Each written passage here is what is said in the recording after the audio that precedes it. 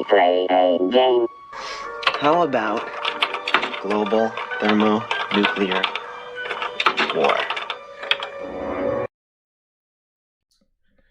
Hey everybody, it's me, the Shy Hat, and we're doing HackerFrogs after school today. We're doing HackerFrogs free hacking, we're hacking all the things.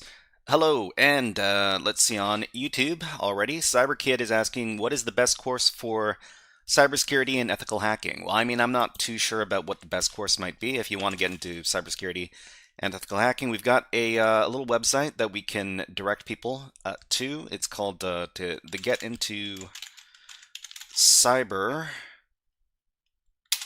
webpage over here. You can try following the link, and it helps people get a sense of what they should be learning when they want to get into cybersecurity. The first thing you want to do is you want to figure out which specialization you want to get into, because well, there's a lot of different specializations inside of cybersecurity.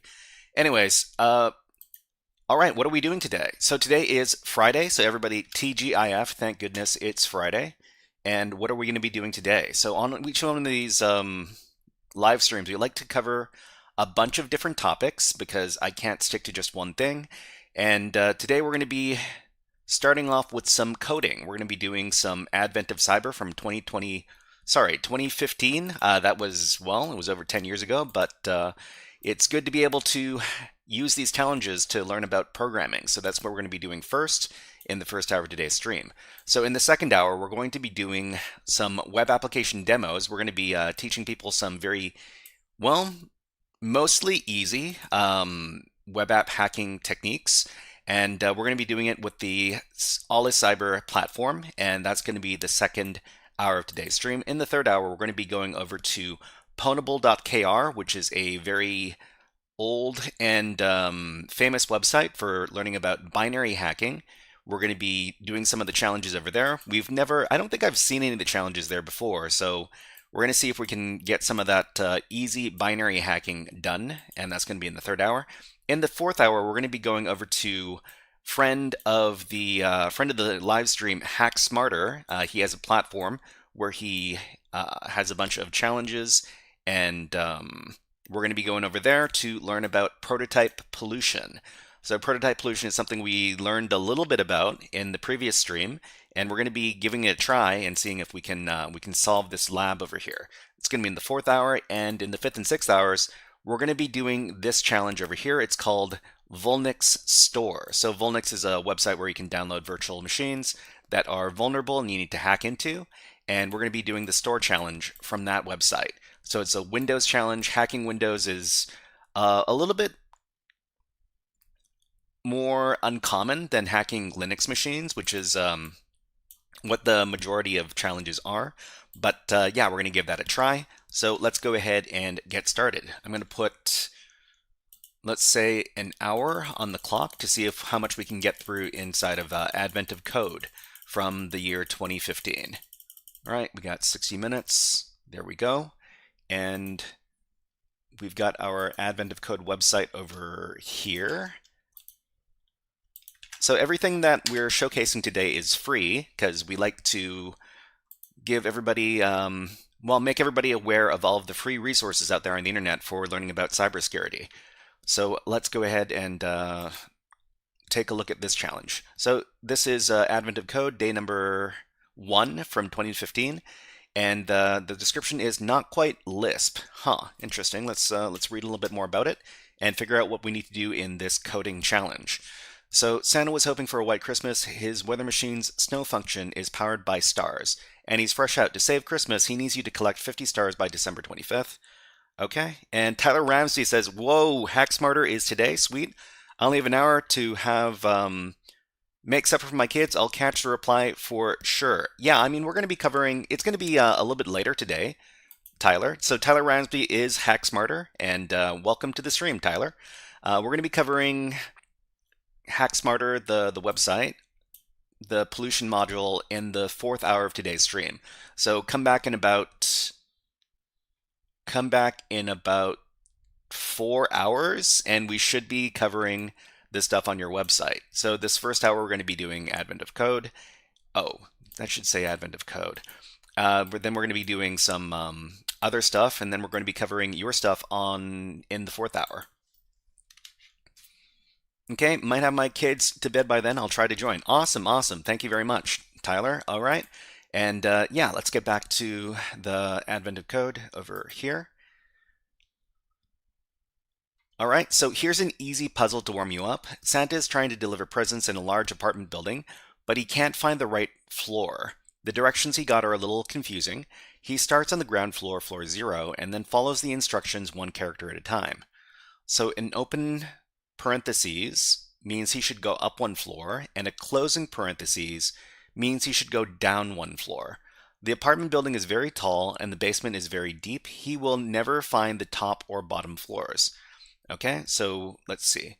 So if if we see these symbols over here, or we see these symbols over here, both of these result in floor number 0. So we see that each one of these is, maybe we could call this +1, and each one of these is -1. Okay, both of these result in floor 3. Okay, we've got some examples. To what floor do the instructions take Santa? So I guess what we need to do is we need to document this stuff. To fetch, oh, hello, nice to see you here. What is up? What is up? All right, so let's put a little bit of music on while we're doing this, while we're doing these challenges, just so it's not just my voice droning on and on. Let's do this soundtrack here.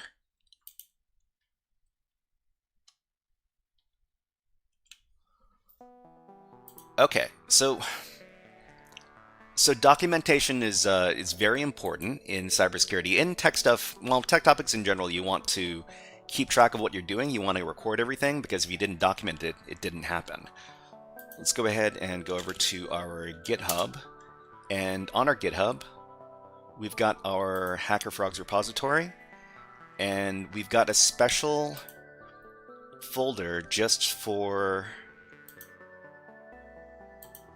walkthroughs. Okay, so we got day 1 over here, and we're going to be keeping track of a few different things while we solve day 1.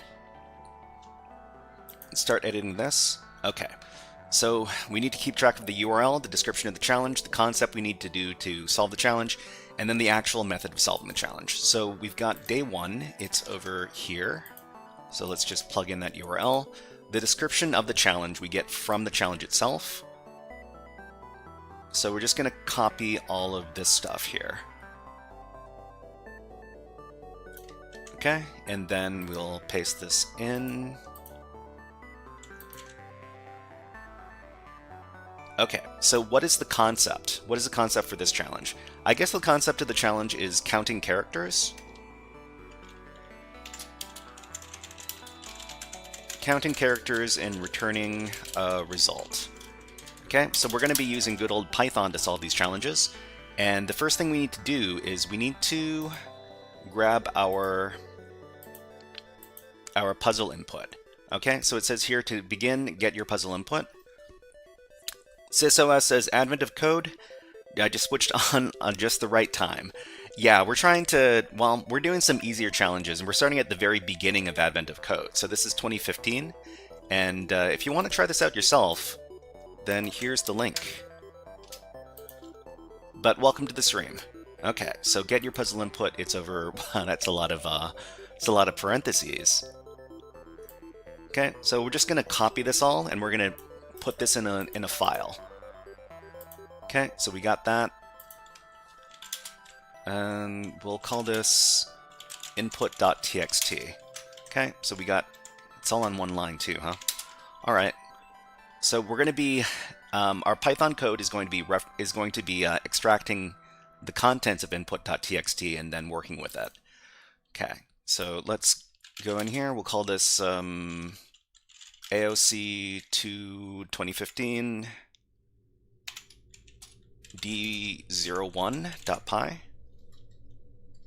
Actually, I'm pretty sure that each one of these days has they've got 2 parts to them each. So we'll call this day 1a.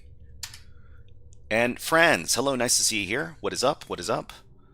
Okay, so we got our Python file over here. We're going to be, let's see. We're going to be writing our code here. We're going to be running our code from over here. and we're gonna use the good old nano text editor to do all this.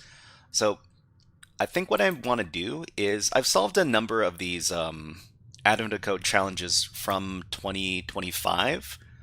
So what I'm going to do is I'm going to grab a little bit of code that we wrote before. Just a second, because as programmers, well, we are very lazy people, and we try to recycle our code whenever possible. Okay, so we got, let's do day 2, part 1. And let's just grab the code that lets us read in the input. Okay, so we got our file path, we've got our with open file, etc., etc. And yeah, let's just grab that. Okay, then we'll go over to our coding window. So we got our file path. File path equals input.txt.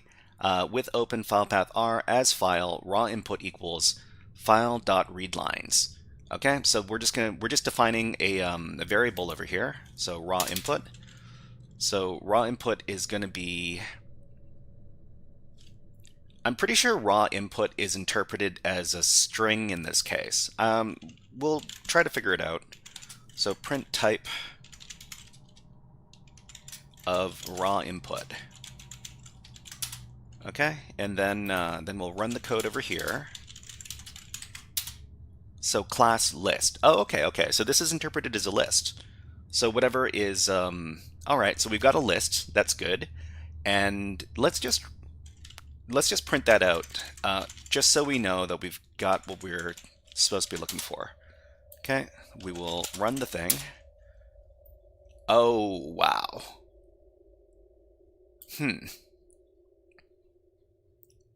So I think what we want to do is this is all one item too, huh? I think what we want to do is we want to take this really long list object, and we want to turn it. We can turn it back into a string, and then we can. Yeah. Okay. So let's do that. So the raw input is the raw input, but we're going to define something as we'll just call this the raw string equals raw input item number 0, and that's going to create a string that we can print out. So we'll also print the raw string just to make sure that it comes out okay. And let's see, Abdo, hello, nice to see you here. And you want to start a YouTube channel to record your journey towards cybersecurity. Okay, well, I mean, I don't know if I can address your question right now, Abdo. Why don't you send me a message in the Discord or send me a message in the Reddit. Panako Panko is here. I did this one. It was the worst. Good luck. It was the worst. Good luck. Well, thank you, Panako Panko. Did you know that Panako Panko is a Twitch streamer? Her channel is over here. Let's give her a shout out. Shout out Panako Panko. There you go. She does hacking. She does 3D modeling stuff. She is a better hacker than I am, but she doesn't document her challenges, unfortunately. I really wish she would. Okay, Cypher says maybe turn into 1s and 0s for better reading. Maybe. I mean, we can work with the with these parentheses. It should be okay. But anyways, let's write that out and let's see if what comes out here. So this is just a string. It's a string full of these left parentheses and right parentheses. And what do we do from here? So what I think what we want to do is we want to separate these into separate list items, right? So what is the... There's a function we can do, right?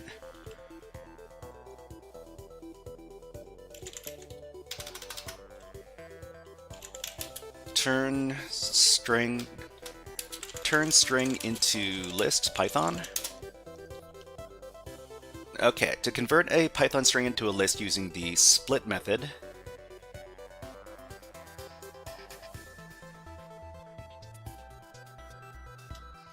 And if we want to break a string into individual characters, we can use the list function, which is a simple and effective method. Break the string down into, so list function. So the list function is going to be raw list, raw list equals list of raw string.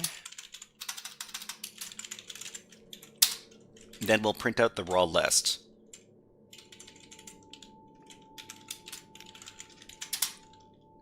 Okay, and let's see how that goes. Get back into here. All right, so it looks like we've turned each. I think this is what we want. We want this big list full of these characters here. I think what we need to do is we need to clip out this last one with the new line character. So how do we delete the last thing from a list? I think it's like pop, right? Pop is going to delete the last thing from a list. Python pop method list. So pop method removes and returns an element from a list. Okay, so we won't want to return the element, we just want to delete the thing. So Python lists delete last element. Okay, in Python you can delete the last element using the pop method, the del statement, or by... I guess we can use pop, I guess, then. Okay, so we've got, that's the raw list. We got the raw string, we got the raw list. This is going to be the modified list. So the modified list is going to be... Well, I guess we don't need to create a modified list. We just need to pop the last thing off of that list, right? So raw list, is it raw list.pop like this? Let's see if that works. Okay, so what we want to see is we want to see that this last new line character disappear. All right, it worked. Great. Okay, so Fran says, why do you choose Google instead of Gen AI for coding questions? Why do you choose Google instead of Gen AI for coding questions? I mean, I'm just kind of like Googling here. I just, you know, put the whatever I want in the Google. I could use any LLM I wanted to, I guess. If I wanted to use like ChatGPT, I could use that. Or if I wanted to use Perplexity over here, I could do that. Google's probably the fastest way to do it, because if I start typing stuff into ChatGPT, it takes a significantly longer amount of time to come back to me. So maybe Google's the fastest way to do it. Anyways, let's go back. All right, so we've got our list, and what we need to do is we want to create a little function that keeps a count. What we're supposed to do is we're just supposed to return a number as our answer for the question. So we're going to make a function. It's going to be called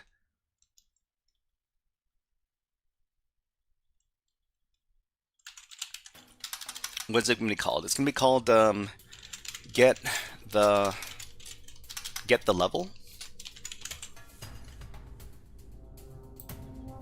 Because in the challenge here, what we want to do is find out, the floor. So we want to find out which floor the instructions are going to take Santa after all of these left parentheses and right parentheses are counted. So the function is going to be called getTheFloor, and we're going to pass it in a list, right? So inside of the function definition over here, we're going to count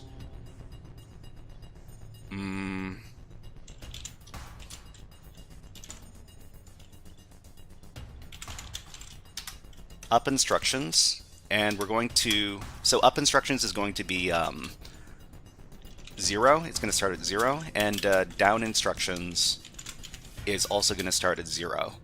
And ultimately what we want to do is we want to return up instructions plus down instructions, because that's going to give us our final number. But in between we have to do something. So we got to do for I in list. For I in list, we got to do something. We got if I is equal to this character,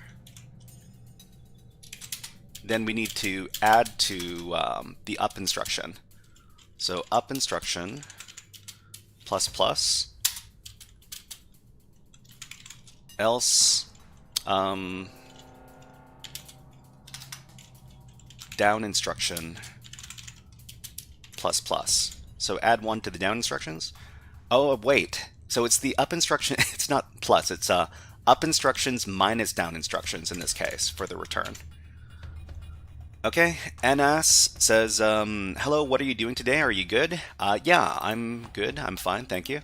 We're currently doing some coding challenges over at Advent of Code. We're doing some ancient ones from 2015. So we're just going to run our Python code over here. So what are we going to call this next thing? The variable we're going to get is called theAnswer. TheAnswer equals get the floor.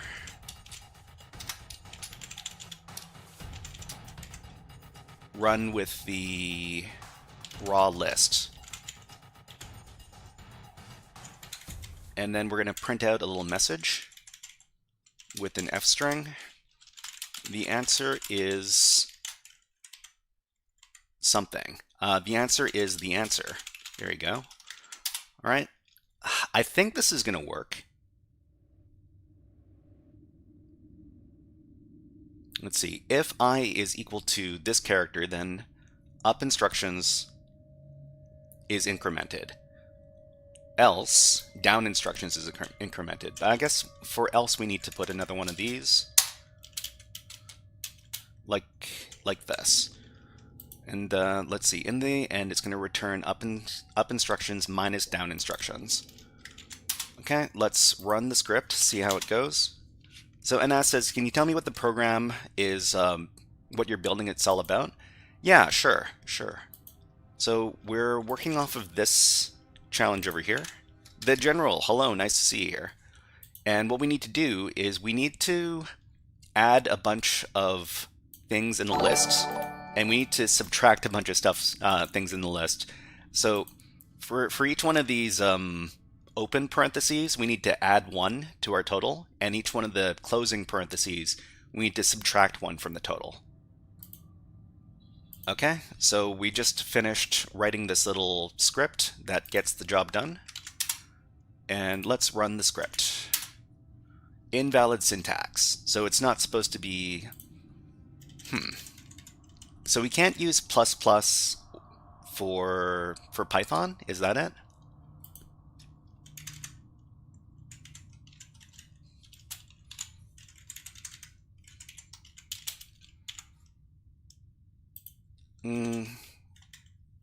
Add one, like this. The answer is 280. Okay, so I've gotten my answer 280. It's not necessarily going to be the same answer for everybody. So Nicholas says, Python doesn't support incremental operations. Well, I mean, you gotta do it whatever way your programming language does it. Thank you very much for subscribing, Alejandro. Alejandro on YouTube, thank you very much for the sub. Much appreciated. Okay, let's answer 280. Submit. Okay, that answer's right. You got 1 gold star closer to powering the weather machine. Can you continue to part 2? So there are 2 parts for each one of these Advent of Code days. So let's see. Now, given the same instructions, find the position of the first character that causes him to enter the basement, floor -1. The first character in the instructions has position 1, and the second character has position 2, and so on. Oh, okay. This is getting more complicated. So for example, closing bracket, closing parentheses causes him to enter the basement at character position 1. This causes him to enter the basement at character position 5. So this is +1, -1, +1, -1, -1. Okay, what is the position of the character that causes Santa to first enter the basement? First enter the basement. Okay, so I think we can build off of what's going on here. But first of all, what we should do is we should record the code we used to get the answer for the first part. So the method to solve this Python code will solve the first part of the challenge. Okay, and then we will put in the code here.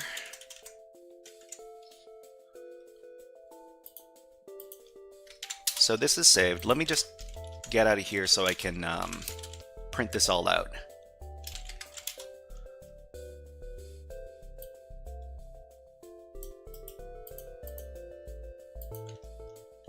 Okay, so here's my Python code. We will commit these changes, and then we will do, well, this is not this is not day one, it's day one part one.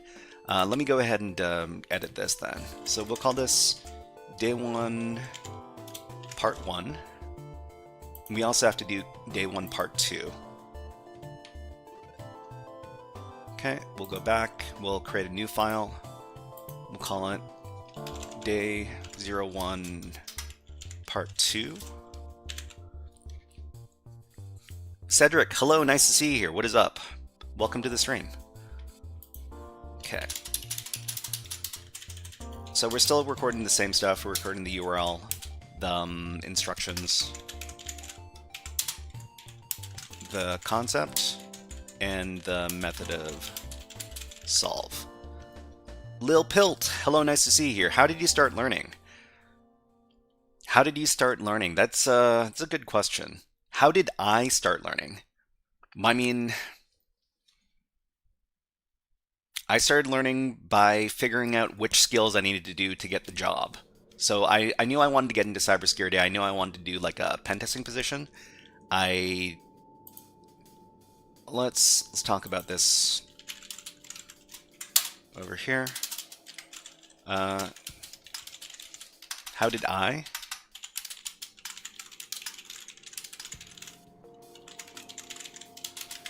So what I did was I figured out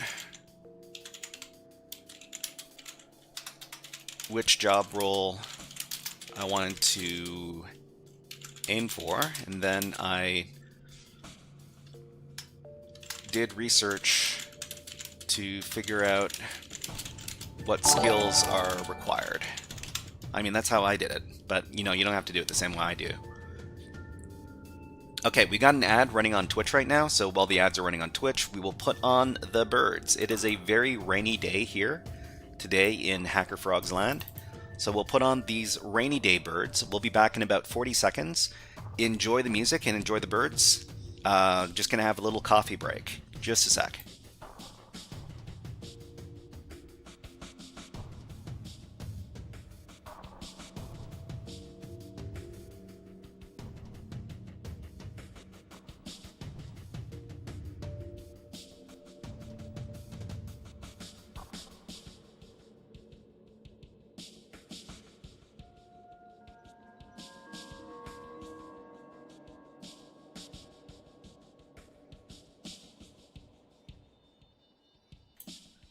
Okay, that bird is just having a lot of fun eating that peanut. Anyways, let's put the birds away. We'll get back to the programming.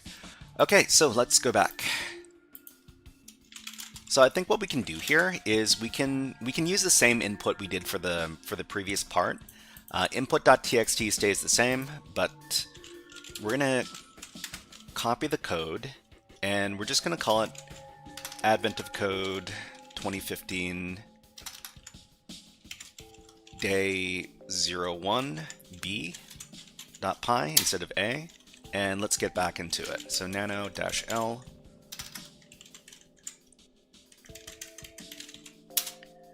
All right, so it's the same thing. We just need to modify this a little bit, and then well, hopefully we can solve this in the next, how many minutes do we have? 30 minutes or so. All right, so the URL, we're just gonna get it from, so this is day 1, part 2. The instructions are slightly different now. Okay, so Riyadh says, I don't have a university degree. You don't need a university degree to do cybersecurity, but you do need to figure out what you need to learn to get the kind of role, to qualify for the kind of role you want to get. So, I mean, I've got a little website over here you can take a look at. Nobody necessarily needs to get a university degree specialized in cybersecurity to get a cybersecurity job, if that's what you're asking. Okay, so the instructions, what do we got? Oh, that's not what we're looking for. We're looking for this. So part 2, given the same instructions, find the position of the first character that causes him to enter the basement, floor -1. The first character in the instructions has position 1, and the second one has position 2, etc., etc. Okay, so all we need to do is we need to keep track of the positions. Actually, I think there's a certain function inside of Python that would really help out with this. I think it's called like the enumerate function. Let me look it up. Python enumerate function over here. So the enumerate function takes a collection, for example a tuple, and returns it as an enumerate object. Okay, we can learn about it all over here if we really wanted to. What you need to understand is that the enumerate object is going to assign each one of these items in the list a certain number, like an index. So this becomes index, well, Apple becomes index 0, and then index 1, index 2. And it's, yeah, I think it's probably going to be the way we finish this particular part of the challenge. So let's go back. Okay, so part 2. Let's just highlight all this. We'll give this as the instructions in our write-up over here. Okay, so what is the concept in this case?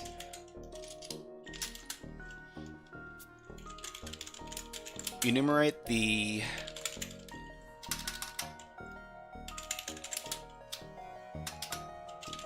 list of strings and find out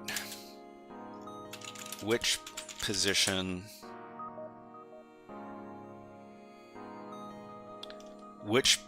at which position a certain event occurs. Okay, Upgrading Jeff, hello, nice to see you here. What day are you on in this challenge? So we're doing day 1 right now because we haven't done this on stream before. We haven't done this we haven't done this at all, but it's not a very difficult challenge, I don't think. Okay, let's get back to it.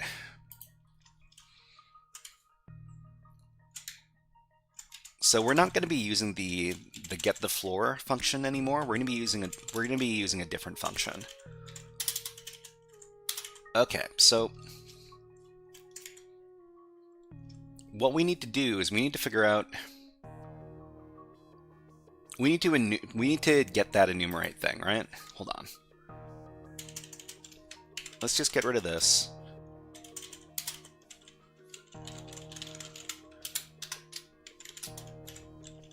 Let's call this new variable enumList. EnumList equals enumerate the raw list. Okay, and just to make sure the stuff that's going on is what we think is going on, we'll try printing it out. So print enumList.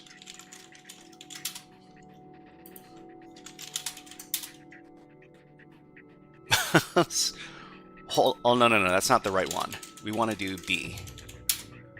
Okay, so this is an enumerate object. So this is an enumerate object. So an enumerate object, I think it returns a bunch of tuples. Riyadh Gamer says, I'm learning Python. Is this a good starting point? I know Linux and the basics of networking. I'll delve deeper and enroll in an institute next year. Well, I mean, I'd say that you don't necessarily need to enroll in an institute, but it's up to you, of course. I'm not saying that, you shouldn't enroll in an institute to learn cybersecurity. It's just that you should know your options and do your research. So Red Gamer says they're learning Python. Python's a good place to start programming, I think. And yeah, as far as learning Python is concerned, I got some learning resources I can point you at over here. So let's see, programming over here. So we've got two very nice Python programming courses called Python Essentials 1 and Python Essentials 2. You can find them over at this link.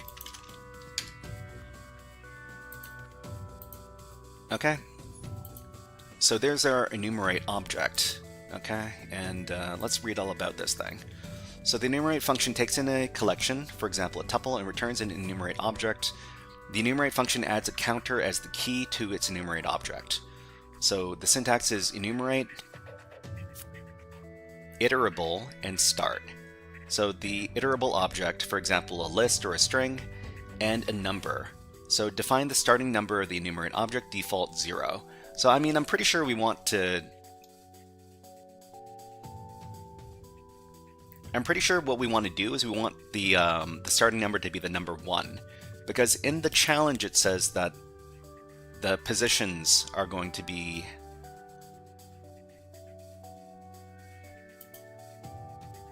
It starts at position 1 and then position 2, etc., etc. So let's go back into here. So enumerate the raw list with the starting position of 1. Okay, and what we need to do is, well, let's do it like this. So get the floor. So we're getting the floor, but we're not actually getting the floor. We're getting the basement position. So when does Santa enter the basement? It sounds kind of funny, but when you put it that way. Let's see, get basement POS for position. So get basement position, we're going to run it with the list. Okay, and what do we want to do inside this function?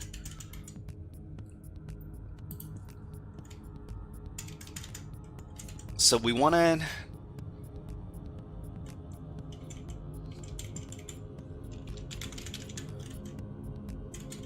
keep track of two things. We want to keep track of the position, and we want to keep track of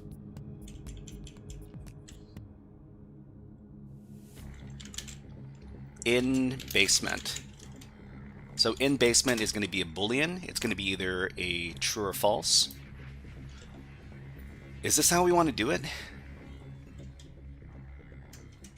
So the position, and the position is which number we're at in the list. Get basement position, position 1, position 2, position 3, etc., etc. Are we in the basement? Is this true or false?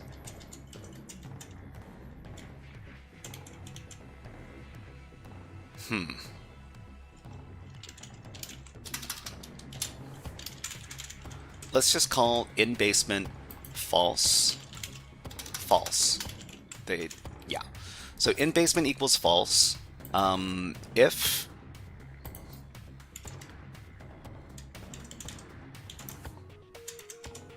so, this has to be an enumerate list for this to work, right?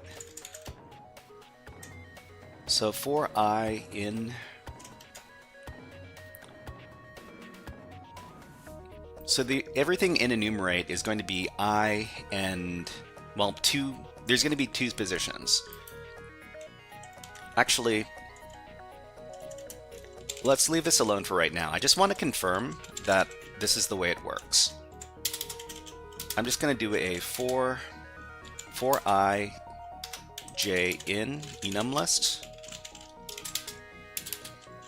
print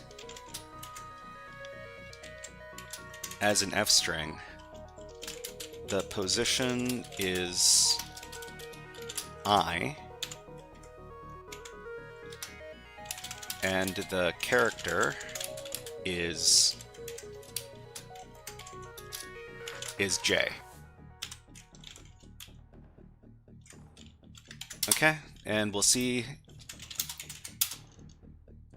Great. So the position works, and character gets recorded.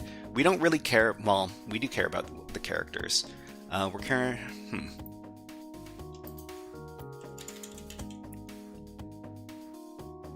Okay, so we know how the enumerate object works. Let's give this a try. So position equals 0. In basement equals false. And then for ij in enumerate list, do something.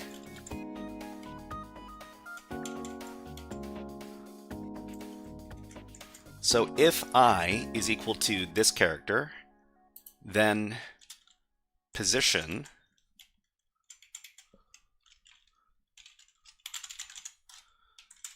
goes up by 1, or else position goes down by 1.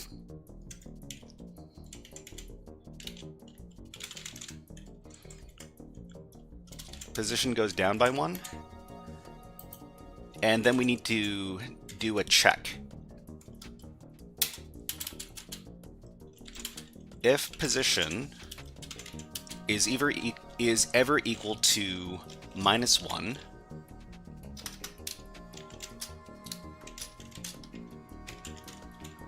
then do something.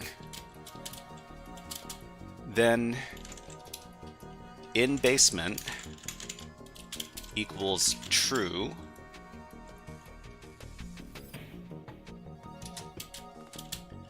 if in basement is equal to true, then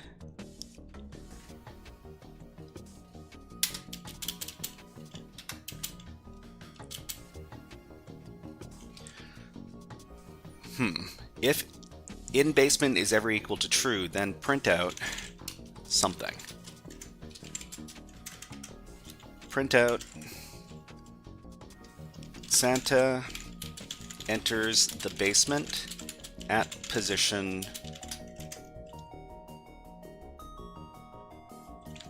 I. Okay? And we don't need to return anything for this function.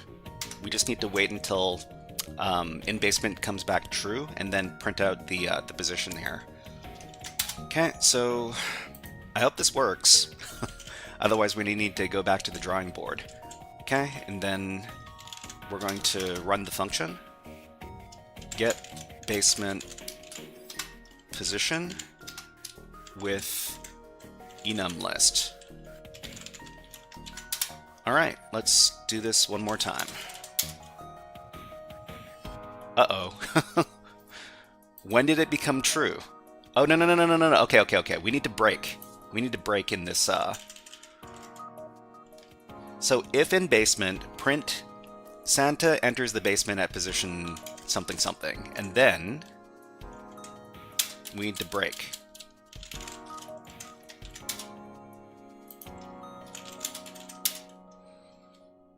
Santa enters the basement at position 1. I don't think that's the case. Santa enters the basement at position 1. That can't be true. Let's take a look at our list. Well, our file. So the very first thing is, yeah. No, that's not true. So there's something wrong. So for ij in the enumeration list, if I equals... Oh, no. Okay. So we're looking for j. We're looking for j, we're not looking for I in this case. That's my bad. J is not defined? Yeah. Sorry about that. Okay, let's whoops. Let's rerun that Python script. Santa enters the basement at position 1797. Okay, and let's try submitting this as the answer. If it's true, then we're finished. That's the right answer, you get 1 gold star. Great, we finished it. Okay, this challenge is done. Okay.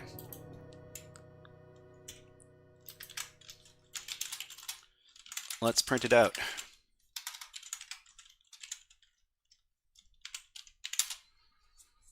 Okay, Cypher says, so each bracket represents either +1 or -1. Why don't you replace all the characters with those? Well, I mean, we could replace all the characters with those, but, I mean, this works just fine anyways. We could go through the entire list and replace all of these characters with ones, well, with +1s, and then we can replace all of the other brackets with -1s. But this gets it done all the same. So, I mean, you can do it whatever way you want to. You can do it in a number of different ways. Okay, let's copy the code. Okay, Riyadh Gamer says, I'm 17 years old and work as an electronics repair technician. I'm saving money to get certifications. My goal is penetration testing, which is my passion. Okay, that's great. I mean, if you want to get into penetration testing eventually in cybersecurity, I'd say, yeah, learn your Python, learn your Linux, learn your computer networking. Visit the page, get into Cyber, this one over here, and take a look at some of the stuff there. And yeah, I wish you luck on your journey. Let's go back. Okay, so method of solve. So here we've modified the script to solve the second part. Okay, let's supply that code here.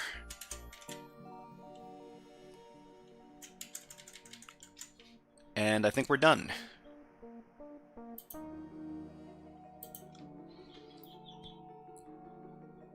Okay, I'm not too sure if we should be getting into day number 2. I mean, we could start day number 2. Yeah, let's go ahead. Okay, so new file, day number 2. Day 2, part 1.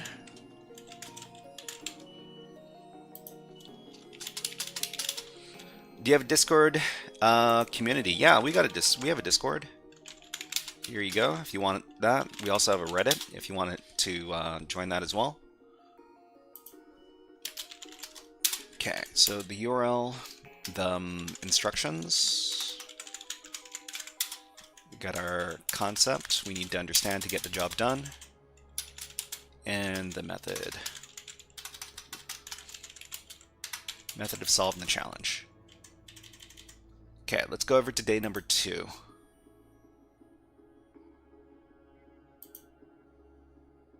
Okay, so day 1 is done. Day 2.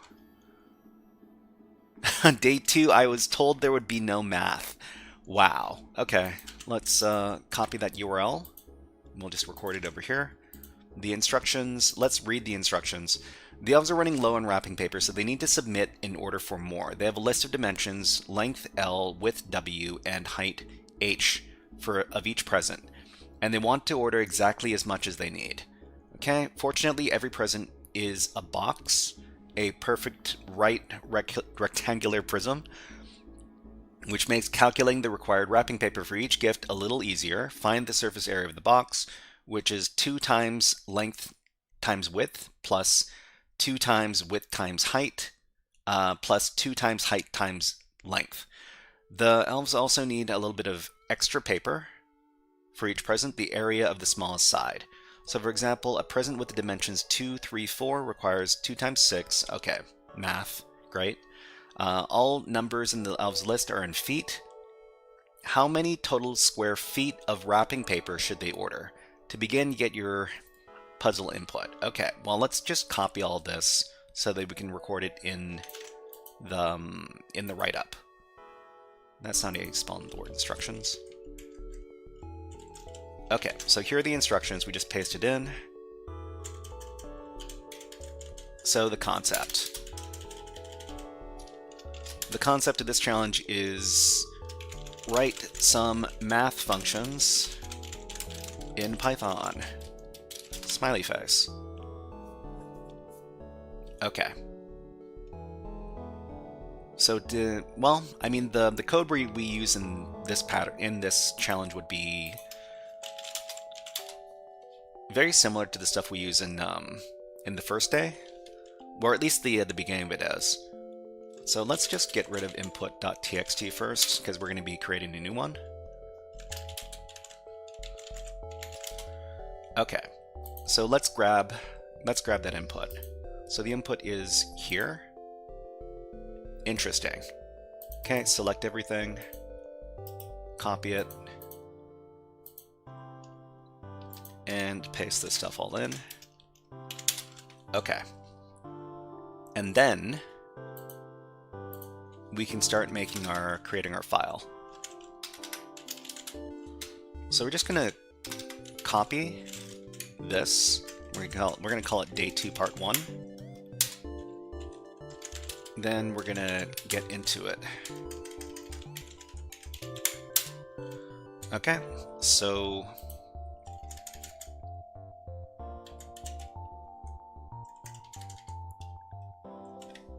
let's just get rid of all this stuff here.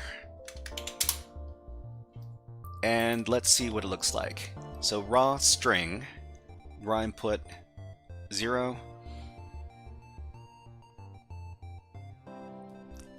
Okay, so the raw input, we need to see what it looks like. Raw input, let's just print it out.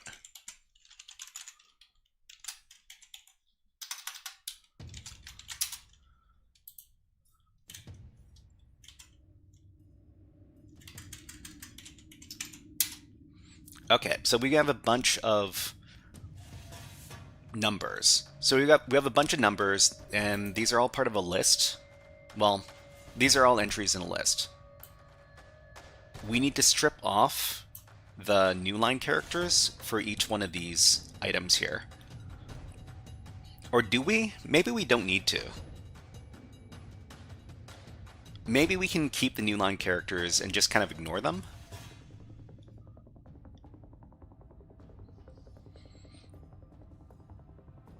Let me think about this.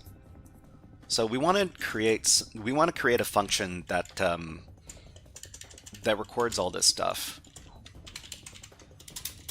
So the raw input is, you know, all these items in the list. Prod, hello, nice to see you here. Prod by Kyoto Beats, hello. What are we hacking? So we're just doing some programming right now for the next 10 minutes or so, and then we're going to be doing some web app hacking demos. In Windows specifically, so you're gonna have to wait a little while to if you want to watch some Windows hacking stuff. We're gonna be doing Windows hacking in the 5th hour of today's stream, so in about 4 hours. We've got our schedule over here if you want to take a look at it.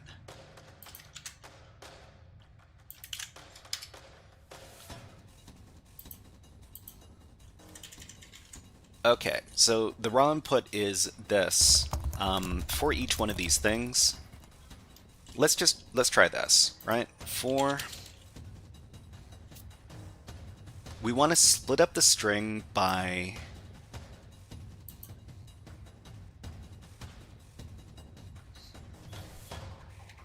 maybe getting rid of the new lines is the right way to go, because the new lines are going to get in the way a little bit later. Thank you very much for following on Twitch. Ahmed Sheda, thank you. Thank you very much. Okay, so what we want to do is we want to just clip off some of these characters. So we're doing Python list objects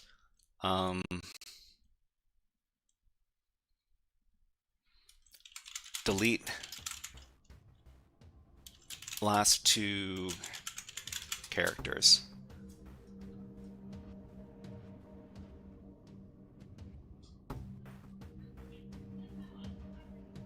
Okay, to remove the last two elements from a Python list.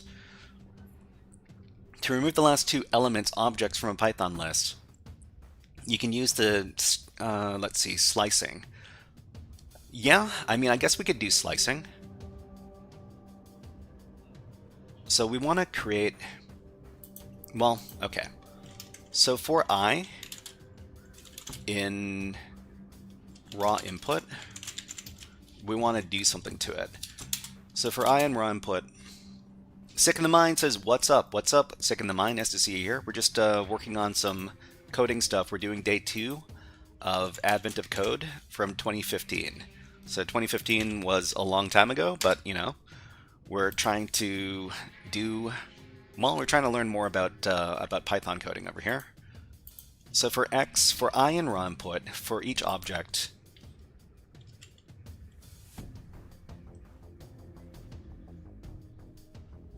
we want to, I guess what we can do is we can take the original list, and then we can create a new list out of each one of these objects.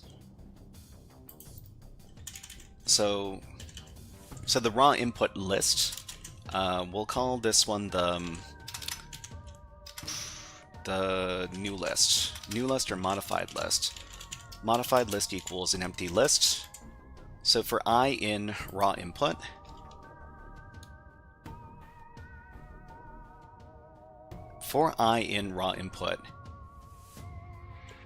mod list dot append. I think dot append is the method for adding stuff to a list, right? So mod list dot append I, but not the whole string. Not the whole string. It's got to be.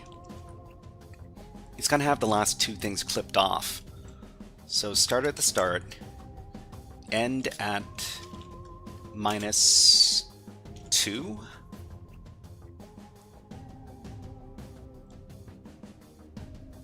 -1, -2, and let's just print that off to make sure that everything is okay at the end. Okay, so engineering days. Hello, nice to see you here. What are we doing here? Just joined. Hello, nice to see you here. We're just doing some coding challenges. So we're doing a coding challenge from Advent of Code 2015. It's day number 2. And yeah, we're just trying to figure out how to format our information before we write a little code to figure out how much, you know, write our little math functions to solve the challenge. Okay, we got a break going on right now, so while the breaks are going on, we're going to put on some birds. Okay, enjoy these birds. We'll be back in 30 seconds. Just need to wait for the ads to run out over on the Twitch platform. So enjoy the birds and the music. We'll be back in 30 seconds.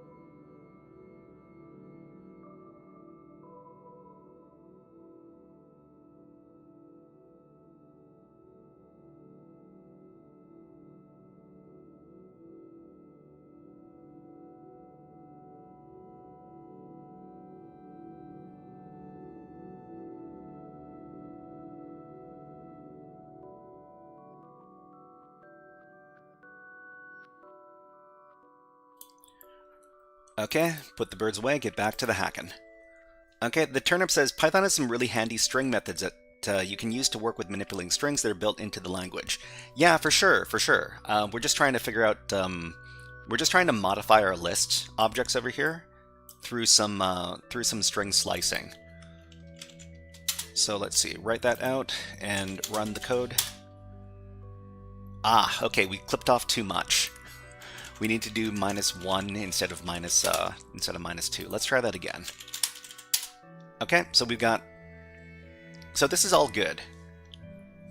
This is all good. We've got our numbers. We just need to write out our little function that solves the challenge. Because what we want to do is we want to figure out how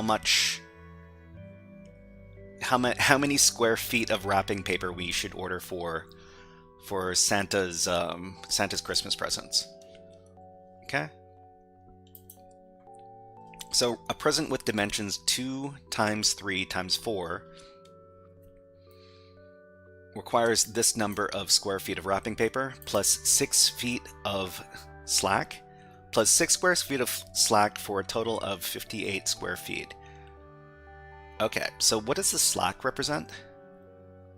So the elves also need a little extra paper for each present, the area of the smallest side. So in this case, you've got 2 times what? 2 times 3 is the smallest side. So we need to figure out the surface area of the box, which is 2 times length times width, and then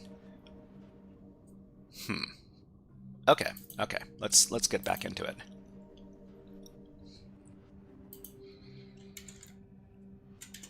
So we've got so our list is okay.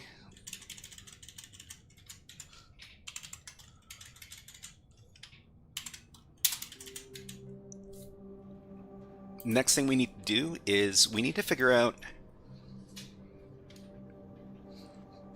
We need to write a little function. So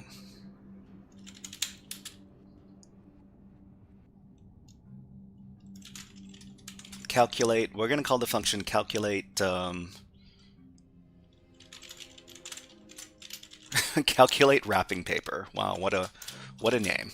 Okay, and then we're going to feed it in the modified list, where it takes in a list, and we're going to create some definitions in here. So total square feet, or I guess the total, we'll keep a running total over here. We'll start it at 0, and we need to write a little for loop, because we're going to loop over all of the items in this list. So it's going to be for I in list do something. So for I in list, we need to define some things. So we've got the length, the width, and the height. So length, let's just define these as 0 first. Length, width, and height.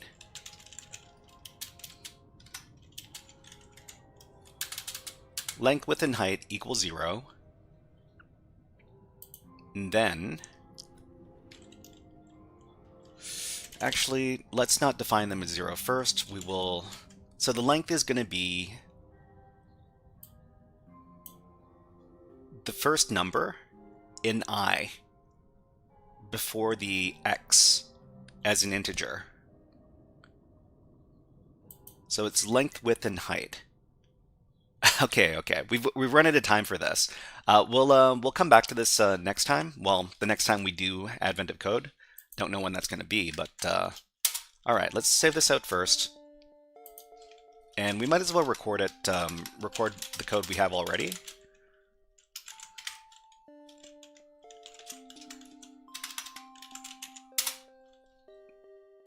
And we'll come back to this next time.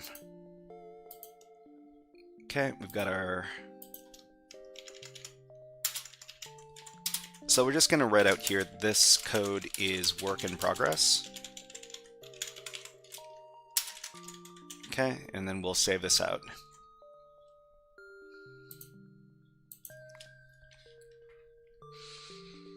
Okay, Riyadh Gamer says, my goal is to gain CEH, EJPT, CompTIA, Network Plus, and OSCP certifications. I think those are some good long-term goals. I think the first goal you want to do is you want to learn the materials for A+ and Network Plus. Not necessarily get the certifications, but just to have the knowledge. So I'm pretty sure I've included the playlists in the website that I linked over to you earlier. Anyways, alright, so topic 1 is done, topic 2 is here, and topic 3 is on deck. Okay, so we're going to give ourselves 60 minutes to do this. And what are we doing? So I think we're done with our coding stuff for today, so I'm just going to close that out. Alright, so we're going to do some demonstrations over at OLIcyber. So OLIcyber is, well, it's an Italian cybersecurity education platform, but you can easily translate everything on there that's in Italian to English or whatever language you want to. So that's what we're going to be doing today. And we're going to be demonstrating these challenges, and well, we're going to turn them into YouTube videos eventually. So I'm gonna be recording for that. Okay, so let me get ready to do that. Just a second. I think the first one we're going to do is the empty website challenge.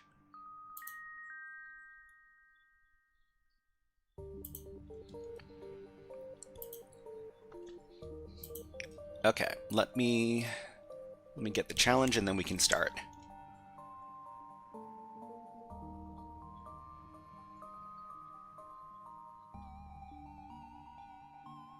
Hold on. Here we go. Okay, so empty website. Where is it? This one over here. Sito vuoto. Vuoto. I don't speak Italian, of course, but we can translate this. So let's go ahead and get the translation. Translate page from Italian to English. Translate. Okay, welcome Umar. Hello, nice to see you here. You can add edits and add credits in French at the bottom of your live. I think the majority are in my room. And we are French speakers. You can add credits in French at the bottom of your live. I didn't know that we had French people watching the live, but welcome in. Nice to see you here. Credits in French. I mean, translation is very easy on modern web browsers, so you can probably translate everything if you wanted to. All right, so let me start my little YouTube intro, and we can start with the demonstration. All right, everybody, this is a guided walkthrough for the empty site challenge, otherwise known as Sito vuoto, over at the OLIcyber.it website. So OLIcyber is an Italian CTF or cybersecurity education website, but we're using the translation tool to read what's going on with these challenges. So the challenge description says, this site is empty, where will the flag ever be? Okay, and we've got a link to the website. Let's go ahead and open that up in a new tab, and we see here that there is a empty website. So what's actually going on here? Let's talk about it. Okay, so this is OLIcyber, Sito vuoto, otherwise known as empty site. This is a website source code search. So this challenge instructs us to visit an empty site and find a flag. So in each one of these challenges, we need to find a string, otherwise known as a flag, which is the goal of the challenge. And the landing page of the site does indeed look empty, and there are no links to click. So there's nothing here that we can look at initially, but if we look at the web page source code, we can see there are references to other files as well as part of a flag. Okay, so we're just going to take a look at this right now. So this website here, there's nothing we can click, but we can inspect the source code by right-clicking on the website and selecting View Page Source in your web browser. So from here, we can see the website source code, and we see this message over here. We don't know what this is, of course. We can translate it. Translate selection to English. So it says, but no, here is the first part of the flag. Okay, so we know we're supposed to be collecting these. Psycho, hello, nice to see you here. Hi, brother, hello.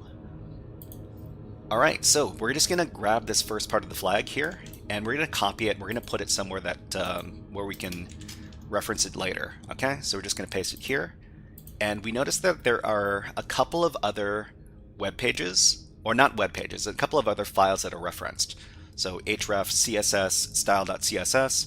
So this is cascading style sheets, which are very common component websites. We also see some JavaScript in the JS directory here, script.js. Okay, Psycho says, I've also started a YouTube channel. Pwntagonist, love to hear your feedback. Why don't you leave me the link for your website in a YouTube comment, and I can take a look a little bit later. Second Mind says, so OLIcyber is generally restricted to Italian students. My account is banned. Oh, I'm sorry to hear that your account got banned. But let me grab that. Well, I mean, if that's the case, then they might ban my account too.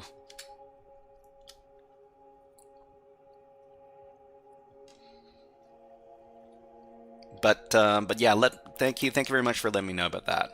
Second Mind says they'll ban yours too if you partake in any active active CTFs. I don't.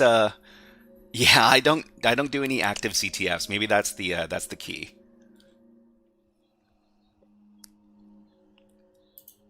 Okay, so the next thing we're going to do is we're going to take a look at the style.css file over here. We're going to click on it. And, well, it's a regular CSS file, but we also have the second part of the flag. So the second part of the flag says can't see me, and let's just copy that and paste it in over here. Okay, flag, you can't see me, great. And we're going to go over to the third file. So the third file is this script.js file over here. Click it. And the you can't see me in the browser. Okay, so this is the last part of the flag here. Let's just copy that.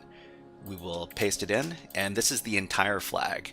So what you'd want to do if you haven't solved this yet is to copy the entire flag, then go over to the challenge page and submit the flag. So I've already submitted the flag for this challenge, so I can't see the flag submission field anymore. But if you haven't solved it, you can paste it in there and then click on the submit button, and that would be the challenge.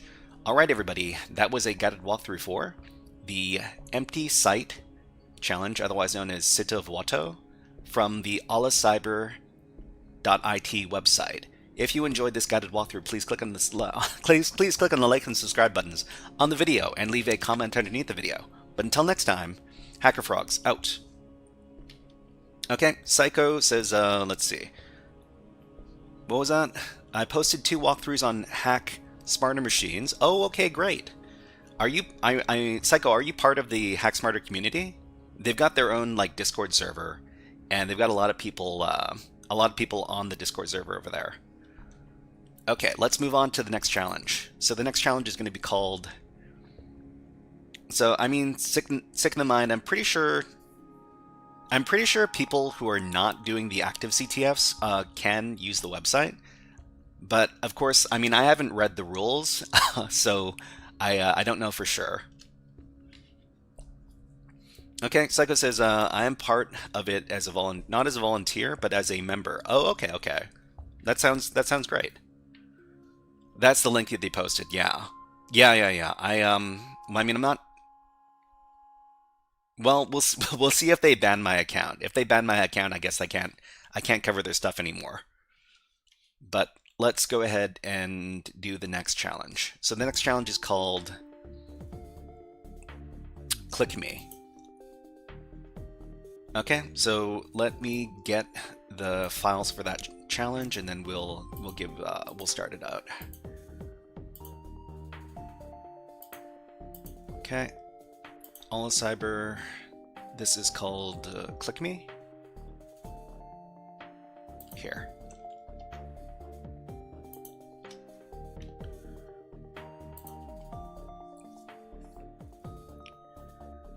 Second Mind says they might create an exception for you if you dub your video for OLIcyber in Italian. Let's see, Psycho says this challenge has given me the vibe of Pico CTF, to be honest. I mean, I'd say that there are a lot of similarities between this website and Pico CTF.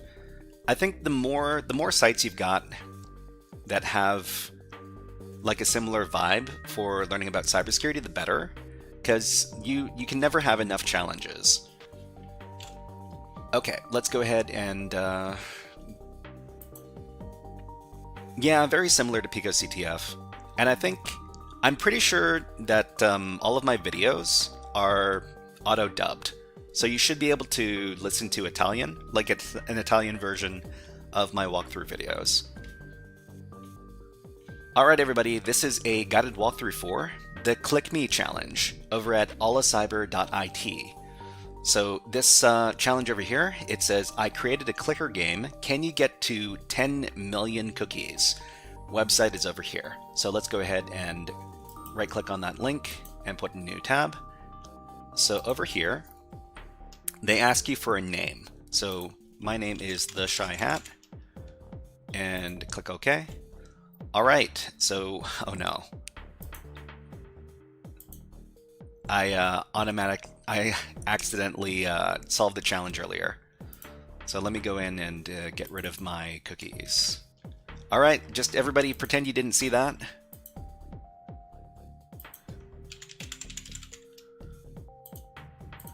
All right, so each time you click on this website, it's going to increase the number of cookies by 1. Of course, what they want you to do in this challenge is they want you to get to the number 10 million.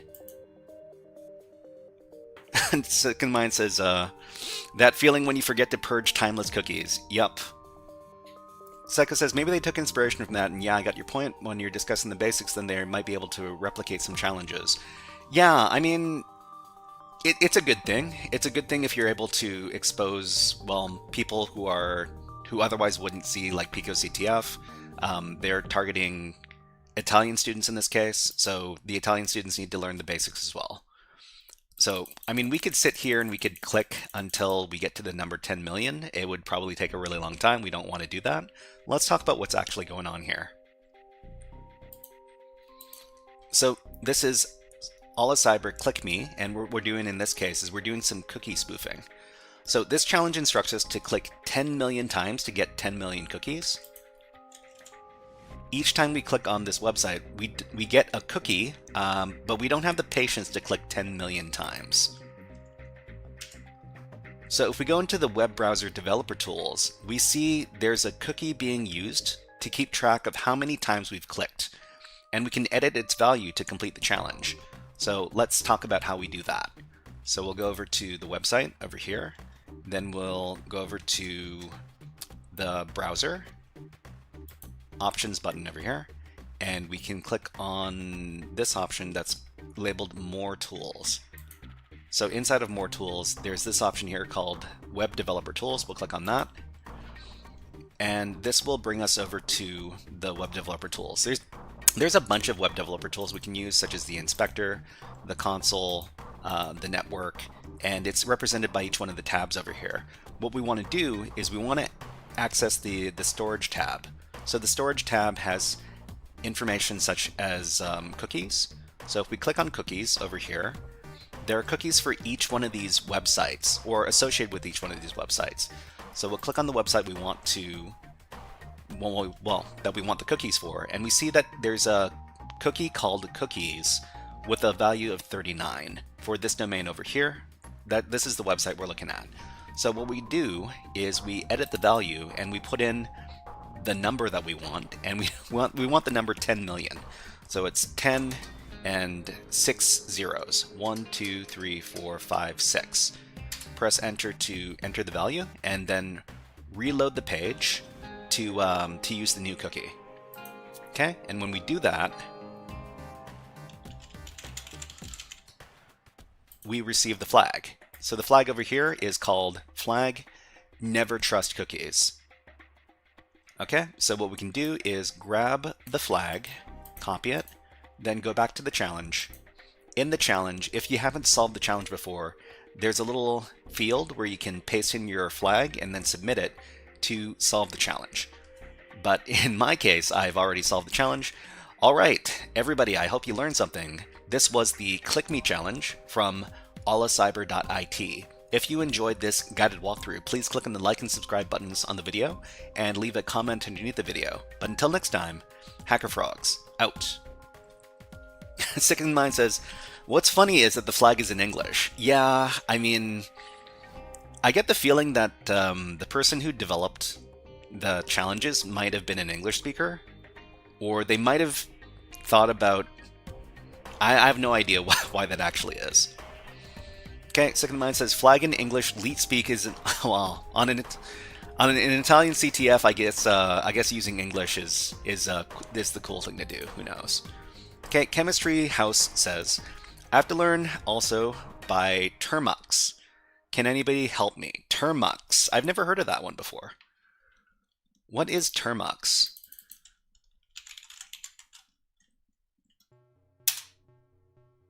Termux is a free and open source terminal emulator for Android. Oh, okay, you're using a mobile device right now. That's interesting. I've never used Termux before, so I don't know if I can help you. Okay, Psycho says I don't recommend Termux to anybody. I mean, sometimes you have to use what you have to use, but alright, let's talk about the last challenge we're going to be covering today. And we've got a lot of time left for this. Huh.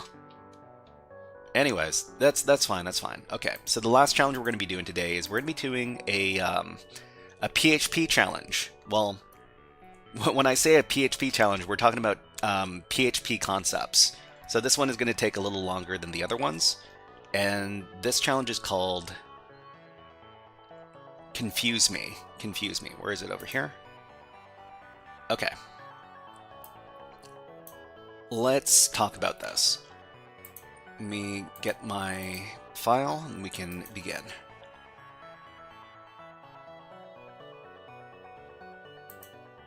Whoops, not this one, but this one. Okay, Sick in the Mind says it's a bash emulator for your phone. Not a good way to learn, to be honest. Okay, Chemistry House says, I'm confused. How can I learn what things I should learn and what things I shouldn't? I mean, Chemistry House, I'd say that if you wanna learn cybersecurity, the best way to do it is to get like either a PC, a laptop, or yeah, a PC or a laptop. Not a tablet or a phone, because it's going to be tough. It's going to be tough to type a lot of stuff if you're only using like mobile devices. But if you don't have a choice and you only have mobile devices, you have to work with what you have. So that's my opinion on that. Okay, let's go ahead and start the challenge. Alright everybody, this is the Confuse Me challenge from OLIcyber.it. So what is, let's see. So the challenge here says, you can try to confuse me, but I'm sorry, you're not the right guy for me. I mean, I don't know if this is a translation error or not. It seems a little bit weird. They've got a website that you can access over here. Let's put it in a new tab. And what do we have? So we have an input field over here. We also have a link. So the link says this. If we translate it, it says English to, no, Italian to English. Source available here. Okay, so we can see the source code for the page, and in challenges where you've got access to the source code, you should really be taking a look at the source code. Okay, Sick in Mind says, find an Android device compatible to run NetHunter. NetHunter, okay. Psycho says, chatting is something which a person only loves when it's his or her partner. Sorry, what are we talking about here? I mean, I like chatting with, I'll chat with anybody. We're talking about cybersecurity stuff. Okay, so let's talk about what's going on in this code. So we've got a flag variable over here, and well, presumably what we want to do is we want to output the flag. So what are the conditions under which we can output the flag here? So we got some PHP code. If is set get input, then user input, this variable here, is set to the URL parameter input. So whatever we put in as the user input is going to be set as user input in this code. So if user input is equal to user input MD5 hashed, then echo out the flag. Otherwise it says nope, nope, nope. So what are we dealing with here? So the code is actually kind of deceptive. Let's talk about this a little bit more.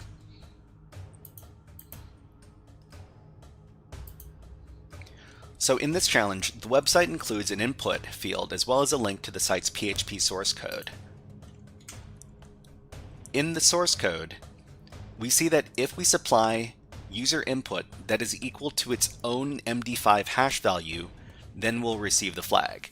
So the user input needs to be the same as the MD5 hash of the user input. So for example, well, let's talk a little bit about hashing methods. For example, if we hash the word apple using the MD5 method, we get this result over here. So basically the transformation of the string into an MD5 hash, it basically means that the MD5 hash and the value, and its original value will never be the same. So in the PHP language, the loose comparison operator can be abused to create two different hash values that, when evaluated by PHP, are considered the same. So the only way we can solve this challenge is by using a hack, and the hack is called PHP type juggling. So the classic use of PHP loose comparisons, which is what we're abusing here, is to compare different data types to each other, such as comparing strings of numbers against integer numbers. So if we've got our PHP code here, we've got the integer type, this number, and we've got a string, which is essentially the same number but a string, and we use the loose comparison, which is the double equal signs over here. In PHP, these are going to be considered the same thing. They'll evaluate to be the same. Okay, SysOS says type juggling, the bane of many PHP devs. I mean, how do you prevent type juggling from happening? You basically add an extra equal sign. I mean, it might be a little bit more complicated than that. I don't develop in PHP, so I don't really know what the actual solution to type juggling is. Anyways, we've got ads running on Twitch right now, so we're just going to take a 60-second break. During the 60-second break, please enjoy the birds. I'm going to take a little bit of a coffee break, so we'll be back in about 50 seconds.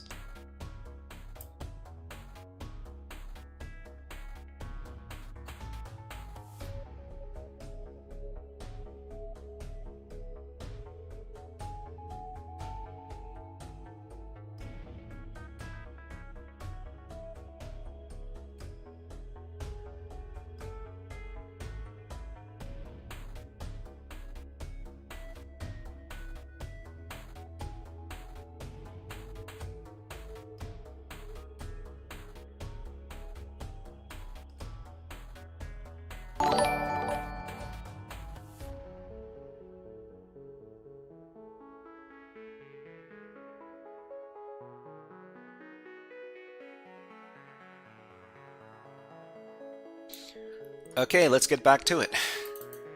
Alright, so put the birds away. Let's get back to the hacking. So, okay, so SysOS says type juggling, the bane of many PHP devs.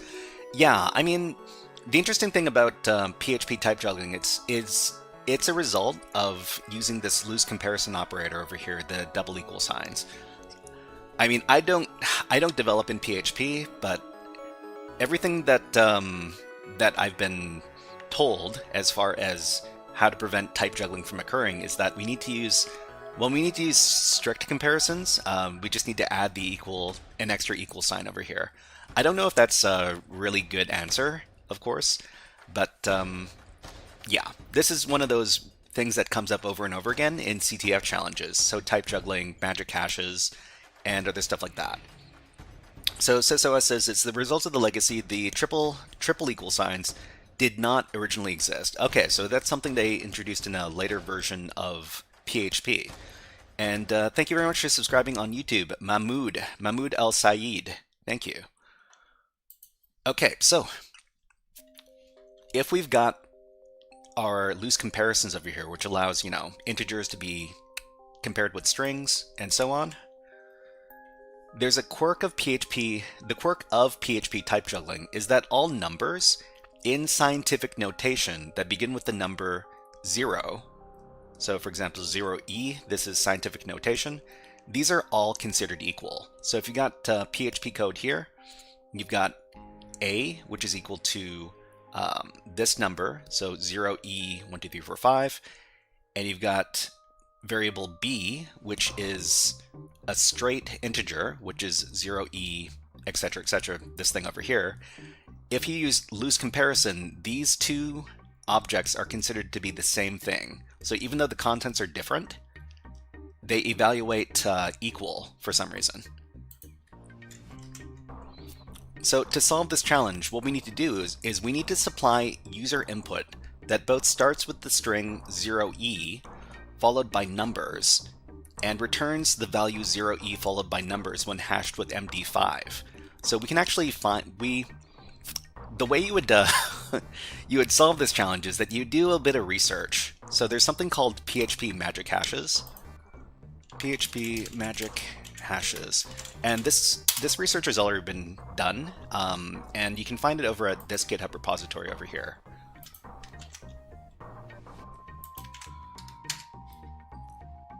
Johnson Ado, nice to see you here. What is up? Okay, so this is a repository that records all of the magic hashes in PHP with a bunch of different hashing methods. So for example, bcrypt, CRT32, what we're looking for is we're looking for MD5. So we go over here, and these are all the strings that are going to create the hashes that we want. So the hashes we want are hashes that start with 0e and contain only numbers in the rest of the contents. So the only entry where the original string as well as the hash start with 0e something something, all these numbers, is the one at the very bottom of the list over here. So this one is yeah, so 0e these numbers, and that hashes out to another 0e with some different numbers. So we're just going to grab this value. We're going to go over back to the application, and we're going to put this in as input.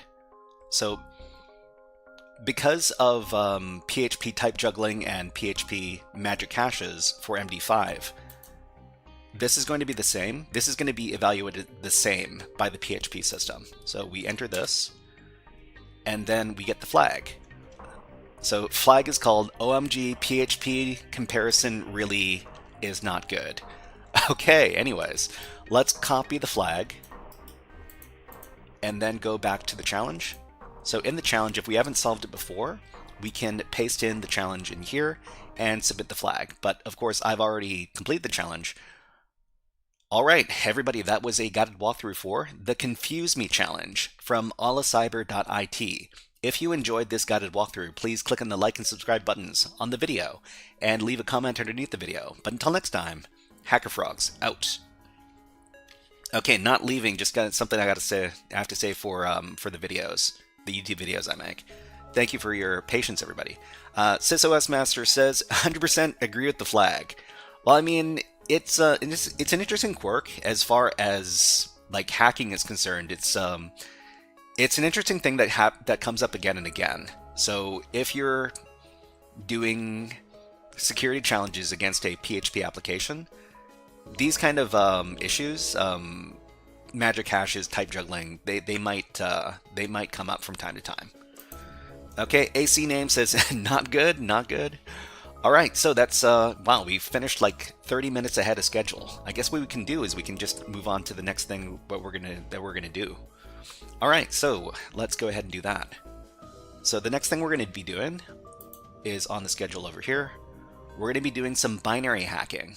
So there's the website we're gonna be looking at is a classic CTF platform called Pwnable.kr.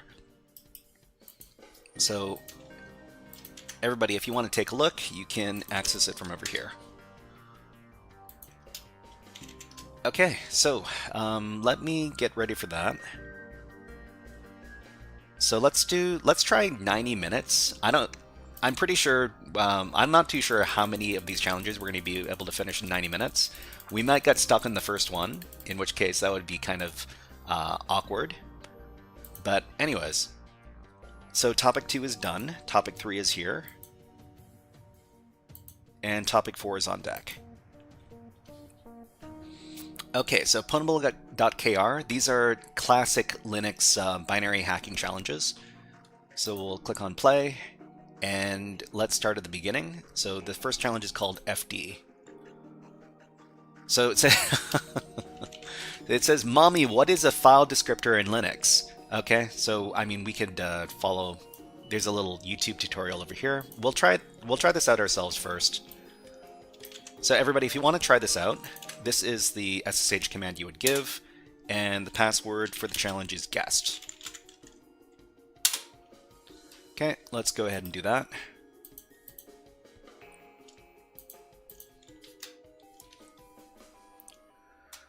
Okay, let's do that.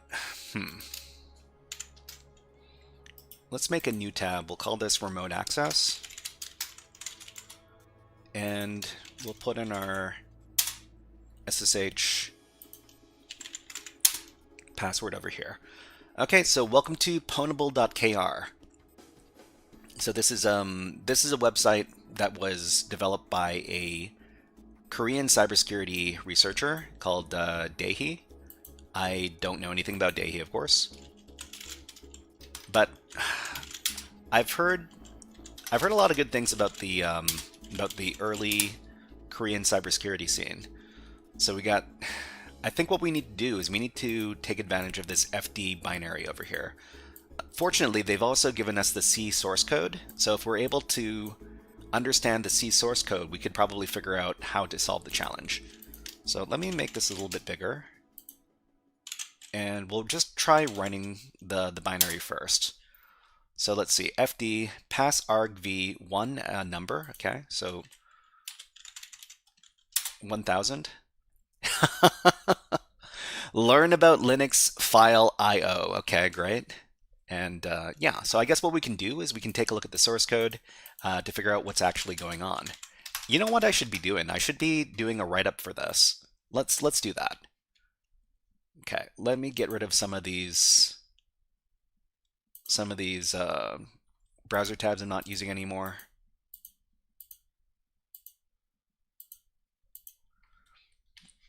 Give it 2. Give it 2 when it asks for 1, provide 2. Learn about Linux file IO. Okay, so let me start my write-up first, and then we'll get on top of this. Okay, so I don't think we've got a folder for Pwnable.kr. No. Okay, so let's make a folder for this. Pwnable.kr.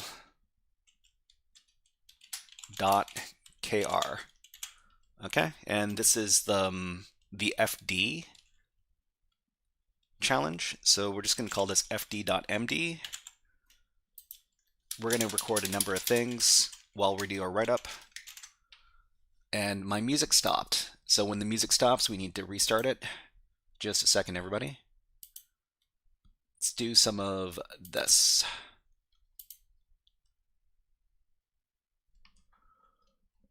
Okay, so for each one of these write-ups, we need to record the URL of the challenge, I guess the URL.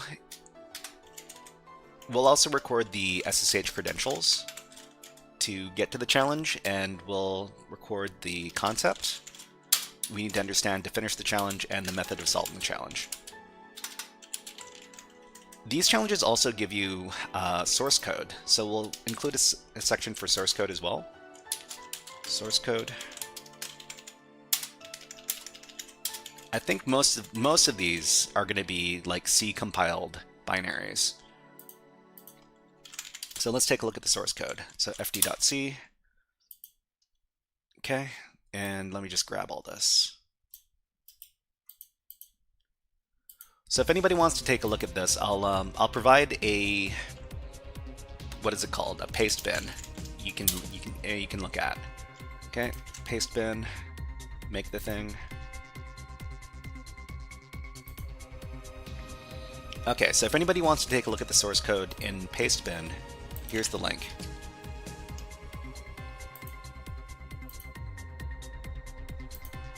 But otherwise, okay, so we'll just put the source code here. Oh, that's not the source code.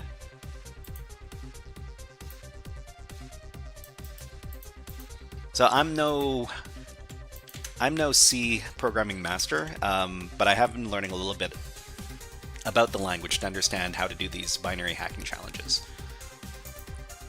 Let's put it in our text editor.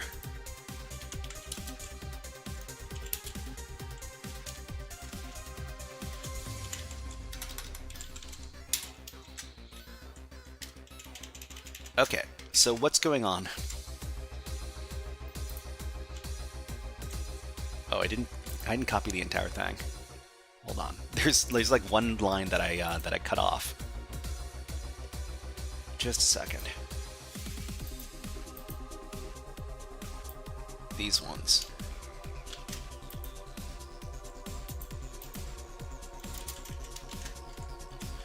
Okay, so what does the program do? So first of all, it defines a memory buffer. So buff 32, so 32 bytes. So the main function takes in argc, number of argv variables over here, and a character which is envp. Okay, so if argc is less than 2, then print off pass argv a number. Okay, return 0. Well, I mean, this basically lets you know how to use the binary, otherwise it kicks you out. So if we actually provide an argument to the program, then we can, well, then we get access to the rest of the program. So we've got fd, an integer, which is equal to a2i. So it's a2i is it ASCII to integer? So ASCII to integer, let me look this up real quick, because I don't want to be wrong. So C programming A2I function.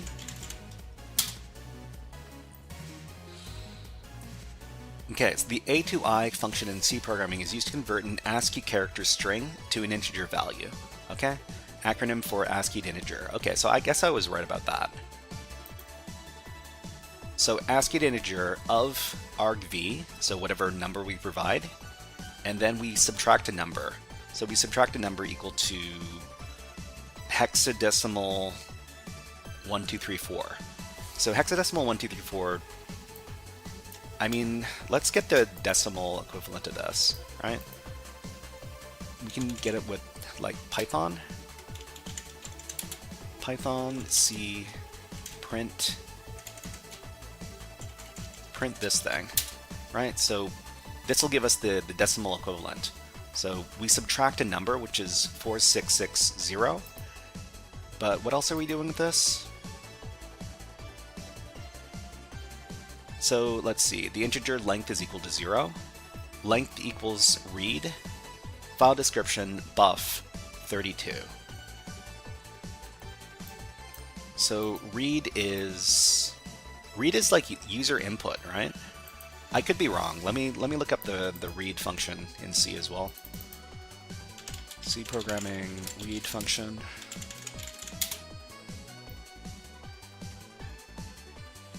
Okay, the term read function refers to functions that, okay. Wait. No, I mean, I'm pretty sure this is a standard function. It's not, It's not defined in here. So read FD. I'm assuming that FD is like the file descriptor. Oh no, the FD is this thing. FD is a number. File descriptor buff, which is set to 32 bytes over here, and 32. SysOS says read is from standard library. Yeah, so this thing over here. Okay, and then we do a string comparison. If not string comparison, let me win. Compared with buff. So string comparison means what we're checking to see if two strings are the same thing. So let's see. If not string comparison with let me win, then print f good job, and then it prints out the flag and then gives it back to us.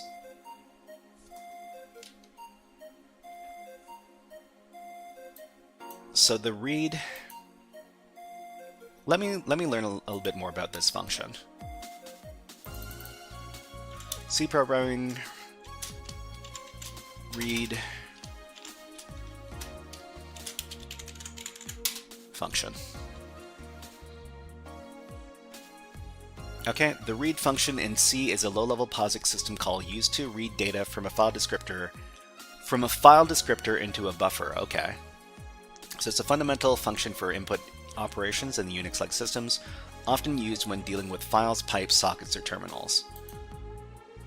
So the function prototype or synopsis read is found in here, okay? So the read function accepts 3 arguments. So FD, a file descriptor, which is an integer, from which to read data. This descriptor is typically obtained from a previous call to open. And we got, so FD, buff, and count. So buff is a pointer to a buffer in memory where the read data will be stored, okay?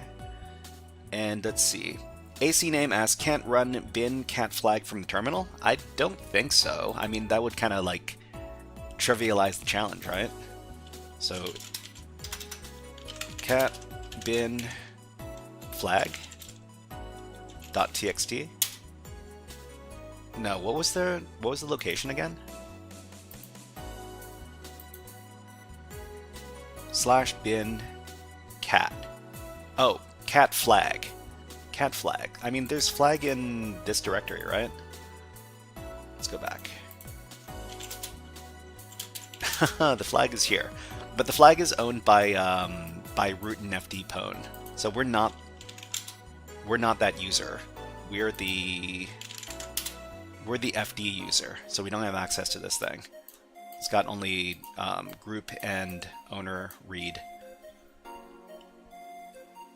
It can, but not directly. I mean, the way we're supposed to solve the challenge is by giving the binary the right number. So if we can figure out which number to feed into the binary here, then we win. Okay, so let's see. Count is the maximum number of bytes to attempt to read into the buffer. So we were trying to figure out the read function over here. Read from file descriptor buff 32. So it's going to read 32 bytes into the buffer, which is defined over here from and it's going to put it into the file descriptor, right?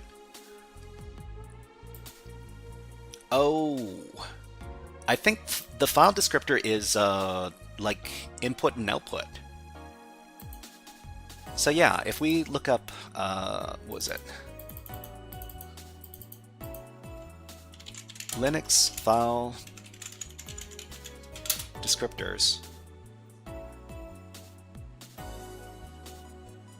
Okay, in Linux, a file descriptor is a non-negative integer that acts as a unique identifier for the handle for the open file and input-output. So it's like file descriptor 0, 1, and 2. This is something we need to understand about Linux here. So file descriptor 0 is standard in, file descriptor 1 is standard out, and file descriptor 2 is standard error. So I mean, if we're if we want to print out the message, then we need to use file descriptor 1. So we want the result to be 1. So here, let's see. When we run the read function here, fd has to be equal to 1 if we want to read if we actually want to read the flag. So we need to. So if this number that is being subtracted from whatever argument we give is like 4,000. What was it? Where did I put that thing? Right, 4,660.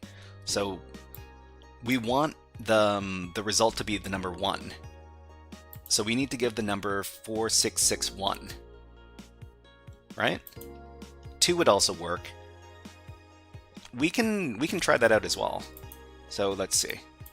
So we're gonna run fd with 4661.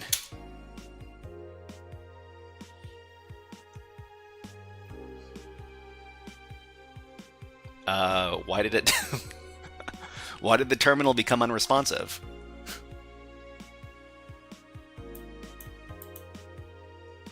So my reasoning is this. So we want the fd to equal to 1. So it's going to be ASCII to integer argv1 minus 4,660. Because I broke it. Well, obviously.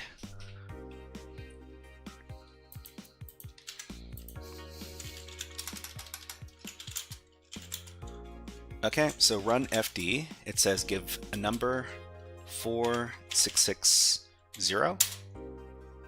Okay, that that doesn't give us anything. Is it 4661 also doesn't work. Do I have this right?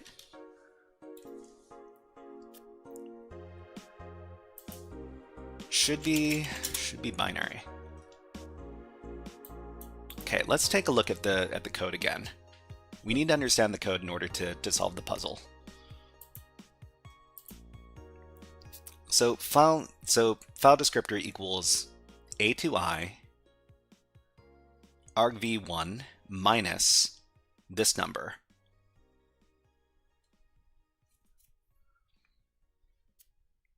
Okay, so sysos says, I think you want to use the standard in and give it something on standard in. Okay, IYC says, I need a roadmap. Hi, what is up? Roadmap hacking? Yeah, so why don't you try this website over here?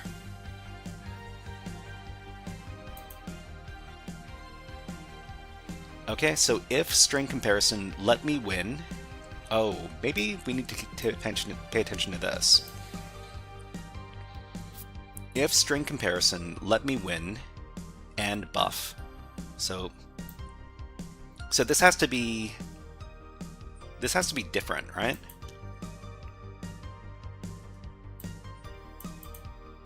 So even if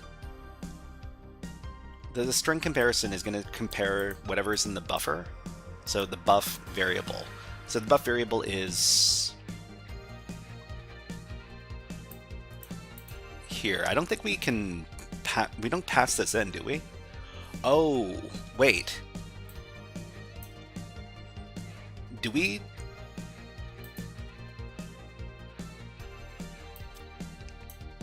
I think we need to, yeah. Maybe what we need to do. Okay, Chan Traveler says, do we need a tool to read the program step by step? We can see after giving the 4661. Okay, Sepson, hello. Only hack I know is real hacking. Just go to the house. Go to the person's house and take the modem. Anyways, show, hello, nice to see you here. Okay, SysOS says, I think you have to give it something in standard input. So let me take this, right? I think after we give the number, then we put in like a string, and then it'll compare it with let me win, and then, you know, then give us the flag, right? Let's go back to the challenge here. We'll run fd with 4661.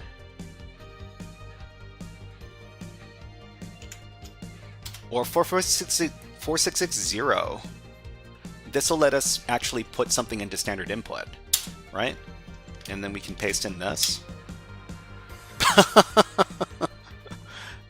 Yeah, okay.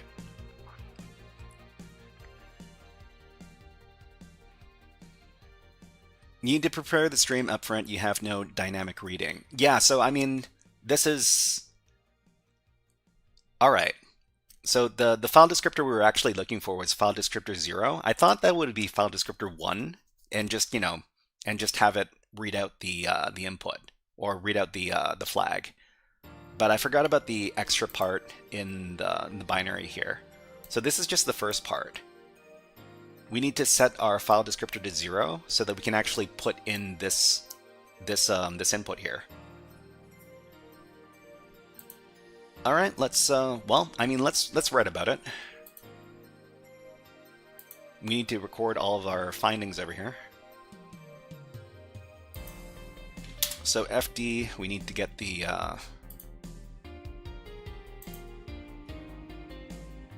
there's no direct, I mean, it's all located over here. Not dealing with this stuff anymore. Okay, and we got our SSH credentials that we should provide as well.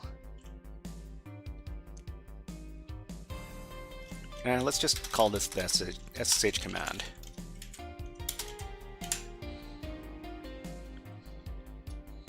So what is it?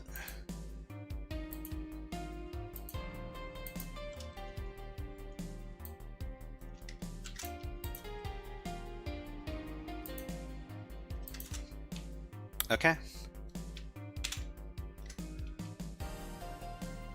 So the concept.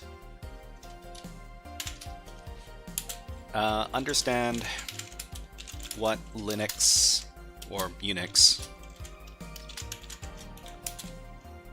file descriptors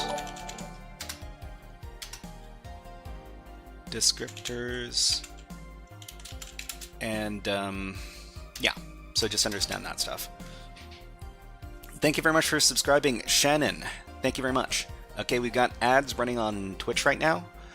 So when ads run on Twitch, we take a little break. So during the break, we're going to put on some birds and enjoy the birds. We'll be back in about 60 seconds. But in the meantime, enjoy the birds and enjoy the music.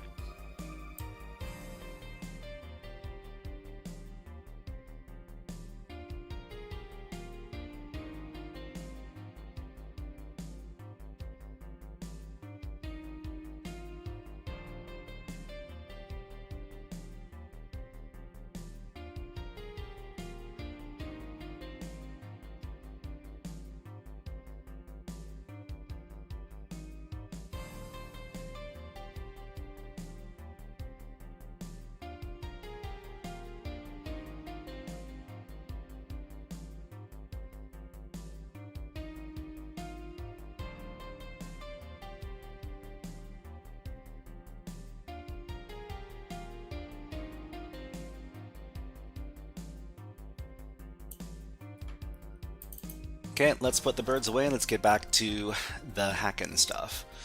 All right, so understand what Linux and Unix what the file descriptors are. So let's talk about this method of solve. So the source code tells us that we have to give an argument to the binary command, to the binary's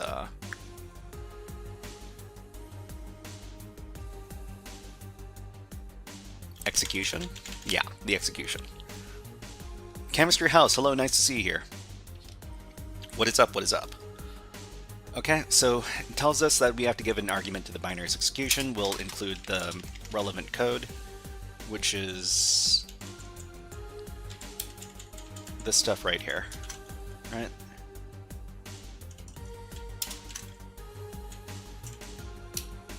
Okay, the next part of the code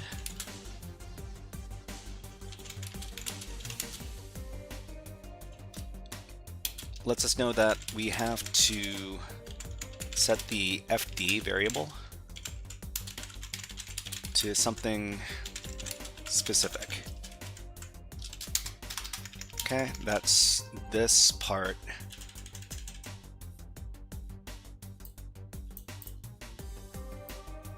It's this part of the code right here.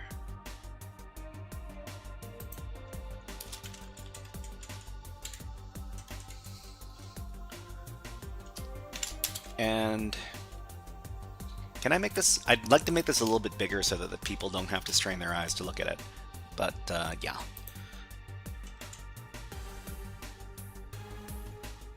So whatever argument we provide to the binary will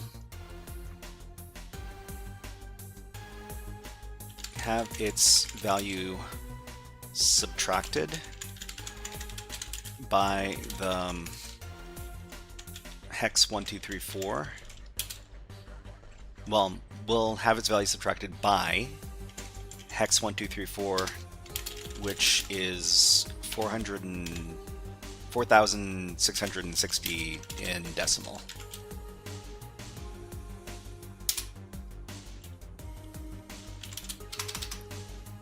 Let's talk about these file descriptors. So the Starnix file descriptors are standard in, or STD.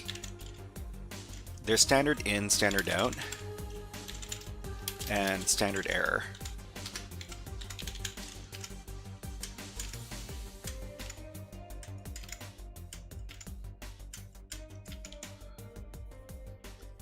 Okay, Chemistry House says, can you clear me about offensive security? I don't know what you mean by clear me. What do you want? What do you want to know about offensive security? So okay, the standard Nix file descriptors are standard in, standard out, and standard error, which are associated with the numbers 0, 1, and 2, respectively. Okay, well,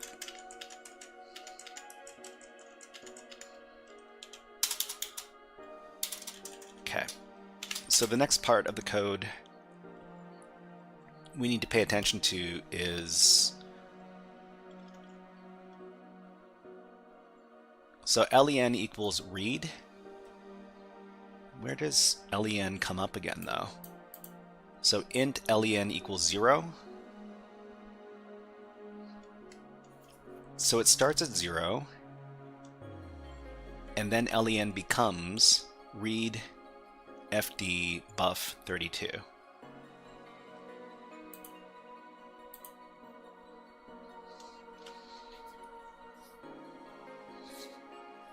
Okay, Riyadh Gamer says, I know that I know it and I'm good at using it.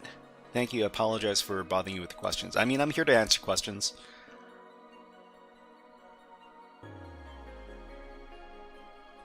Chemistry House, I don't understand your questions. Could you try asking the question? Try typing in the question again. Maxiso says, is self-study good enough? Is self-study good enough over academic study? I think that's the question you want to ask. I mean, if you're disciplined and you're able to find good resources for self-study, then you then you can do self-study. You don't necessarily have to go to school, but it requires more work. And and the other thing is that you're gonna have to look for this stuff yourself. I mean, you know, I try to provide free resources for people who want to do self-study as well. But anyways, what we're looking at. So the next file descriptor is okay, and then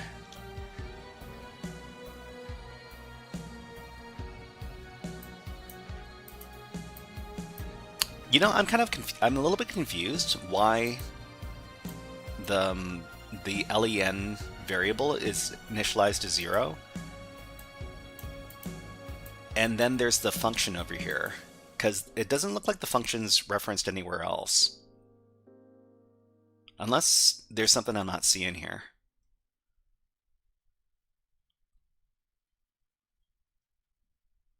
Because I don't see...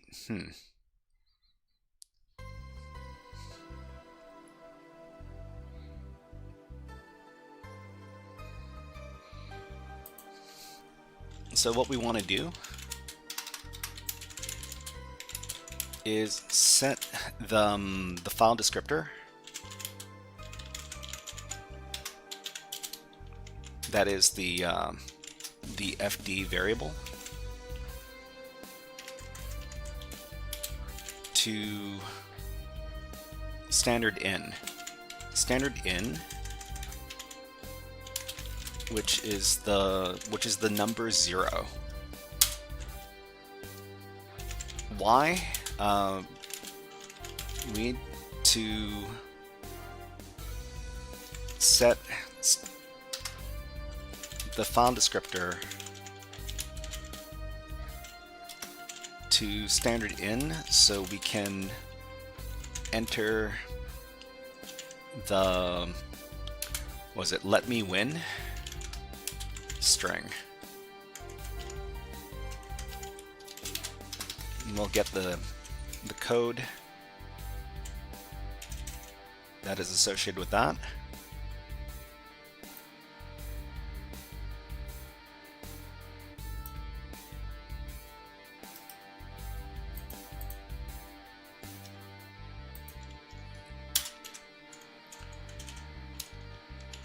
So this code lets us get the flag for the challenge.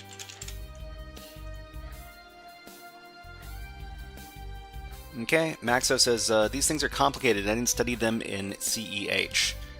I mean, the CEH certification, the CEH certification by itself isn't necessarily going to teach you too much. I don't want to, I don't want to speak badly about the CEH certification. There are a lot of job descriptions that that require the CEH certification. This is a certified ethical hacker from CompTIA, I think. Certification. I don't know very much about this. I should know more. Oh, it's EC Council. Okay. So EC Council has a certification called Certified Ethical Hacker. It is very often memed on as something that it's not super practical for people who are getting into cybersecurity. Anyways, I don't want to talk too much about it. Anyways,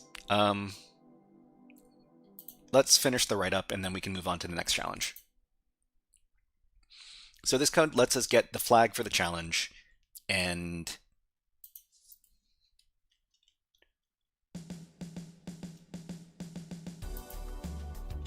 if we did not set the fd variable to zero,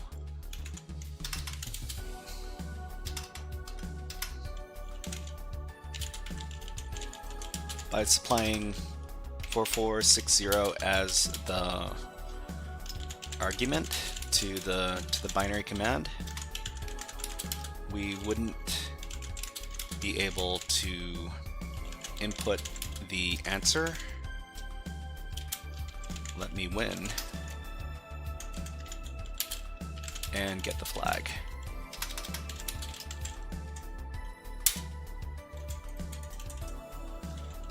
So the method of solve is first FD 4660 and then let me win.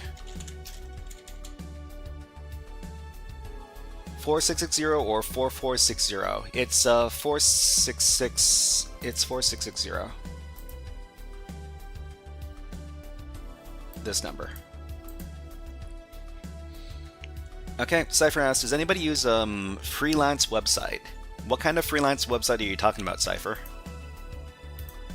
Okay, let's go back. Let's solve the first challenge. Okay, now I understand what file descriptors are. Is this the whole flag?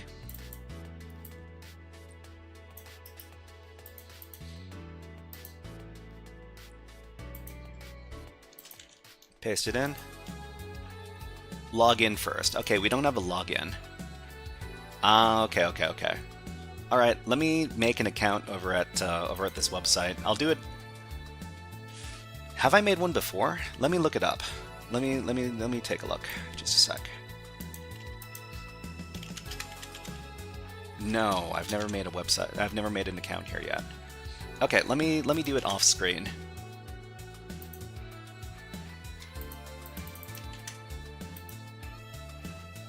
So it'll take a minute or two, everybody.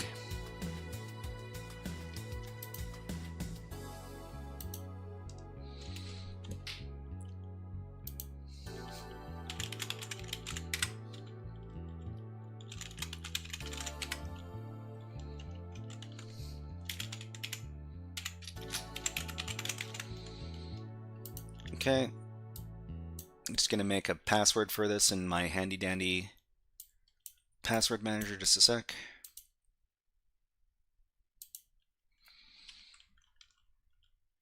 Okay, so let's see. Maxo says, what certifications do you have and what do you think about OSEE?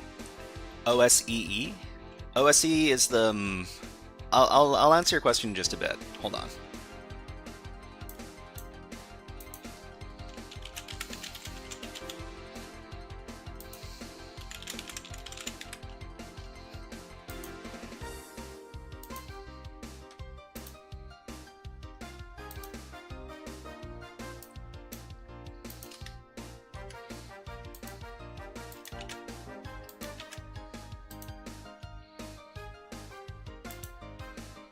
Okay, so let me try logging in now.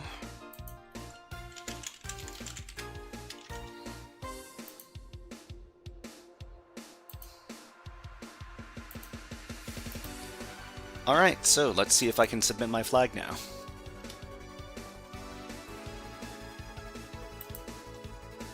Okay, here's the flag. Copy it.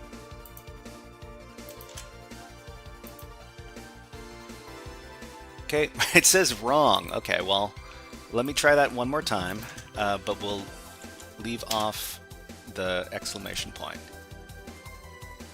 Still says wrong. Is it everything? Is it this entire string? Let's try it one more time.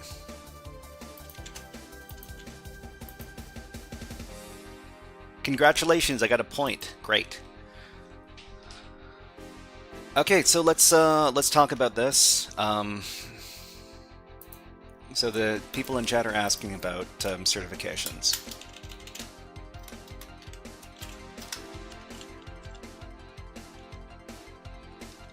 So Max asks, what certs do you have?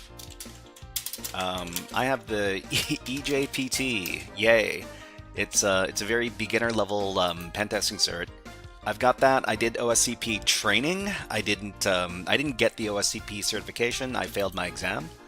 So OSCP course training. Didn't pass exam. Okay, and let's see. What certifications do you have or recommend? I mean, recommend? I'm assuming you're talking about like pen testing stuff, right? So OSCP, the training for OSCP is not, well, I would say that you're probably better off getting the stuff from Hack the Box. So Hack the Box is called like CPTS, I think it's called. Yeah, this one over here. SysOS says almost everyone fails their first OSCP exam. I mean, for me, I'm not really a person who's. If I ever get another pen testing job, I'm not going to be getting the pen testing job by normal means. I would probably be bypassing the HR firewall by getting it through a recommendation from somebody else, right? So OSCP is not super useful for me, so I probably won't be spending a bunch of money to try to get it. CPTS is probably better training if you're trying to get into pen testing over OSCP. It's also a lot cheaper. So this examination, I think this certification is like like $500 or something like that, $550. Let's just give it a quick comparison over here. Okay, so let's just ask our good old friend the AI, how much is the OSCP cert versus the Hack the Box CPTS cert? Okay.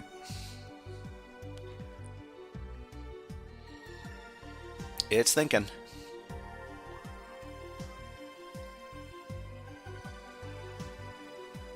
It's searching all the interwebs.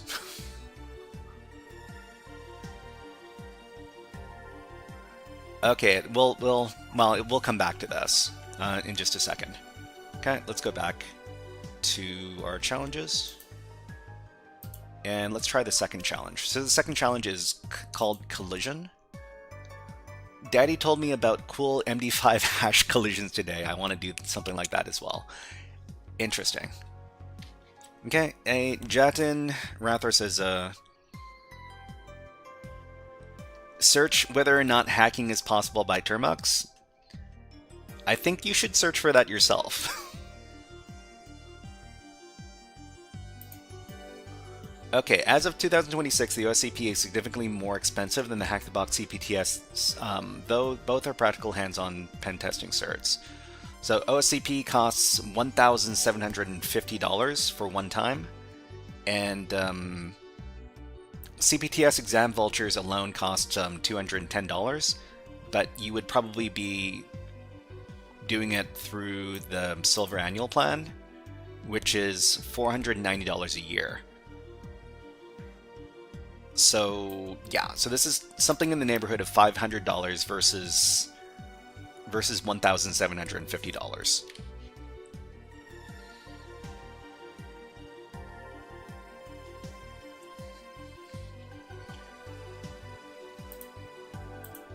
Okay, so let's move on.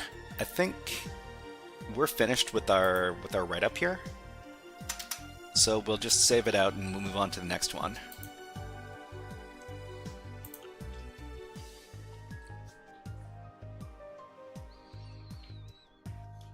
And the next one is called Collision, I think. Okay. So we're going to record all these things. The URL, well, we don't really need to record the URL of the challenge because the URL of the challenge is the same for all these. Maybe we should do it just, just to be complete. So SSH command for accessing the challenge, the source code, the concept we need to understand to finish the challenge, and then the method of solve.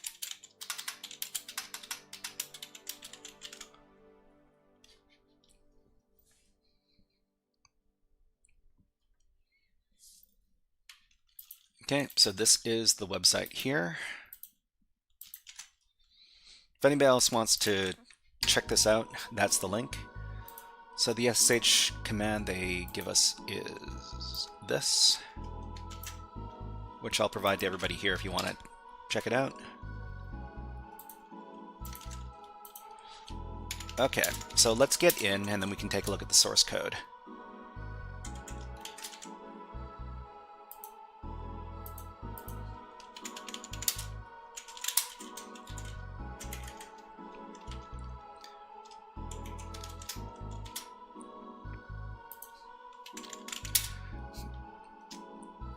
Okay, so this is the second challenge from Pwnable.kr. Let's take a look. So we got a flag file just like the original, well, just like the first challenge. We've got a C source code file, and then we got the actual binary itself. So let's take a look at the source code. I'll provide the source code in a paste bin, so you can take a look at it at your leisure.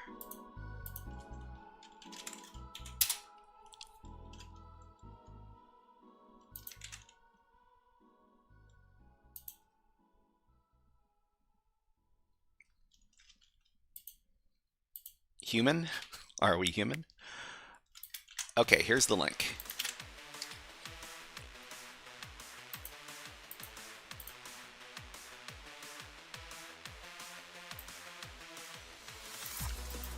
So I'm just going to copy this so I can paste it into our write-up over here. And we can also take a look at it in our text editor, which does all of our great syntax highlighting and stuff. Where are we? Here.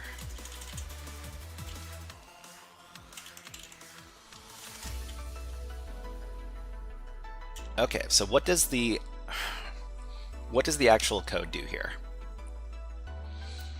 So unsigned long hash code is this. It's a big hexadecimal value, okay?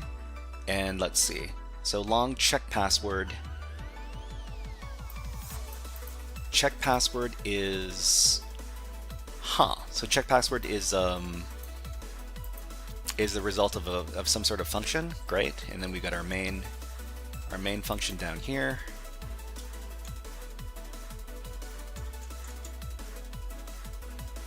So let's see, usage. All right. So let me just for fun, let's just go over to the actual challenge and try running the binary. So usage, run with an argument, which is the passcode, test. So passcode length should be 20 bytes. Okay, so passcode has to be 20 bytes. We need to send 20 bytes of information here. So let's do 10, 20. Wrong passcode. Okay, so we need to send an argument which is 20 characters long.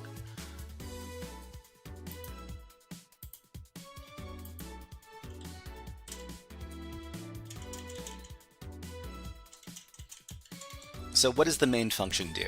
So the main function is looking for at least two arguments. And if it's not two arguments, then it just gives you the usage, and then it kicks you out. If the length of the first argument is not 20 characters, then it'll give you this message. Passcode length should be 20 bytes, and then it kicks you out. If hashcode equals check password arg1. Okay, so this is a comparison. So whatever you provide in your argument becomes the hash code? No. No. So the hash code is defined up there. It's those bytes, right? This right here. Well, the hash code is, well, it's a really big hexadecimal number, but this probably comes out to about 20 numbers in decimal. We could find out over here. So we print it out with Python. Interesting. So this is, I mean, this isn't 20 characters long, so we're not giving this as our argument. It's got to be something different. So there's got to be something else going on inside of the program that transforms this the hash code. So this is an extra function called check password. Check password takes in a bunch of characters, and it saves it as the as the p variable. Integer IP equals integer p. So this is where I'm going to get hung up a little bit, because my knowledge of C is not all that great. So I'm not really too sure what's going on in the function here. But we know that check passcode, the function, is being run as part of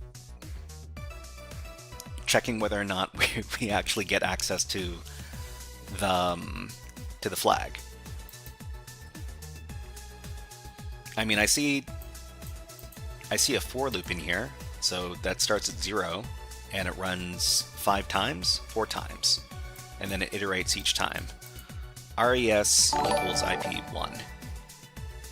And Bismarck, hello, nice to see you here. What is up? And also 450 Mike, thank you very much for subscribing on YouTube. Thank you.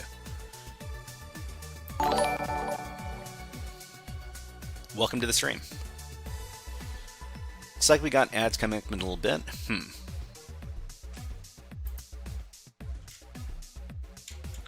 Okay, so it counts up the bytes as integers 5 times. Oh, interesting. Well, I mean, if it's counting up the integers as bytes 5 times, then we might be looking at a situation where we need to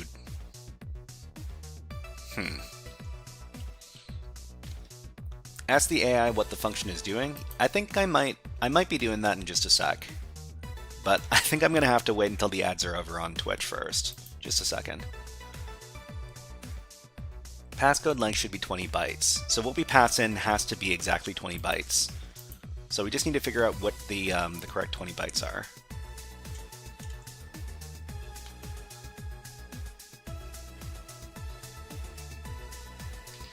So the string p gets converted into an integer. P gets converted into an integer. SysOS says, so the string p gets converted into an integer without conversion, just the raw bytes. Kurt says, I don't want to be a slop. I don't want to be a... What are we talking about here? And thank you very much for subscribing on YouTube. Mohammed Gaza, thank you. Or Mohammed Ghazal, thank you. Line 5.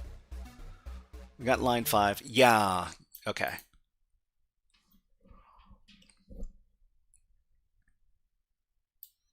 So IP equals the integer of p, raw bytes. Integer I is initialized. Res, the integer, sorry, the variable res is initialized to 0. So res is 0. So res, oh, okay. So res is populated with this for loop here. So in the end, let's see.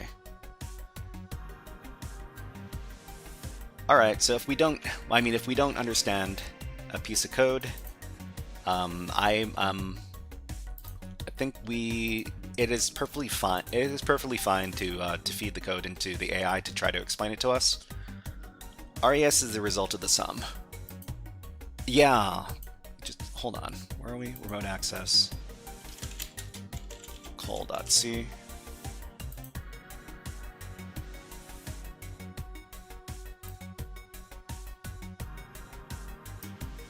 So this is the function here. Okay, so can you explain what this function is doing? Okay, so this is a very classic CTF style fake password check function. It looks simple, but it hides several important behaviors. Let's go line by line. Okay, so yeah, this is the code we provided. So what it appears to do, at first glance, it appears to add up the characters of the password. But that's not what's happening. Okay. So step 1 receives a character. So character is P. This is a pointer to bytes. Okay, so P is a bunch of bytes. Each character is 1 byte. Step 2, reinterpret cast to integer. Okay, Riyadh says thank you. Oh, no worries, Riyadh Gamer. No worries. And let's give you a Nyancat to see you out. See you next time.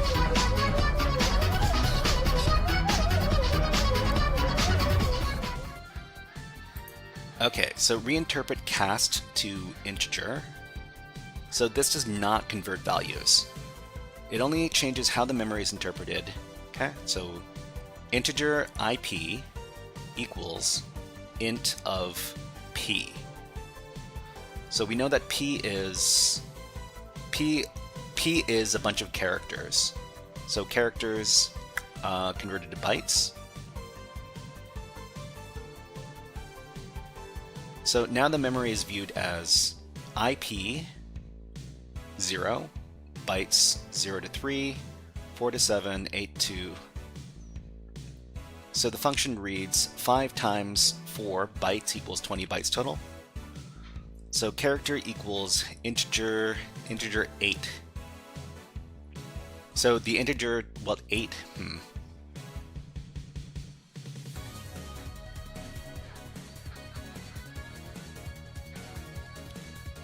So step 3, sum 5 32-bit integers. So the 32-bit integers are the for loop over here.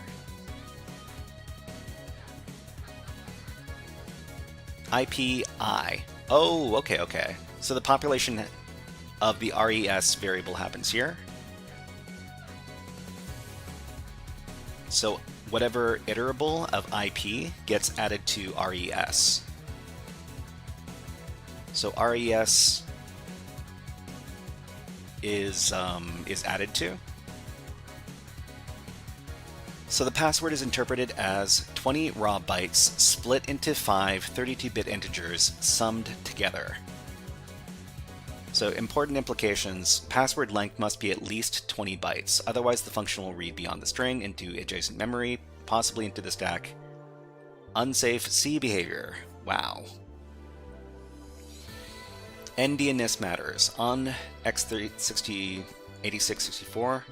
So ABC equals interpreted as these numbers. Okay, so I think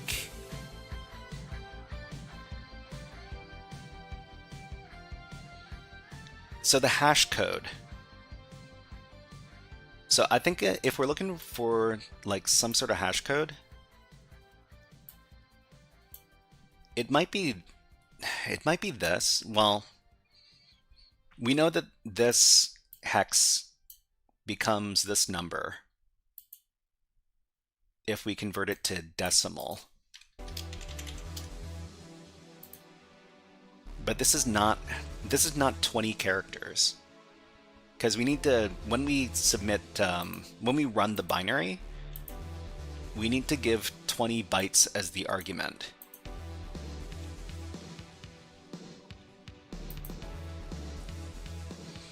Function does not check letters, digits, printable characters, null terminator. It blindly sums 32-bit values. How many bytes is this, though?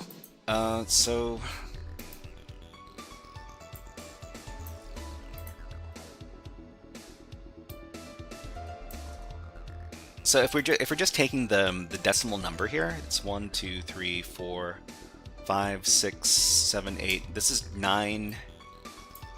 A 9-digit number.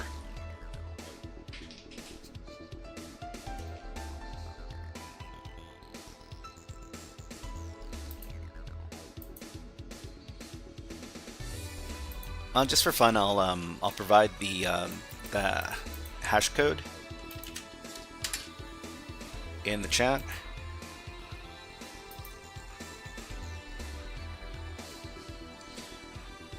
Okay, why this appears in CTFs. It allows multiple valid passwords, algebraic solutions, collision crafting. So you can freely choose 4 blocks and solve the 5th. So for example, if you got your password bytes, So if you include these as your string, then in memory it becomes, well, these hex values, right? So ASCII to hex, 4.1 is A, 4.2 is B, etc., etc.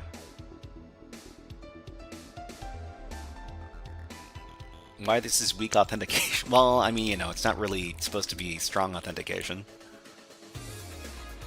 Okay, in Ghidra you'll often see you'll see this as something like this. It's a dead giveaway of sum of 5 D words equals the password check.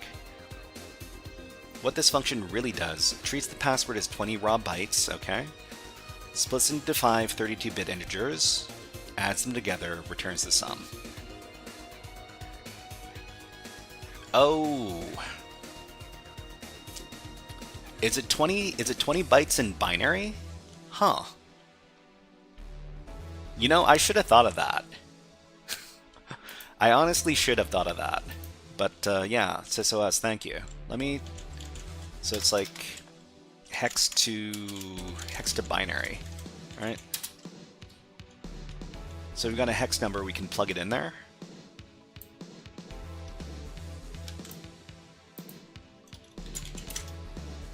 And convert that. So I'm just gonna double check that this is 20 characters by doing a little echo.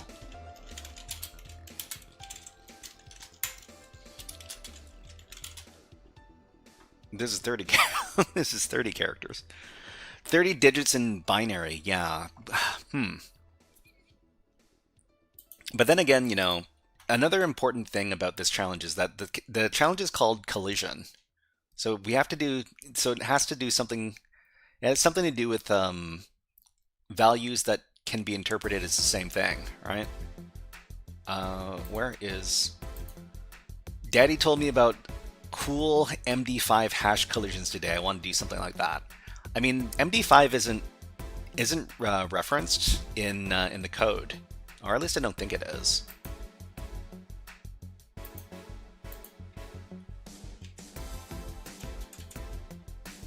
So the check password function is this thing. They've got the hash code defined over here. Yeah, there's no MD5 in the code, but I think it is supposed to be teaching us about some sort of collisions, some sort of collision.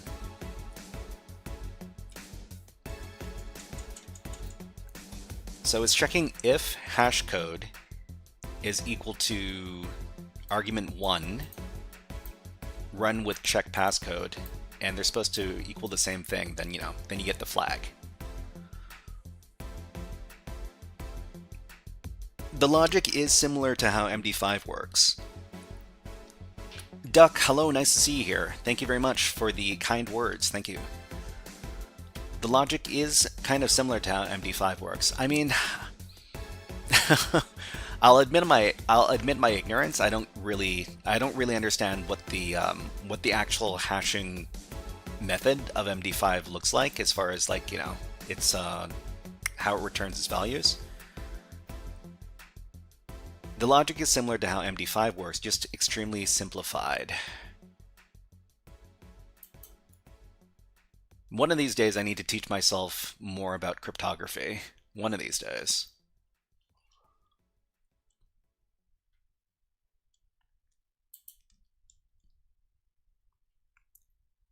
So let's see. It's checking for the hash code. So hash code is this thing. Let's go back. Okay, so what the function really does, treats the password as 20 raw bytes, splits it into 5 32-bit integers, adds them together, returns the sum. What it doesn't do string comparison, doesn't do hashing, doesn't do validation, doesn't define a fixed password. So if you see code like this, you don't need the original password. You just need any 20 bytes whose 5 integers add up to this value. So check password input equals this.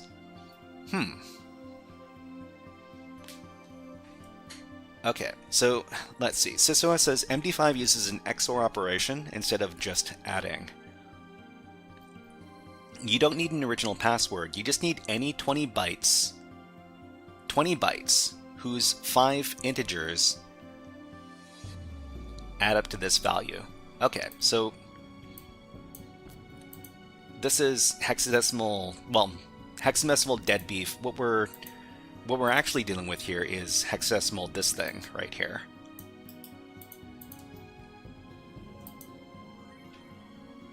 Okay, if you want, I can help you construct a valid password algebraically, solve it symbolically, generate one with Python.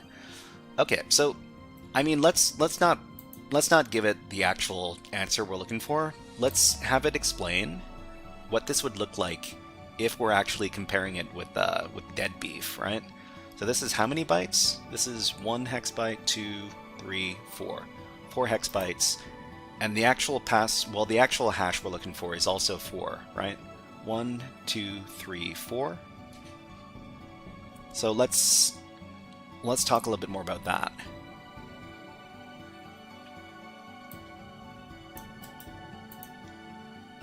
So if the code is looking for a comparison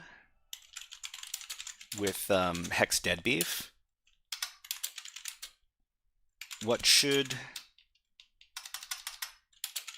20 bytes should we supply as the parameter to the function?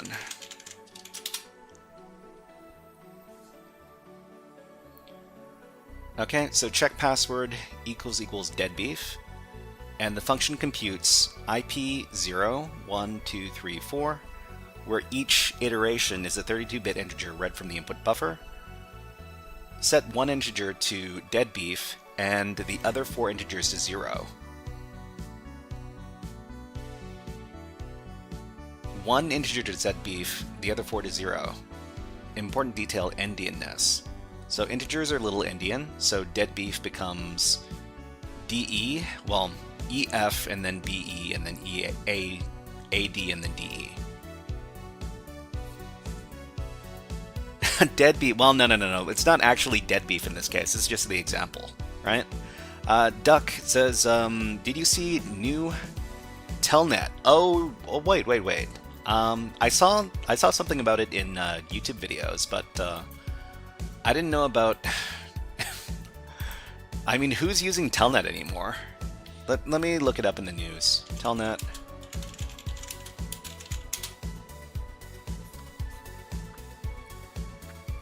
Okay, 5 days ago, root via telnet. Okay, so this is the new thing. Everybody, if you want to take a look at this article yourself, here it is. We'll take a look at this a little bit later. I want to solve this challenge first. Let's keep it in our chatting window first, though. Shin BDR, hello, nice to see you here. What is up? Welcome to the stream. Okay, so the check is check password dead beef, where each, let's see, IP iteration is a 32-bit integer read from the input buffer. Okay, set one integer to dead beef and the other 4 integers to 0. Huh. The other thing that we need to keep in mind is that I think we're supposed to be expected to just use regular ASCII characters for this. So we just need to figure out... Actually, I don't think this works. These are not printable characters. SysOS says, the telnet hack is about an auth bypass. Telnet is still in use by many corporations for the management of ancient hardware. Yeah, I can believe that. ShinBDR says, what are we doing? We're doing binary hacking stuff over at Pwnable.kr. So we're currently doing the second challenge.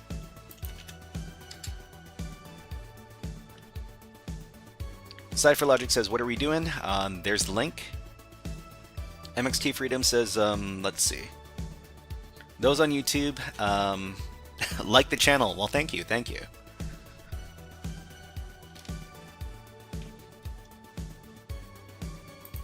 Do LS. So there are only 3 files that we're interacting with here. There's the flag file that we need to read by compromising the binary, and there's also the source code. So the source code, I left it in this paste bin over here, if you want to take a look.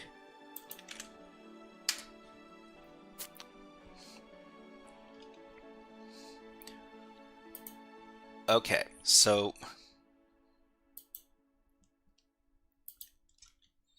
this hexadecimal number here, if we want to convert the hexadecimal to ASCII, I don't think it works, but let's hex to ASCII.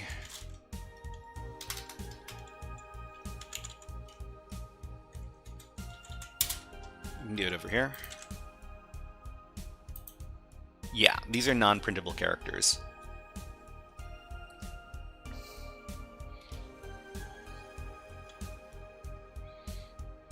So if we wanted to actually feed in these exact characters, we need to do it with another program. So maybe we could do it with Python, or maybe we could do it with Perl, something else.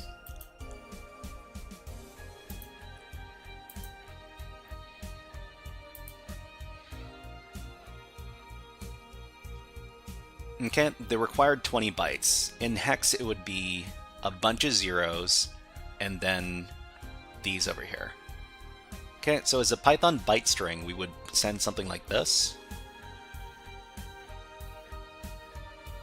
So let's see. It will not work if the input is read with scanf. So it's not in this case. You Are My Spirit Animal has just subscribed on YouTube. Thank you very much.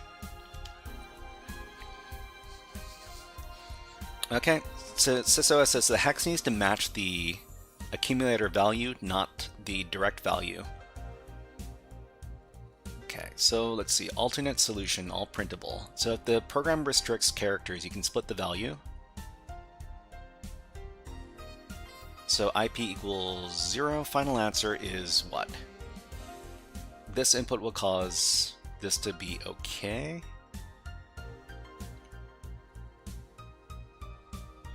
So in the past, I've created payloads for these binary exploitation challenges through something like Perl, which is usually present on most of these machines. Which Perl? Yeah, we got access to Perl here.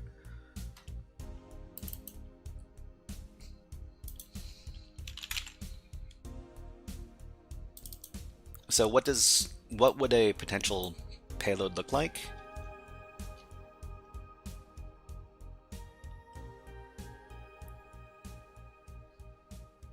Test this password.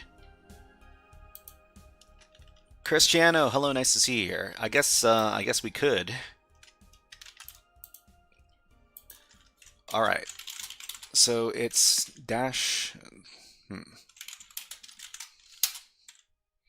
Password length should be 20 bytes.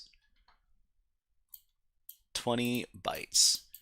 This is, how many bytes is this? Just a second. Echo n this thing, word count. That's 40 characters. No?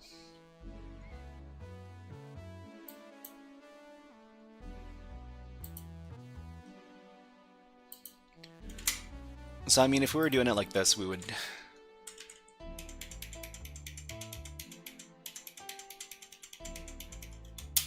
do it something like this.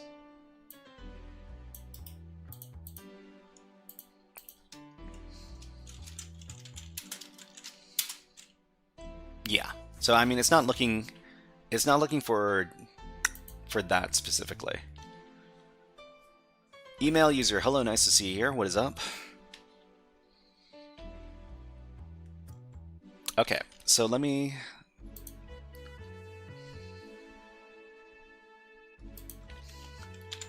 So typically, what I would do is I would get something like.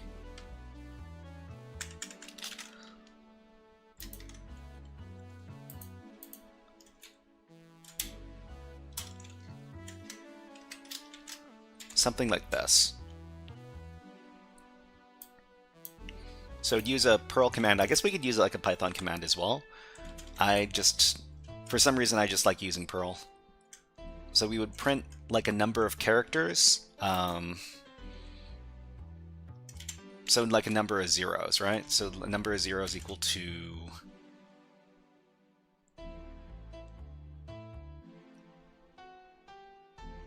16. So we do 16 zeros because we're supposed to send 20 bytes in total. So the first 16 characters are just going to be these zeros. And then we add in our payload, and the payload is going to be the actual bytes.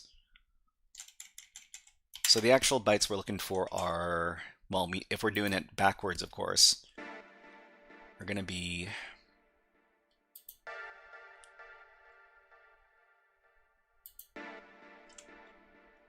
hex EC09DD21. So EC is first because we're going from right to left and not left to right. So it is EC and then 09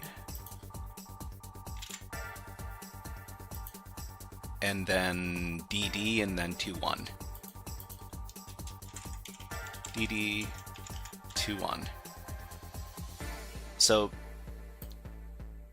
this is the payload. We're going to turn this into the argument. So I'm pretty sure we could do this with what is it? Expansion. So we would put in some of that. No, this is not interpreted as 20 bytes. I thought that would be 20 bytes. Hold on. Where am I getting this wrong? Okay, if we just go back to regular old... Yeah, so this will print out a bunch of characters. If we word count this, it's 20. This is 20, right? Isn't this endianness? I mean, if it's...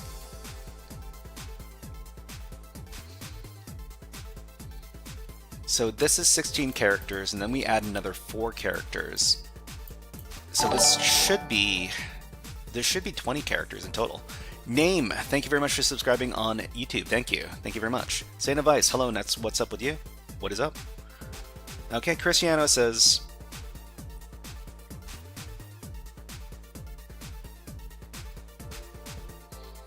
So the contents of the PI are a bunch of zeros, and then a bunch of zeros, and then a bunch of zeros, and then the 21DD09EC. Why is it repeated though?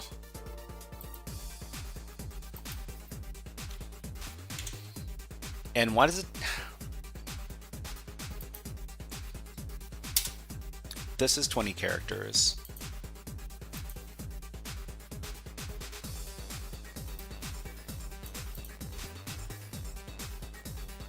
So if we run this command and then like output it. Thank God I see some Perl again. Sam asks, what's your age? Why do you want to know my age so badly? I'm 45.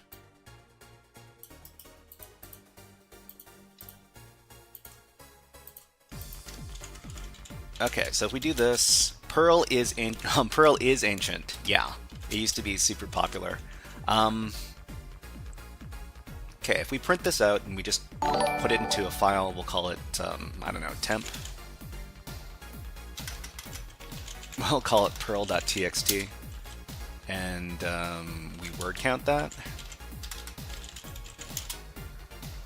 It is 20 characters. Pulsar, hello, nice to see you here. Okay, bin CGI used to be, let's see, Cypher Logic says, if you're 45, are you doing this on a compact computer? You can be an older person and still have modern hardware. Okay, Sam asks, from how many time you We're in cybersecurity field. Could you ask that question again? Okay, what are we trying to hack? So we're just trying to do some binary hacking stuff over at Pwnable.kr. It's a classic game. Thank you very much for subscribing on YouTube, Ben and Frosties. Thank you. And as well as CipherLogic. Thank you very much. Okay, working on code for XSS and SQLi for DVWA is stressful. I'm sure you'll get it done eventually, Pulsar. I have confidence. Okay, I mean this, maybe that's not what it's looking for. Let's go back to our good friend the AI and talk about this. So if the program restricts characters, you can split the value, right? So the correct bytes are this. Are we supposed to front end this? Okay, so if this code were used for a binary hacking challenge, and we have to supply the payload as an argument to the binary command, should we use Python or something else to create the payload? Like something like this. Let's see. Binary, and then, what was it? Python, C, print, something, something.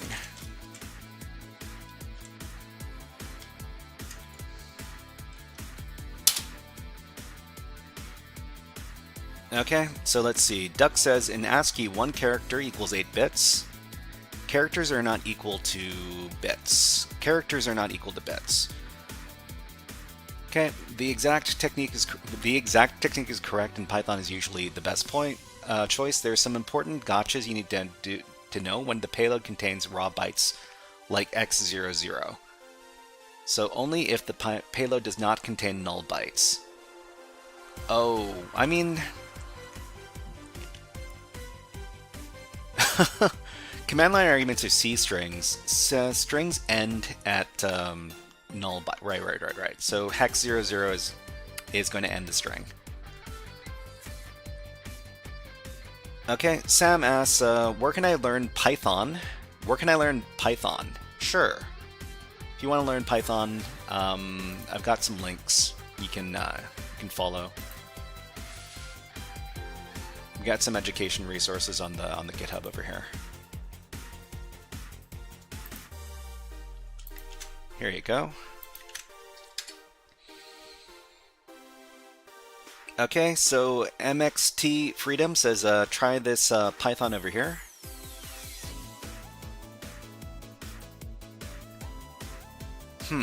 Null byte, like hexadecimal 00. That's, I mean, I'm not sure if that's going to work, but I'll give it a try. I'll give it a try.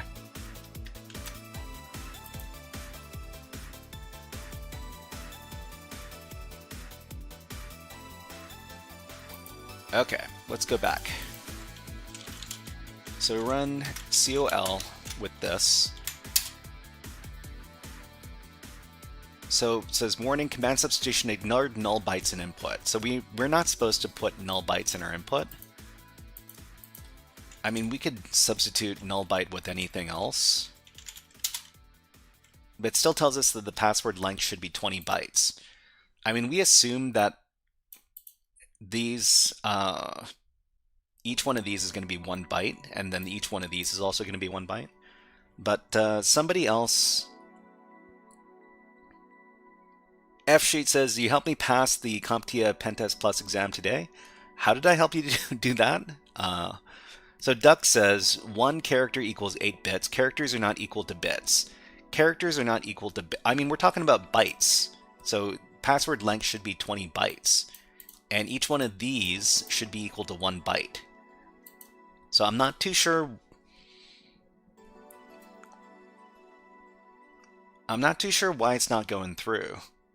So it's either we're probably missing something. Good hacking Python courses out there, they're quite expensive. I mean, you don't need to learn you don't need to learn how to do hacking in Python, you just need to learn the Python, and then the hacking will come later. So the check is if string length argument 1 is equal to 20. So this is working on strings. Okay, Sam asks... Well, thank you very much, F-Sheet. Sam says, according to you, which language is good for going into cybersecurity? I mean, most roles in cybersecurity are going to incorporate some Python scripts. So learning Python is a pretty good start. Whether or not Python is the only language you're going to be learning, probably not. But I would start with Python. That's just my opinion, though. Okay, how do you know it wants little endian? Well, I mean, I think that well, okay, we could run this, right? File, call. This is, well, it doesn't tell us about the, okay, this is least significant byte pi executable. So LSB means little endian.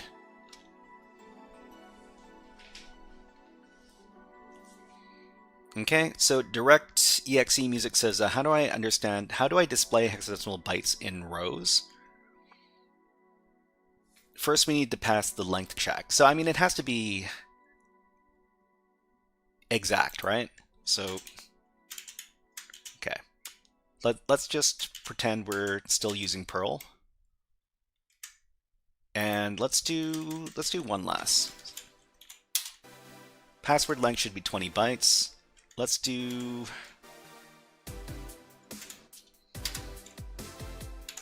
one more. Password length should be 20 bytes. So, I mean, this is not being interpreted as 20 bytes. Okay, your teammate from CSGO says, hey man, what's your opinion on Kali NetHunter? What's the best phone? Well, I mean, I can't speak very much about Kali NetHunter because I've never really used it before.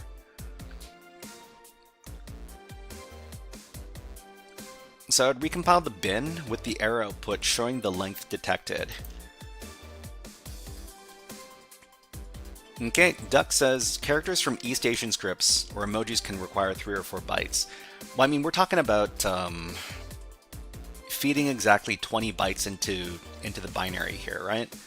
And if we do a little experiment here, giving it exactly 20 ASCII characters, if we give 20 ASCII characters, the error message is not passcode length should be 20 bytes, and instead it just gives us this message over here, wrong passcode. So 16 would be 20. Would 16 be 20? I'm pretty sure that's not the way it works, but Sam says, I want to go into cybersecurity. I want to install Linux and do some Wi-Fi attacks and brute force for fun. Okay, so I mean, Sam, let me give you a link.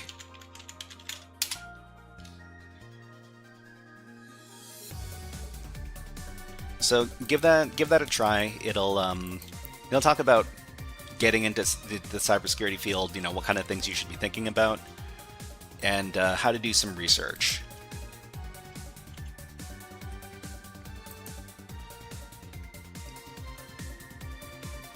But yeah, I mean, if we do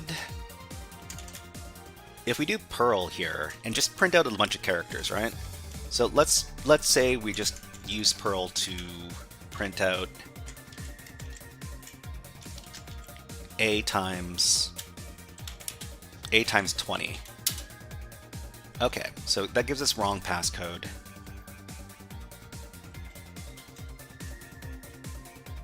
So if we do 0 times 16 and then add these bytes, which is 1, 2, 3, 4,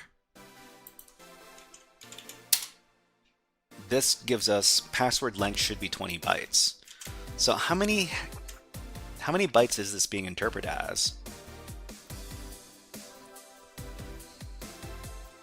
Okay, cipher logic. Let's try your payload.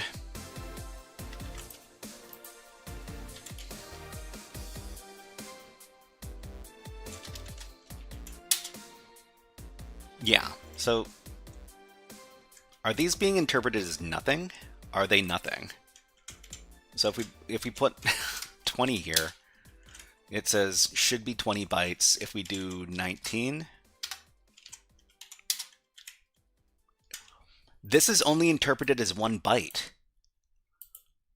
What? That's weird. So if we print out 0 19 times and then we give this input, this is only interpreted as 1 byte. That is strange. Okay, we're gonna have to pick this up later, but yeah, it's time for us to move on to the next topic. So the next topic is going to be over at HackSmarter, HackSmarter.com, or sorry, HackSmarter.org. So this is a website that's being run by friend of the live stream, HackSmarter, otherwise known as Tyler Ramsby, who runs a YouTube channel, and yeah, all sorts of great stuff over here. So Perl print this stuff. Yeah, I'll give it a try.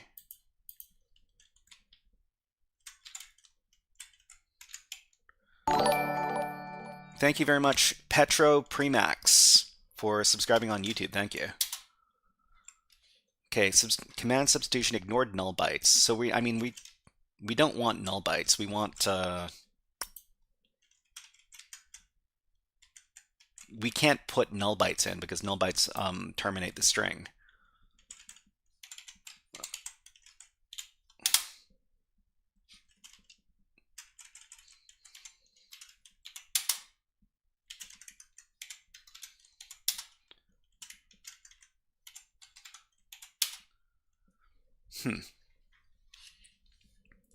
Okay. How much you listen, Sam, how much do you earn in cybersecurity? I don't think you should be paying too much. Well, you should care more about whether or not cybersecurity is something you like to do rather than paying attention to how much money you earn in cybersecurity. Because if you chase money first and you don't actually like what you're doing, you're going to have a very bad time.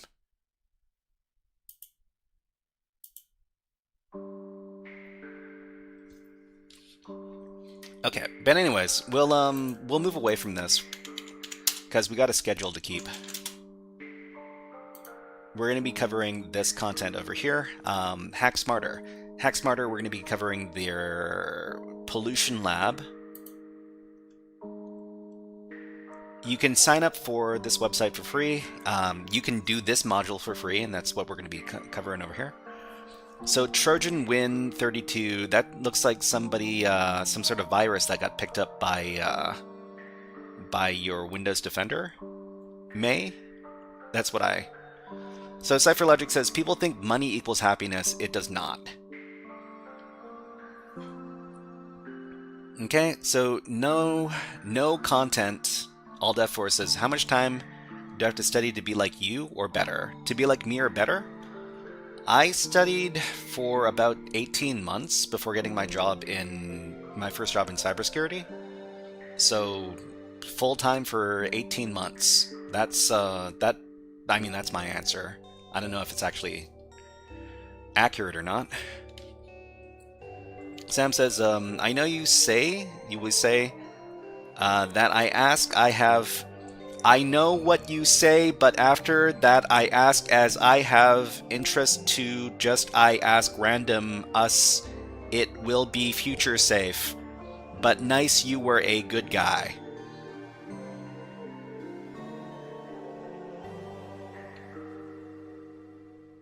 CipherLogic says, I prefer coding to cybersecurity. Both are enjoyable. Okay. And SOS says, for the last challenge, and a version of the code that can help and compiles with GCC.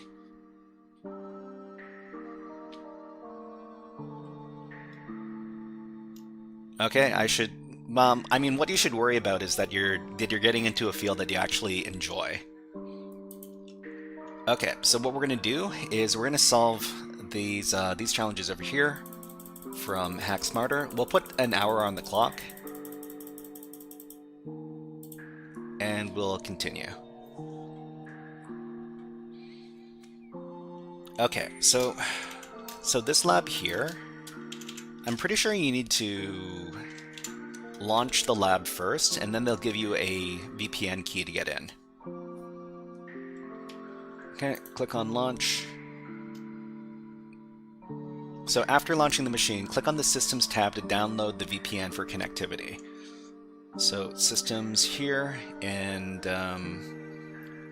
connect to Systems with VPN, download the VPN configuration, so we'll just click on that.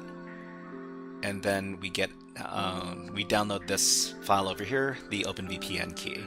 So we just need to, well, I'm going to copy this over to my VPN key directory first, and then we'll access the thing. Okay, ShinBDR says, I had 2 days of fighting with a triager when I marked a 2FA bypass as not applicable. The support team helped, or I wouldn't have gotten the bounty, and the site would still be vulnerable. So ShinBDR is talking about bug bounty stuff. I'm glad that you were able to get the bounty in the end.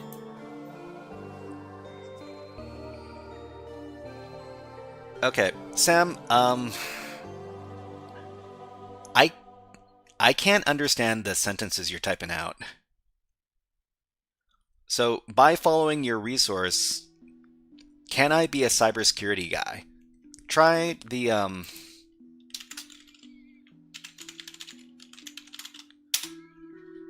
link. Try the link and try going from there. So Big Boss says, what program do you use for tabs in the CLI? So I mean this is the standard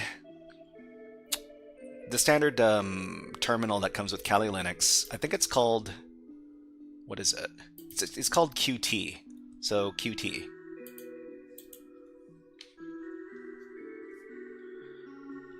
No, I mean, no worries. Sometimes we run out of time. I have to stick to a schedule over here. Do you have a roadmap for Pwn? A roadmap for Pwn? I mean, if you want to learn binary exploitation, you could try this list over here. Is it a safe link? Well, I mean, you can choose to click the link, and or you could choose to not click the link. It's up to you. Okay, so let's see. Your teammate from CSGO says, what's the best OSINT tool in your opinion? I don't really do OSINT, but the only OSINT tool that I've ever used before is called the Harvester. OSINT, just a second.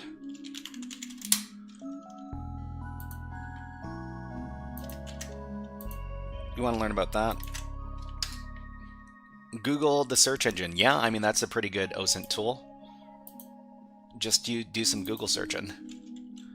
Okay, so we downloaded the key. Should be in our downloads directory.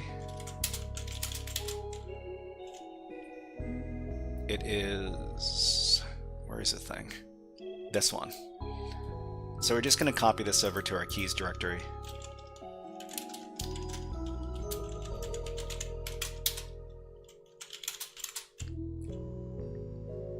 Okay, and then we'll get access to the lab environment.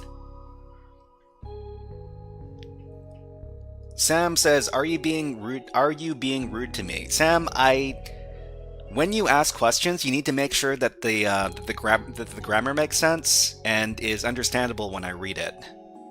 I'm not trying to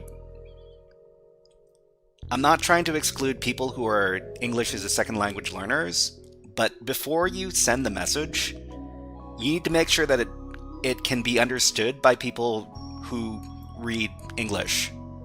That's all I'm trying to say. Okay, Duck says, is there a way to test payloads for Android without having an Android or at least a keyboard that connects to it?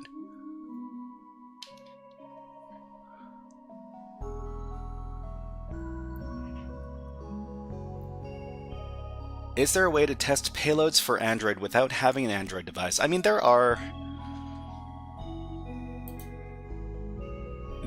Android emulators. I'm pretty sure like the most popular Android emulator is like BlueStacks. BlueStacks emulator.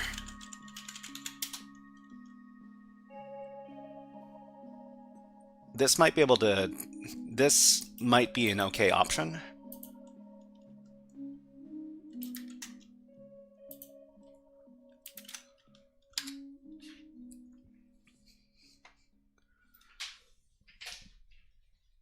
Okay, as a beginner in cybersecurity, what would you suggest I start from? Say an effective roadmap. Frankly, I just joined this live.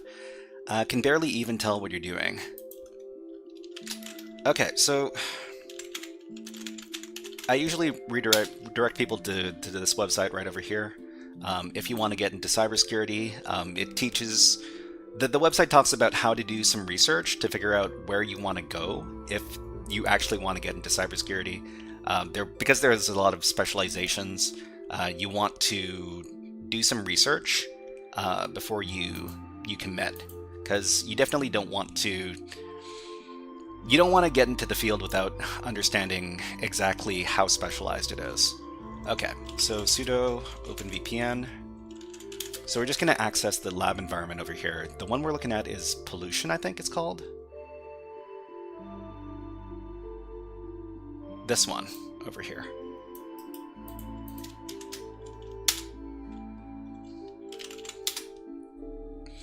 Okay, Baldina asks, what is the soundtrack playing? Yeah, so the soundtrack that's playing right now is from a game called Dungeon of the Endless. So if you search for Dungeon of the Endless OST, you should be able to find it.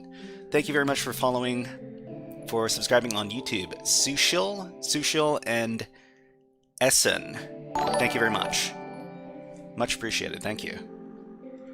Okay, no content says, what are you most live playing CTF or something else like learning? Yeah, if you want to know what we're doing on the live stream on any given day, we've got a Reddit where we post our schedules.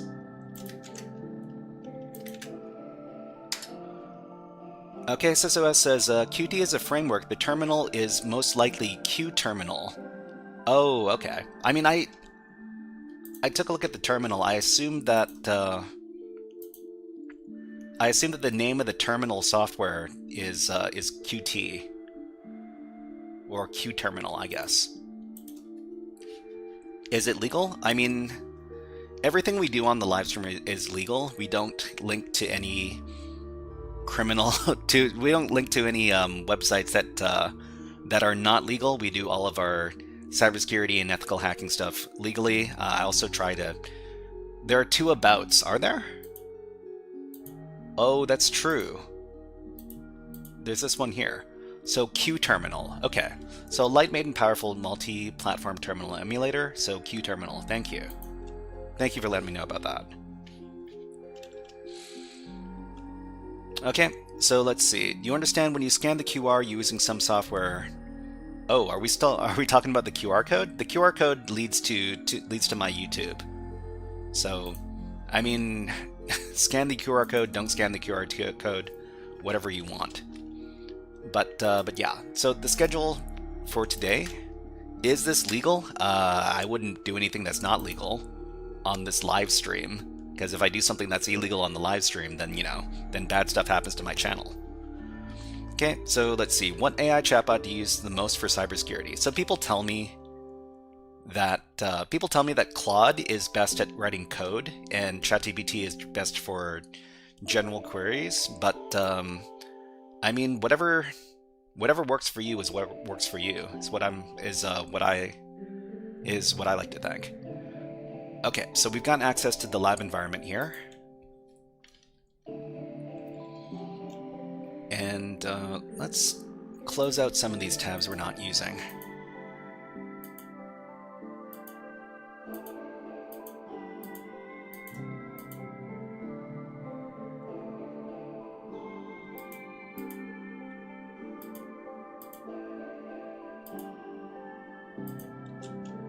Okay, so what's going on in this lab? So the objective and scope. So you're a member of the HackSmarter Red Team, and your organization is beginning to roll out a managed SOC service. You've been provided access to the staging version of the web app before it's pushed to production. Okay, note from Tyler, is this typo intentional? Let's pretend like it is. What? Okay, so PippyDeck says, can you scan the CTF using nuclei? I mean, so pollution is on this IP address, so we'll copy that.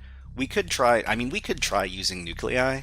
I don't think it's super relevant in this case because, I mean, this is a web app.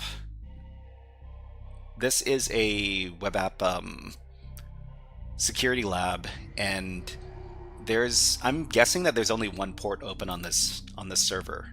We could give it a check, of course. Can run some nmap.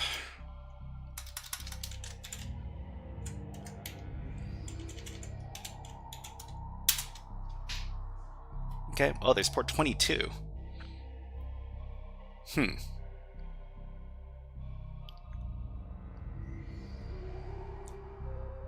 It's funny that we haven't seen that port 80 is open yet. Okay, there's port 3000. So the application is probably running on port 3000. Let's take a look. So HTTP, this thing, port 3000. Okay, internal portal login. Particle to do, hello, nice to see you here. What is up? So Thanto says, after 7 days of learning x86 assembly, I can't sleep at night now.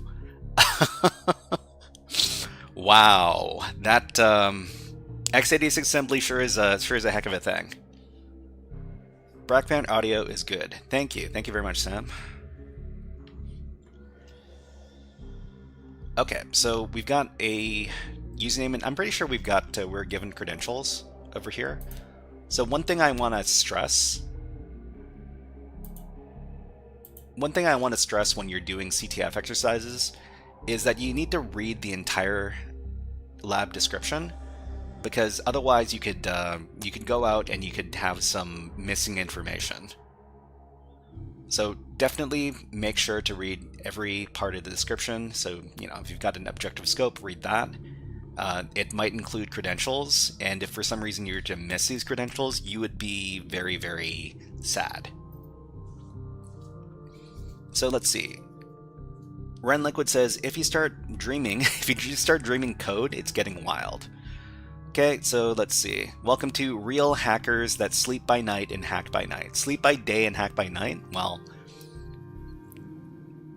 everybody, don't ignore your sleeping habits. Sleeping is very important for mental health, because if you spend enough time sleep deprived, it's really gonna affect your brain. Okay, the Blastoise says, x86 assembly is a blast. I remembered my final in an OS class that is changing a C snippet to an x86 snippet and vice versa.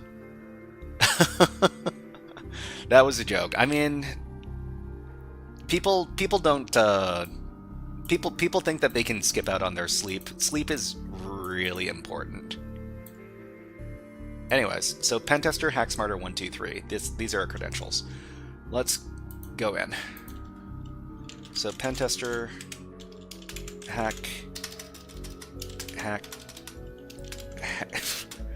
HackSmarter 123. Okay, or at least I hope that's in. Okay, we're in.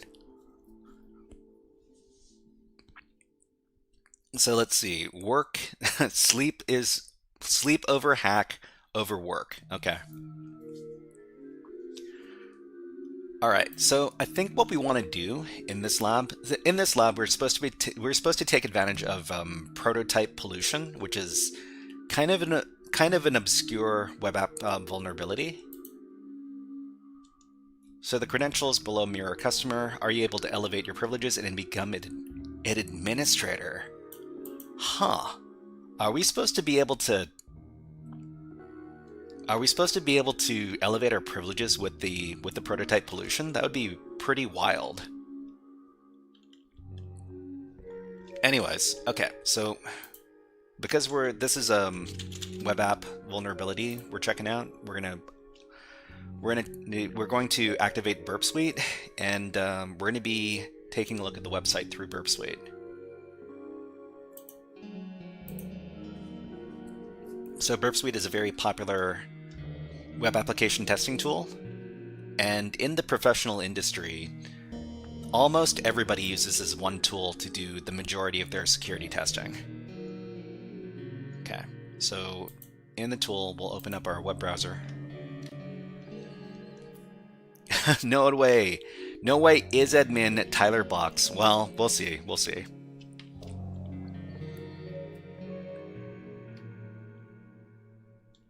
Okay, so let's take a look at the website here, and we'll try logging in through here as well.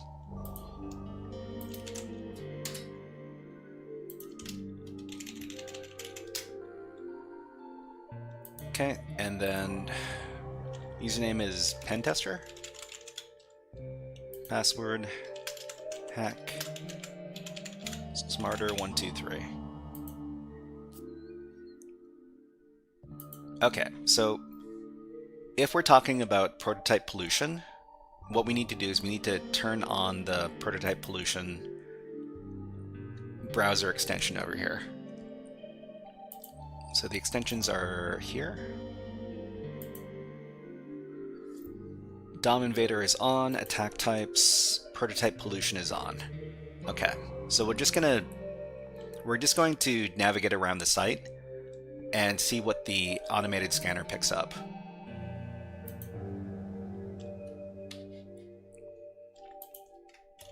Okay, so we're just going to walk the website. We're just going to 403 forbidden. We can't access this endpoint incident response. Webmail. We can use the webmail. Okay.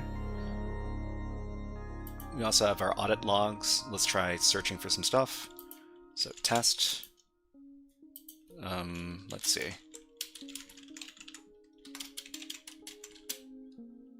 Run this. Looks like search doesn't really give you anything.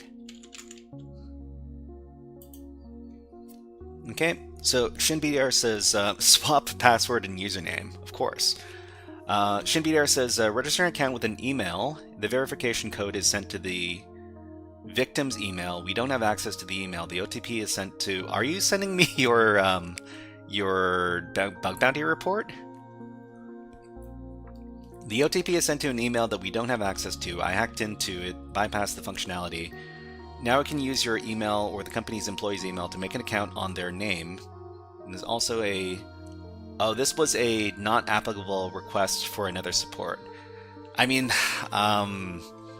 that's the really unfortunate thing about bug bounties, is that bug bounties can be really, really unfair as far as how the customers react to you submitting bug reports. Can you tell me the name of the extension? So the name of the extension we're using here is called DOM Invader. It's included with the Burp Suite browser. So the Burp Suite browser automatically comes with this extension called DOM Invader for their Chromium browser here. Okay, Notorious Coder says, I believe you need administration privileges for the IR.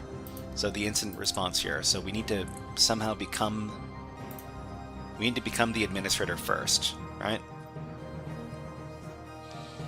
So ShinBDR says you need an OTP. So OTP to sign up for an account for any email. The triage is now a day. So Duck asked, is learning aircrack NG worth it? I really don't know too much about Wi-Fi hacking. If anybody else in chat knows about Wi-Fi hacking, let Duck know whether or not learning about AirCrackNG is something really interesting or not. Okay, so we've got our user account here. So we got webmail as well. So to admin at, oh, interesting.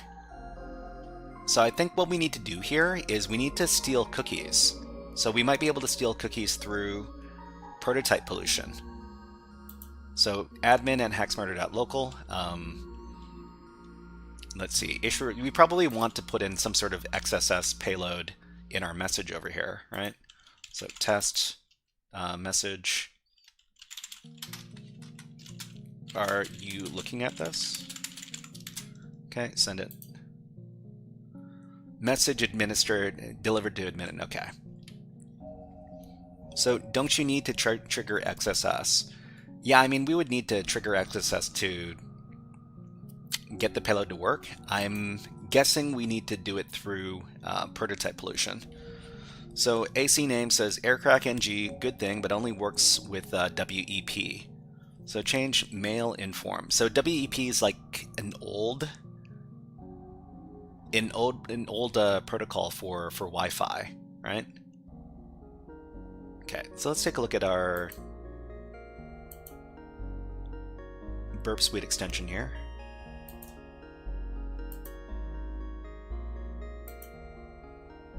So DOM Invader is on, and I think we can take a look at this through our tools. So more tools, developer tools. Let's take a look at the DOM Invader. So DOM Invader says only interesting syncs are being shown, all sources are being hidden, except for those used for prototype pollution. You can configure this in your DOM Invader settings. Huh. So I guess we haven't found anything yet.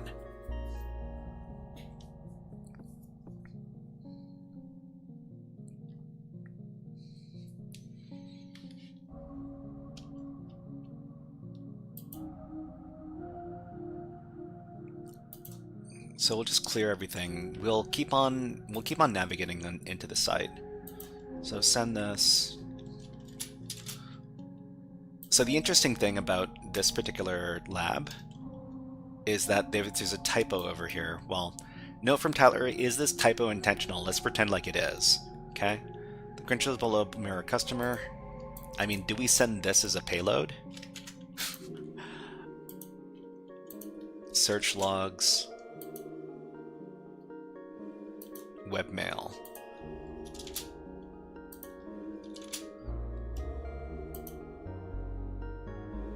And of course we can't use the incident response because we don't have the admin credentials. I guess another thing we could do is we could start looking for other endpoints on this particular web browser. Sorry, not the web browser, the web server. So we would go down to here and do some GoBuster.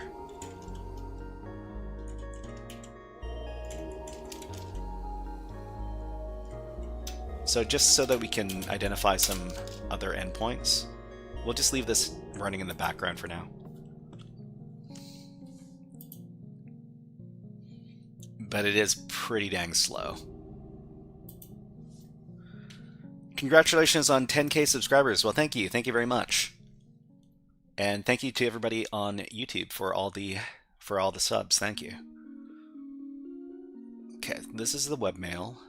So this is HackSmarter.org. Okay. And let's. Oh, this is the wrong one. Okay, send it through here. Burp Suite extension. DOM Invader is on. Okay, attack types. Prototype pollution. Must reload the browser. Okay. Bit, hello, nice to see you here. What is up? Got our webmail.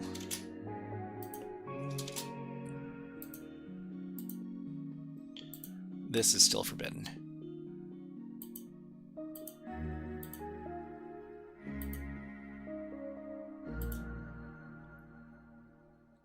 Go back here.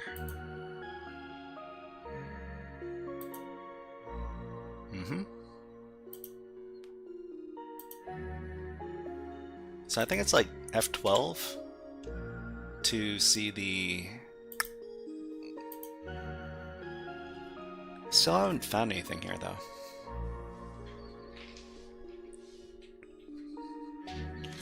Okay, so let's see. Bit says, long time no see, haven't been able to come to streams lately. No worries, no worries. So have you, by Van X, hello, nice to see you. Have you checked the DOM? I mean, let's see.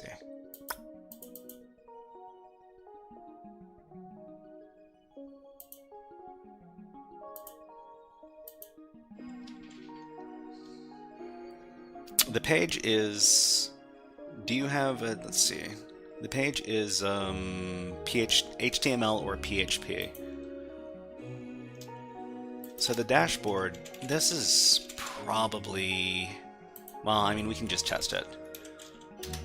So is this index.php or is this index.html? This is neither.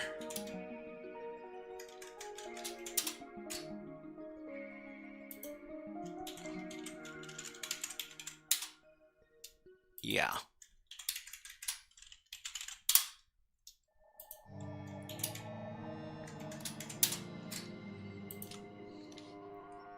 Can you SSH into the lab? Let's see. Have I done any server-side template injection stuff? I think so. Well, I mean, is server-side template injection, I've covered it a few different times. Hold on, let me check my... It's not something we do very often.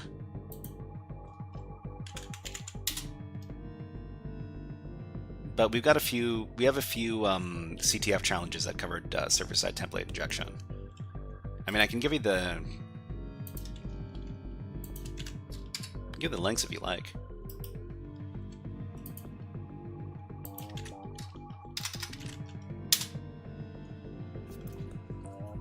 So what exactly are you required to do with this website? What's the task? So the task is to take advantage of prototype pollution. So prototype pollution is a pretty obscure web app vulnerability that I've only started learning about like yesterday. Not yesterday, a couple days ago. So trying to do a lab, well, we'll see if we can actually get this done. Maybe, maybe not, but we've got an hour to do so. Particle Dudu says, I use Cobalt. Cobalt for SSTI. So are you talking about... Cobalt Strike? Or are you talking about some other software called Cobalt?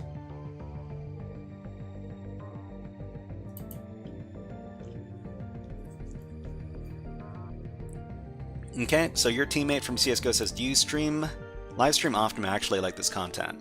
So we're on a 2-stream-a-week schedule right now. So we stream on Wednesdays and we stream on Fridays.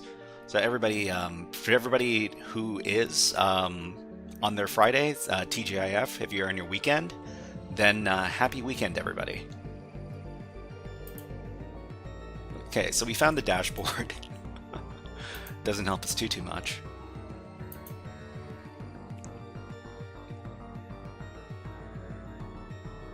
Okay, so let's go to the extension. Burp Suite extension. We'll grab the canary and we'll paste it in to our Shine. Thank you very much for subscribing on YouTube. And Ty and Tori, thank you very much for following on Twitch. Thank you. And Soleb. And who else is here? Johan Avendano, thank you very much for the YouTube sub. Thank you. Okay. So developer tools. We're supposed to be using this tool here, over here called the DOM Invader.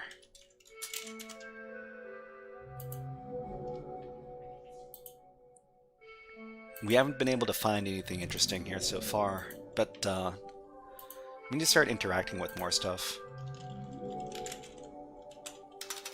Let's see, pen tester and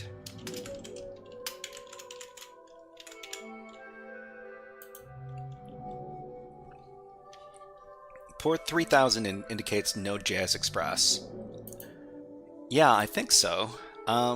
We could probably confirm it by looking at some curl. So we would go over here, we would... Okay, so we found port 22 and port 3000. This is Node.js Express, because that's what good old Nmap has told us. Thank you very much, Madi Ogribe. Thank you very much for the sub on YouTube. Thank you.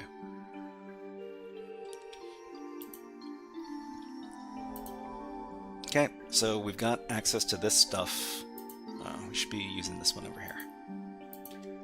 Search logs, test. I guess we could do a little bit of manual stuff as well, because, you know, if the goal is to do some sort of cross-site scripting, we would do like a test over here to see if we've got some bold, if HTML tags are being interpreted. Like we could type in something like, this is bold text, this is not bold text, right? Something like that. Yeah, it's not, this isn't being interpreted in the search field here. And Sar, hello, nice to see you here, Sar. And David Prusis says, got it, I just learned yesterday, I started learning cybersecurity again, learning on TryHackMe. This is more like a hobby because I'm always interested in it. How long have you been doing this for? So I've been studying cybersecurity stuff for the last 5 years. 5 years. So I'm going into my 6th year learning about cybersecurity. So include links for investigation. Oh, links. Huh. If we can include links in our... Man, okay. That makes things a little bit different. So if we're able to do some sort of...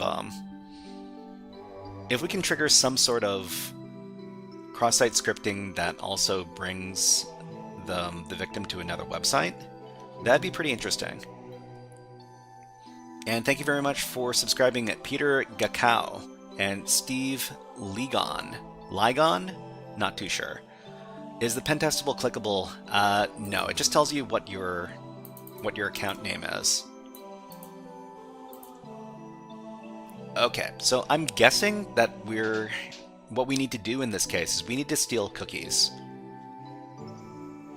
Not necessarily like prototype pollution, but we do need to steal cookies using cross-site scripting. Okay, so SysOS says, I don't believe you. You use Perl. You must have been here 3,000 years ago. I mean, I wasn't using Perl 3,000 years ago, but sure.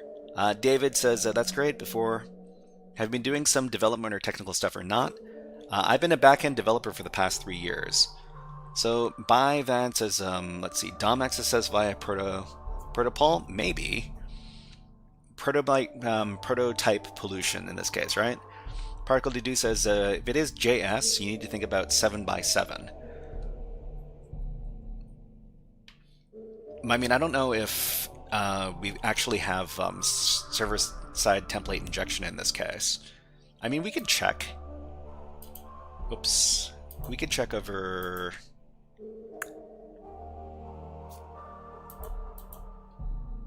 So audit logs are here.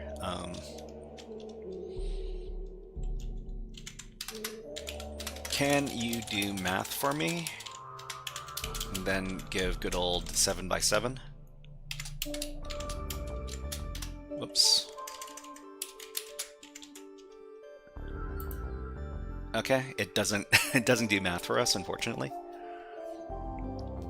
Okay, Blockaroo says, is 16 the right time to go into cybersecurity?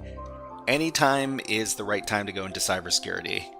You don't need to worry about whether or not you're too young or too old or whatever. Just if it is what interests you, then you should get into it. If it is not what interests you, then you should not get into it, is what I'm trying to say. Okay, so let's see. I was shocked how you're able to pronounce my second name. Dude, you hack everything. Well, I mean, I'm just trying to pronounce things as best I can. Is there a platform especially for SQL injection practice? SQL injection practice? I mean, there's some common websites you could use. So DVWA on TryHackMe. It's a pretty good place. You could try some SQL injection over there. The other place you could try is probably Portswigger. Portswigger is a great place to learn about all sorts of web app security stuff. If you're learning about SQL injection in particular, yeah, they've got 16 different interactive labs you can try.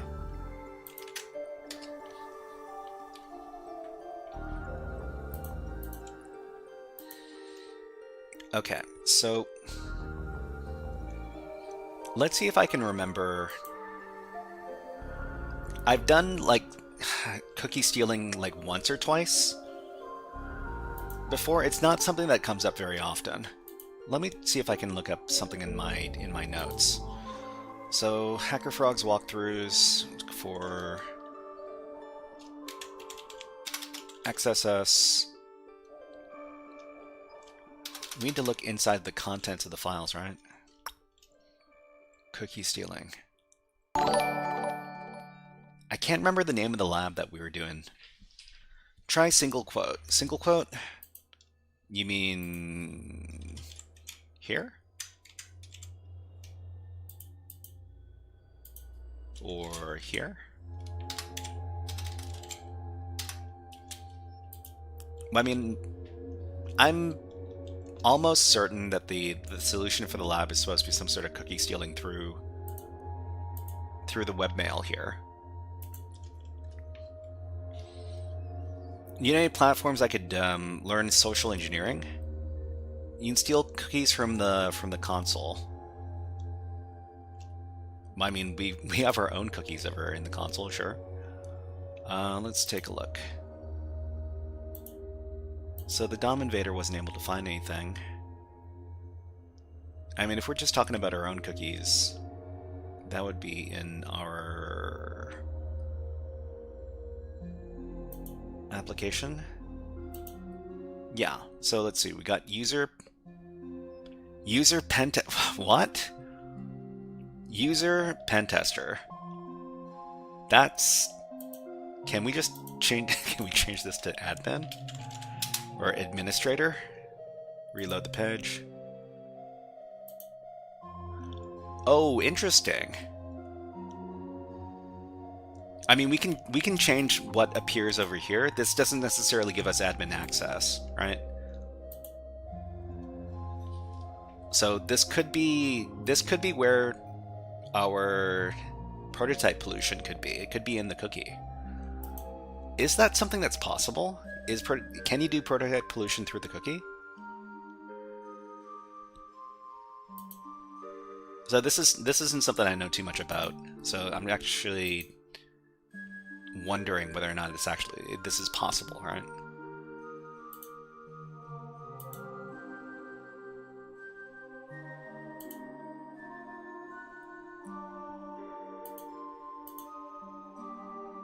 Because we don't see anything here.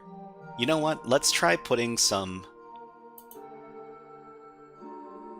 Let's try putting some interesting things into the cookie here, right? Where is it? Thank you very much, Slyborg. Whoa! That's a huge raid, Slyborg. Wow. Everybody, Slyborg is a Twitch streamer.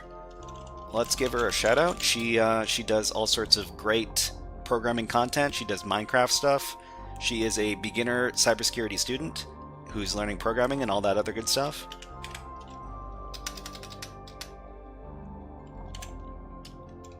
There you go.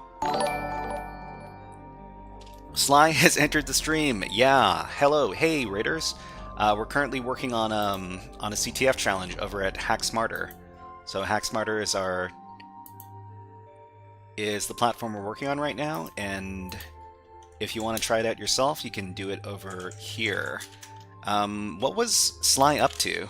I saw Slyborg go online like a few minutes before I started my stream. She is Oreo Bite. Hello, hey. Oh, okay. So King Koopa says that Slyborg was doing some try hack me rooms. Flare VM room. Awesome. Thank you very much for following on Twitch. Will Sarg, thank you. Much appreciated. Okay, so yeah, we're gonna be doing this web app lab for the next 20 minutes or so, and then we're gonna switch into some Windows hacking. So what are we hacking for Windows? We're gonna be hacking this machine over here on Vulnyx called Store. So stay tuned for that. And yeah, welcome in everybody.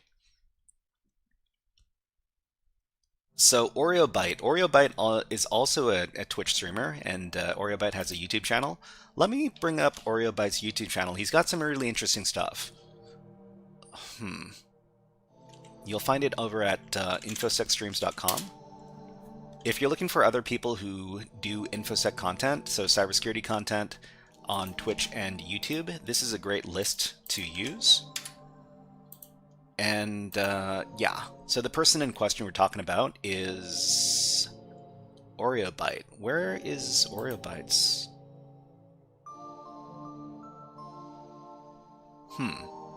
Hold on. I'll look you up on YouTube, just a sec. Oreo Byte is the bomb, I agree. Okay.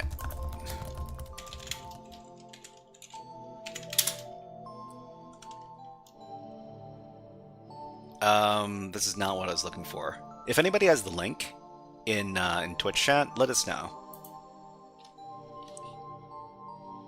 Okay, so let's see. Yi Security says, why haven't you tried to bypass the front-end filters by using Burp Suite Proxy? Try SQLI or SSTI. Well, I mean, I'm pretty sure that's not the way we're supposed to do this lab. Because I'm pretty sure the way we're supposed to solve this lab is to steal cookies. Yi Security. So we got, so we can control what appears over here.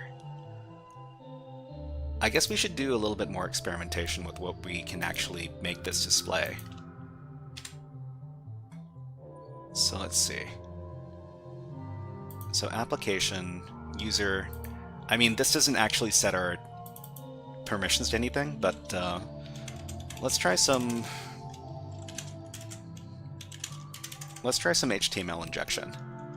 This is bold. This is not bold. Okay, and then we'll reload the page. Okay, well, I mean, we didn't get the HTML to run. Okay, ShinBDR says, got a hunt. Bye, Mr. Hat. Enjoyed the stream, everybody. And yeah, thank you very much for coming by, ShinBDR. Oreo Byte. Yeah, King Koopa, thank you very much for the link. Okay, let me bring this up, make sure that this is the right link.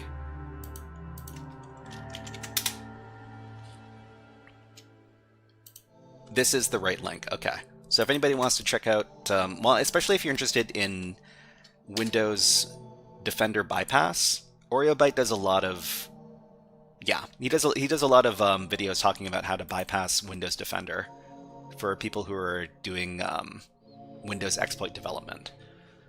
Okay, so this is bold, this is not bold. This did not go through. I mean, I'm pretty sure we can't get this to run script for us. So let's see, script,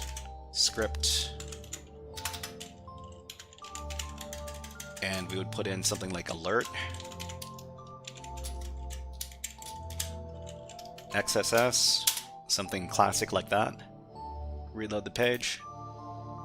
Okay, doesn't quite execute.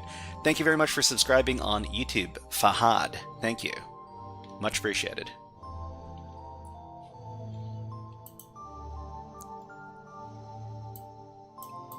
What else? I mean, I guess we could also do server-side template injection. Just, just to make sure that we are covering our bases. So we could put in something like all this stuff, 7 times 7. Reload the page. Didn't quite go through.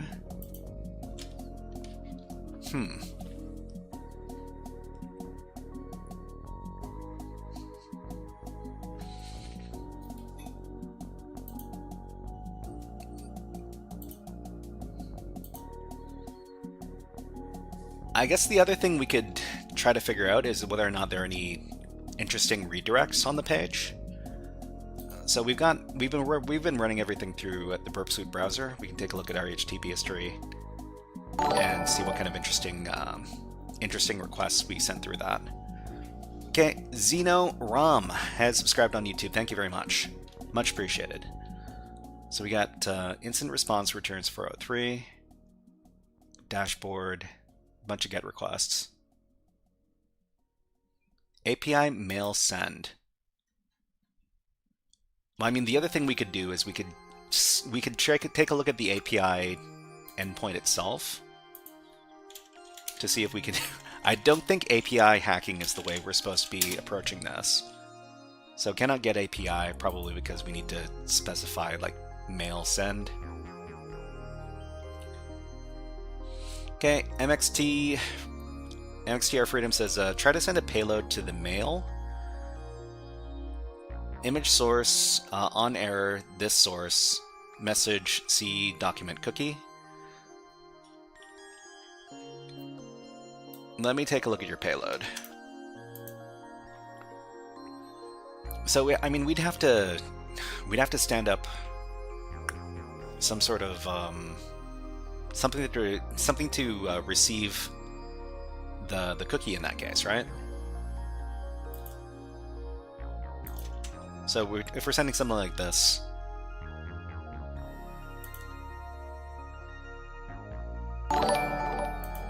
yeah. Actually, I think we might be able to just stand up like a regular web, like a website through like Python. Hold on. Okay, so our localhost services tab is here. So yeah, we'll just stand up our Python server on port 80. And we need to figure out what our IP address is in this case. So what's our IP address? So it would be HTTP ton0 address, which is this. Boom. And then make this part of the payload, right?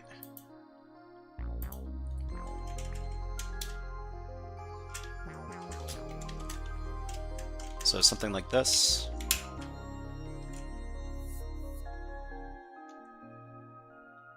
Okay, so I mean, send it the message. I think the message is where you want to do it. Test. Message delivered to admin. Let's see if we received anything on our web server. Where is it? Here? I mean, we got something. Oh, message file not found. Hold on. Let's go back to the to our payload.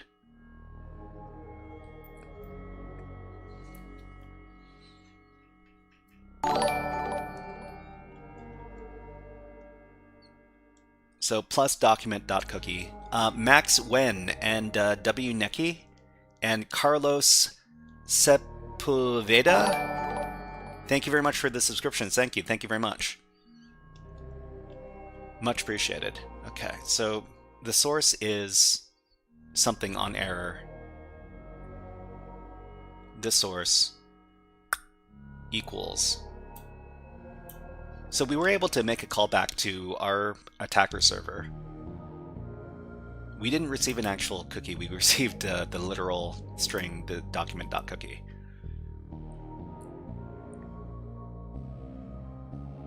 So message file not found.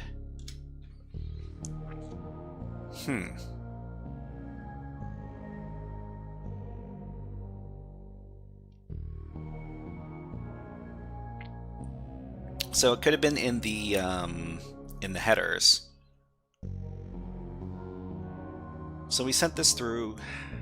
So let's see. C equals plus document cookie. Let's take a look at that payload again.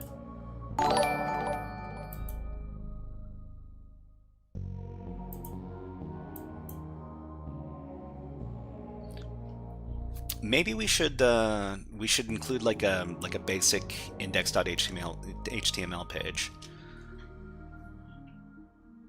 Okay, this is why is it not like the movie? Are you talking about the Hackers movie? And Aresti, hello, nice to see you here. What is up?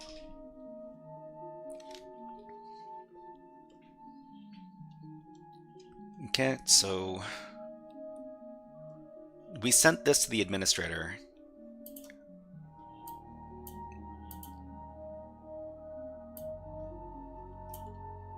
So source equals this, and then C equals document cookie. So we should have, I mean, if there is actually a document cookie that we can get, it should have come through the URL parameters here.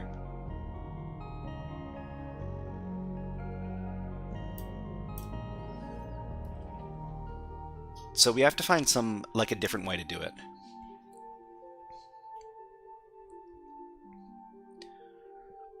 Suma Chea, thank you very much for subscribing on YouTube. Thank you. Thank you very much. And Amin Chabane, or Chabane, not too sure how to pronounce that. Thank you very much. Okay, so I'm not sure if we're going to be able to finish this lab today because we don't have too much time to work on it. Too much time left to work on it.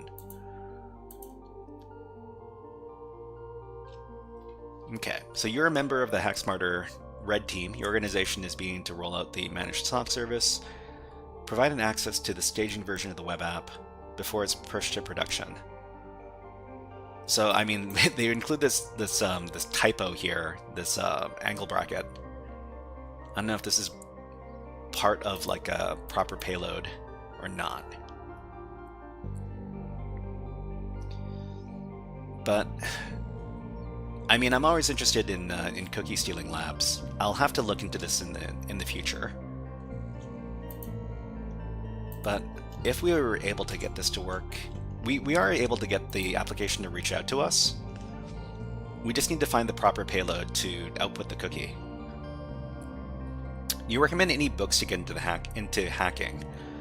I mean, I don't. I'm not a person who learns too well from books, but I have a lot of different websites and interactive resources for learning about learning about cybersecurity and hacking. Here's a website you can try out. Okay, the Turnip says, I have not seen all of what is going on because I just started watching the stream again, but is there a way to check if they have set cookies to be HTTP only? Well, I mean, let's take a look at our own cookie. So our own cookie on this website it's a bit weird.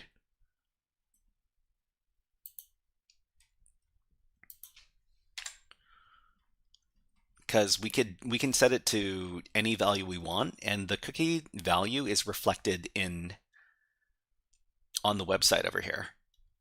So we see we got the domain, the path. It doesn't appear to be HTTP only because this isn't. Well, I mean, there's nothing here for that. So let's see. Zoner asks, is the art of exploitation still relevant? Should I read it? SysOS recommends the Automate the Boring Stuff. It's a good book. Yeah, I mean, I really recommend Automate the Boring Stuff for people who want to learn about coding in Python for sure. Automate theboringstuff.com over here. Okay, so Freedom says, since you did the payload, check if we intercepted anything. So I mean, we are getting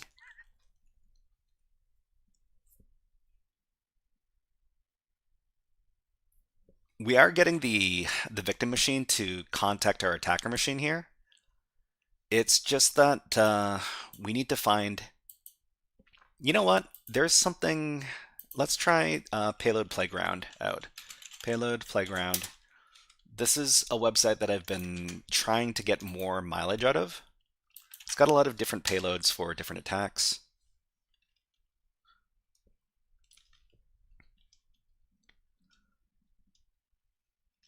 Let's see, XSS payloads here. And what kind, so script tags. Well, we can do image tags as well. So on error, encoding type.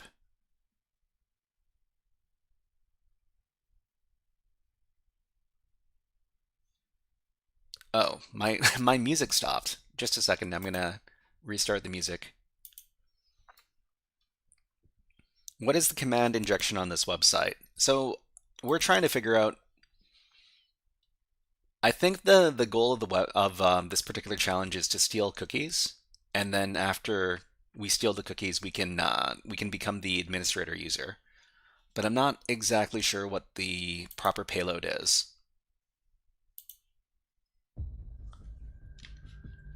So Pulsar Music says, is this a source I could use for the assignment for XSS? Yeah, I think so. But yeah, give it a shot.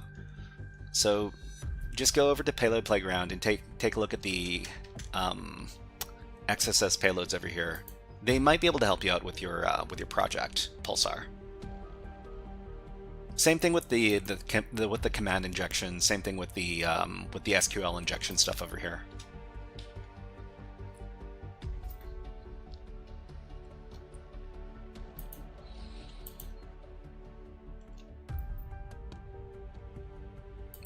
Let me see if I can just Google something really quick. So XSS cookie stealing payload. Okay, exploiting a cross-site scripting. Okay, well, let's take a look at what payload they use in this Portswagger lab.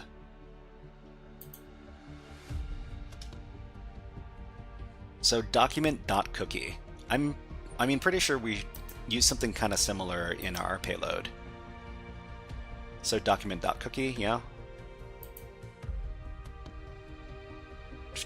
Document.cookie, script tag, yeah. Thank you very much for subscribing on YouTube, Mr. Aslan. Mr. Aslan, thank you.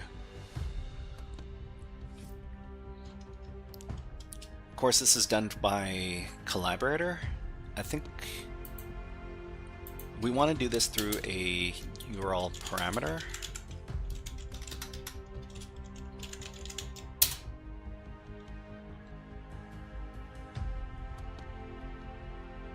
So we got some stuff for cross-site scripting from OWASP. Access.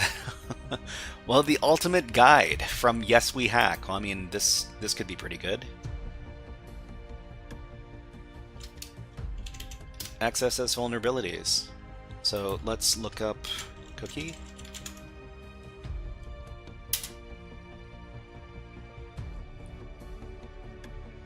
So attacker data B2A document cookie. Well, we could try this. We could try this to see if it gives us some different results. Go back here.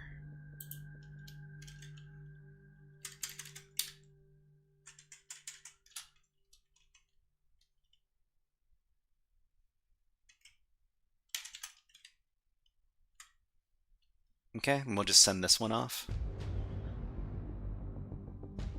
Okay.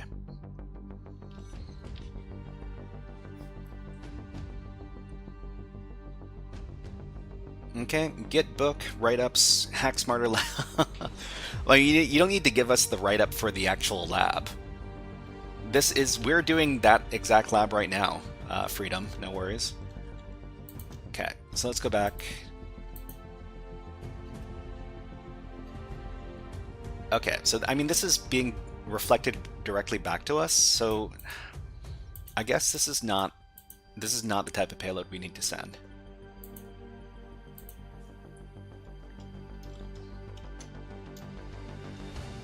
But what else do we have here? Secure cookie flags.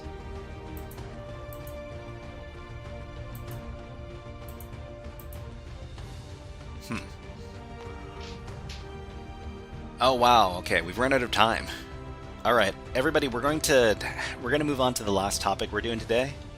And the last topic we're doing today is going to be Windows hacking. So it's going to be an easier Windows hacking challenge, well, or at least that's what it says.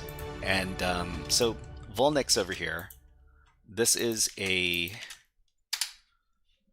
CTF platform where you can download vulnerable virtual machines and then deploy them on your network, and then you can hack against them. And yeah, that's the way it works. It's kind of similar to, oh, what is that classic site? So the classic site is called Vulnhub.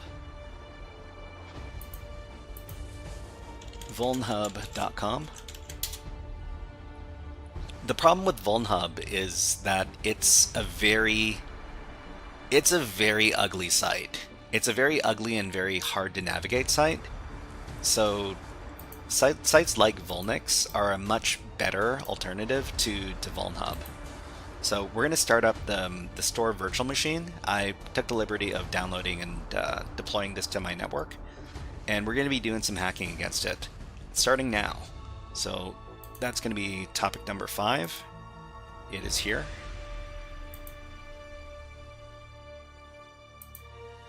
And how much time are we going to spend doing this? Let's do 2 hours working on this machine. I'm not too sure if we're going to, well, I'm not too sure how much time it's going to take, but that's 120 minutes. Let's set our timer, and then we can get going. Okay. I'm going to spin up my virtual machine now.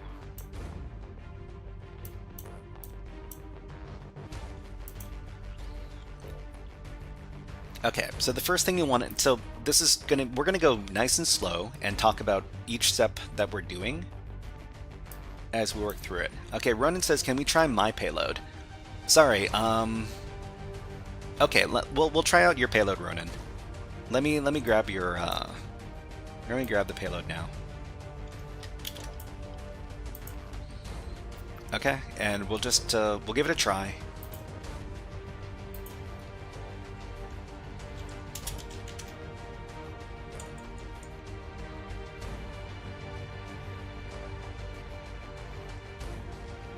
So let's see.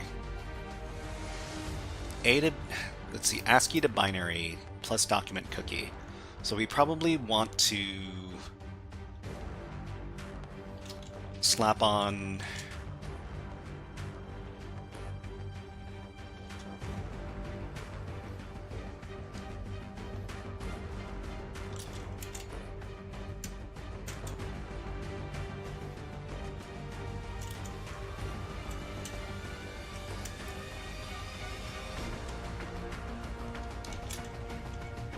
this. Plus document cookie. It's tough. So this has to be single quotes here? No.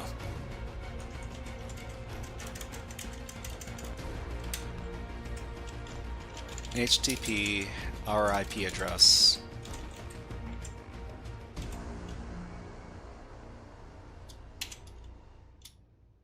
And then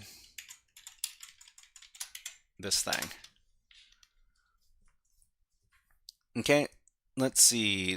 Kali on virtual machine and Arch on virtual machine, which is better? It really depends on who you ask. I don't have very much experience with Arch Linux. I do have experience with Kali Linux. Okay, so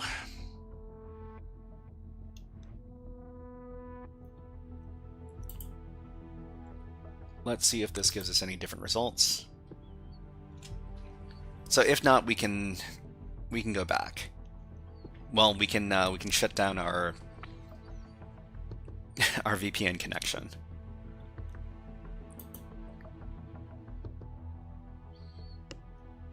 Okay, Deepa says, you almost never finish topics anymore. You give them an hour. It takes like. Listen, Deefus. We do what we do. please stop. Please stop complaining.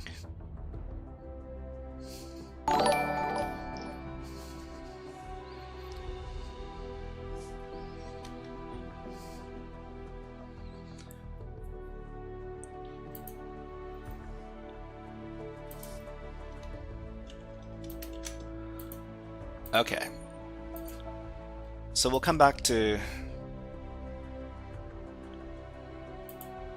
Not sure when we'll be able to come back to this.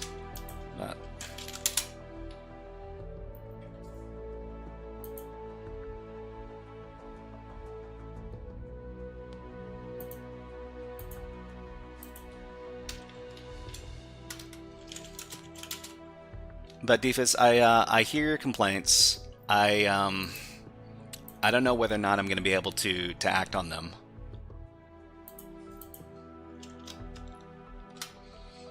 Okay, Ronan says it's not what I sent, but fine. I mean so the payload you sent. So was that like a binary, like what was it? ASCII to binary, and we've got like base 64 encoded payload. Was that the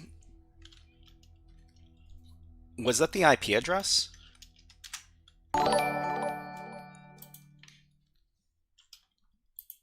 Let's go back. Okay, so we're not connected anymore. So let me just decode that then. So echo the thing out. Base 64 decode. Oh, okay. All right.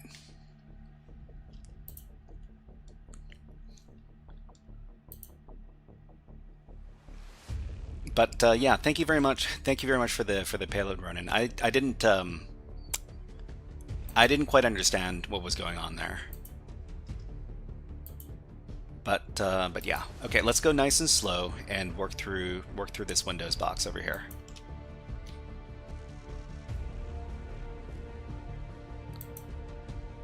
Okay, so the first thing we need to do is we need to locate the machine on the network.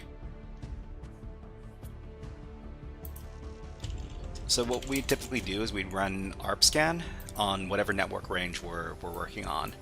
So I've got this on a host-only networking interface.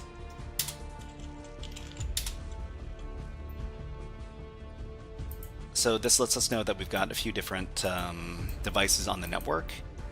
And the one that is, well, there's a couple of them that kind of stand out. This one over here. This is probably what we're dealing with. Okay, so Cat Philex says, "Why is the terminal text lime? It hurts my eyes and probably yours." Well, I mean, people told me that if you wanna be a hacker, you need to use this color font. But wait. So if you hate the color of the font, let us know in the chat. If you like the color of the font, let us know in the chat. We'll see what's going on. Real hackers use green on black. Okay, so let's do an mmap scan on this particular on the IP address that we found. Okay, so we find some pretty typical Windows ports over here. So there's 445 and 139. These are associated with the SMB protocol.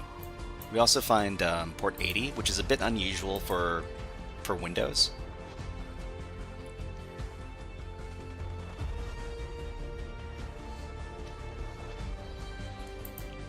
So what we want, well, there's a couple of things we can investigate. First, we can investigate SMB, or we can investigate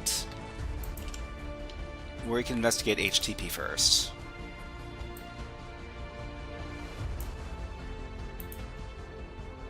So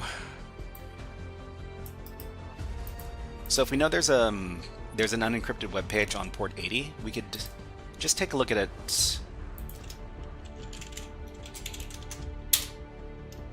over. Okay, okay. So we got some IIS. So IIS is the standard Windows Windows web server. So IIS, Internet Information Services. Sometimes there might be some interesting stuff hiding in the source code. I don't think there is in this case. Let's see. What are we hacking? So what are we hacking? So we're hacking this machine over here. It's called Store from the Vulnyx website. It's a virtual machine that we downloaded and deployed to our virtual machine network.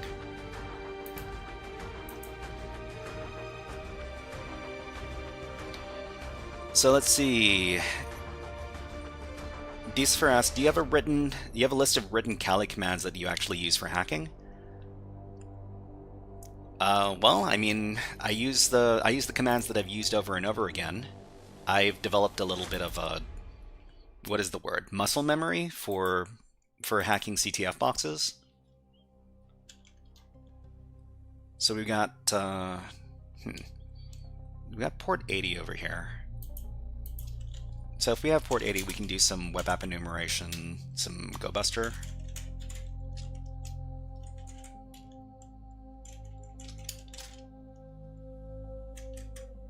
Oh, that's not it. Where's the IP address? So the IP address is over here.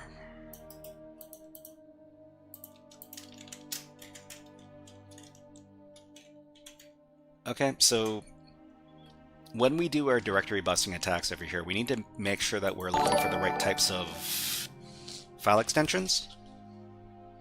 Thank you very much for subscribing on YouTube. Eheb and Aniruda, thank you very much.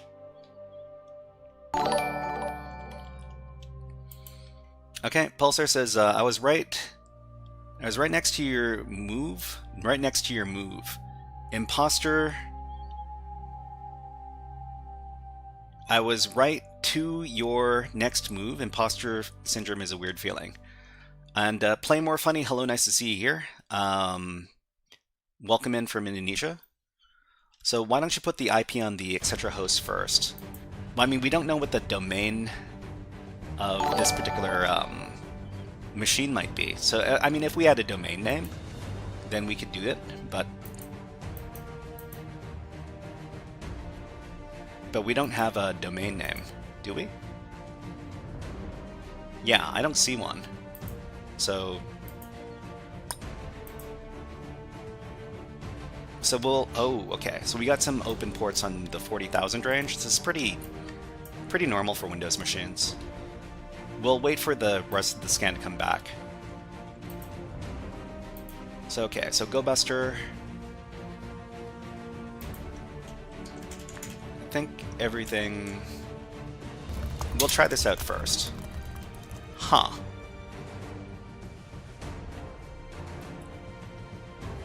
Okay, Isaac XCC says, what are you trying to achieve? So we're hacking against a Windows machine on our network over here. We'll know that we're finished the machine when we get when we have like administrator access or NT authority system access, system level access. So Elmox says we have 445 open. There should be some SMB, CVE to go with some fuzzing. Yeah, I mean we're checking out the web port first. We can also check out the SMB service. Use something like netexec to enumerate it. So netexec, we're looking at SMB. We're gonna see if we can get some null sessions.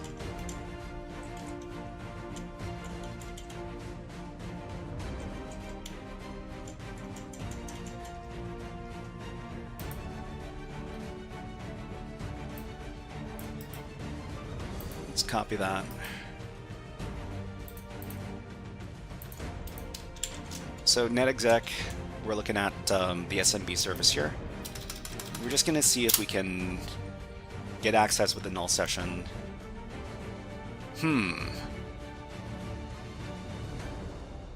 Alright, so access denied. So access denied, we get a little bit of information here. We see that this is a version of Windows 10 that's being used. Server 2019 build this thing over here. We could also try like the guest account to see if it's open. Guest.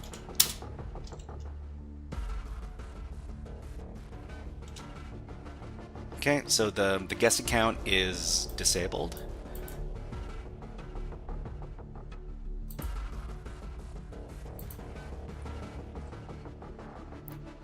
Just gonna go over here and make sure that there are no other obscure ports that are open in this case.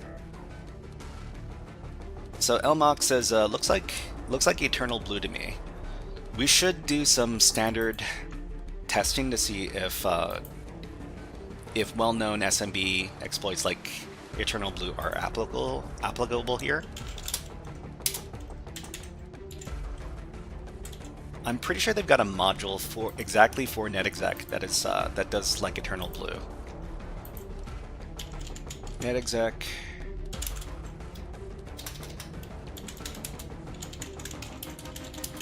Eternal Blue module. So Red Team Rookie asks, is this a THM machine? It's not a THM machine, it's a Vulnyx machine.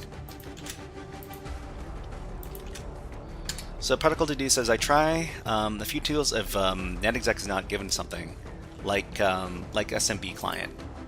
Yeah, I mean, I used to use a lot of enum for Linux back in the day, but I've been trying to incorporate more netexec. So let's see. So the Eternal Blue module, I'm pretty sure netexec has its own wiki that we can take a look at here.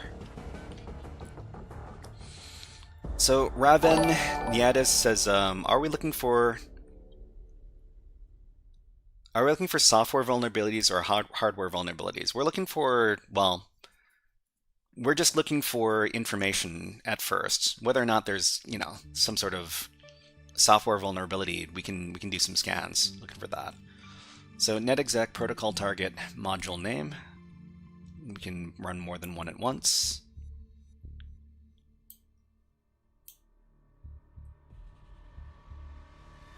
So let's see, M options to see module supported options. So for example, to view all the modules for the SMB protocol, we can do this. Okay, we'll just run this, take a look.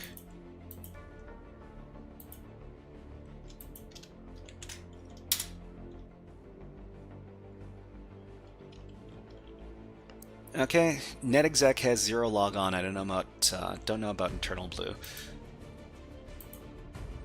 So we could try, I mean, we could try 0 logon as well. Divas, hey, I don't want to... Divas, I respect you, man. And thank you very much for all your contributions to chat. It's just that sometimes...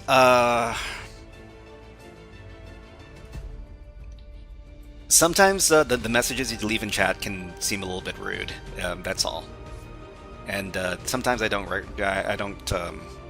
react very well to it.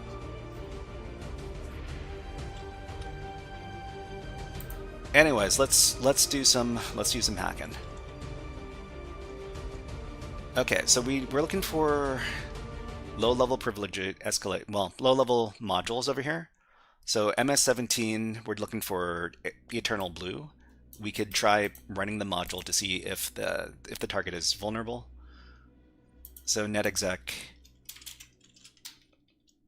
I guess in this case, we don't need to provide any credentials.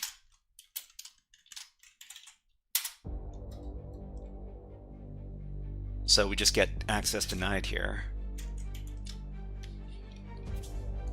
So how is netexec different from Metasploit? So netexec is, well, Metasploit's it's a different thing. Metasploit, it's a whole different kind of system. So Metasploit is created by Rapid7.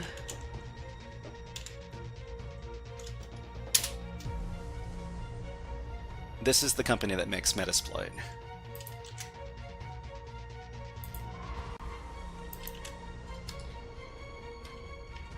They're different. They're different platforms. They're different. They're different things. NetExec is mostly like it's focused on pen testing against Windows targets and different Windows protocols such as SMB or LDAP or let's see, MS SQL, stuff like that. So if you're doing network pen testing against Windows targets, NetExec is probably one of the best tools you can use. So let's try zero logon. Zero logon doesn't apply in this case because zero logon is a Active Directory attack. So just gotta keep that kind of stuff in mind. Remove the username and password. Yeah, I don't think we don't need it for this stuff, right? Okay, this and it comes back false. Reset Dan says gold analysis, BTC or gold analysis. Listen, I'm not here to provide anybody with financial advice. Whatever you want. Kine, okay, so we got enumav gathers information about endpoint protection solutions. So we tried looking for Eternal Blue, didn't work.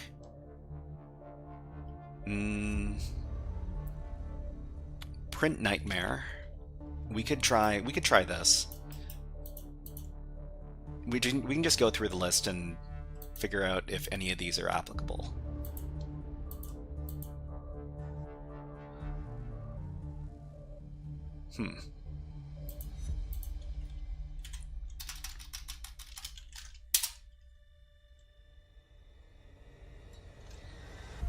Okay, so failed to bind, that means that it's not working. Isaac says, your streams are so relaxing, when's your next live? Oh, I mean, we do live streams every Wednesday and Friday. So we have a new schedule for next week up already. And next week we're going to be covering these topics over here. Thank you very much for following Particle Dedu. Thank you.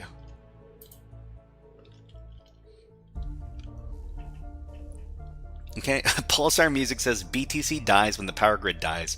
Gold doesn't die. That's the that's the suggestion. Okay.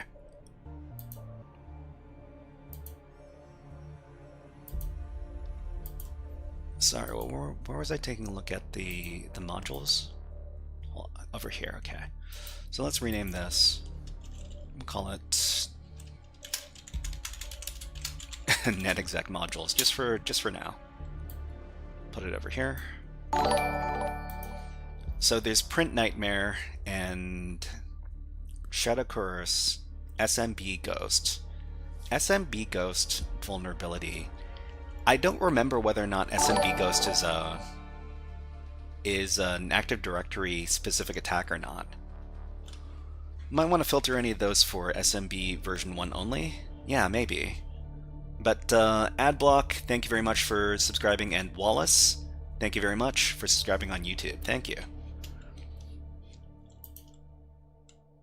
Okay, so let's see. We got zero logon, WebDAV spooler, AWS credentials, Spider Plus. Let's try SMB Ghost.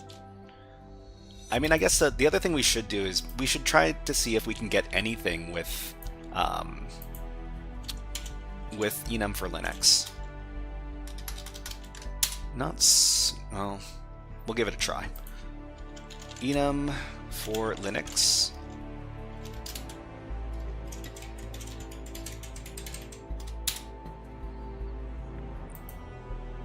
Okay, it didn't work. Server doesn't allow sessions using blank, or was it null sessions? So it just doesn't start up.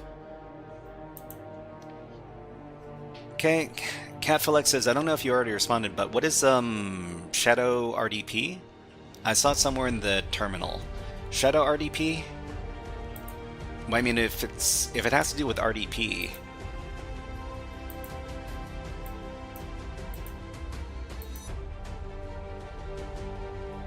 if it has to do with RDP, then we have to assume that it requires RDP to be open. And I don't think RDP is open on this box. So we just have... Oh, you know what? So the name... Okay. The name of this box is called Store.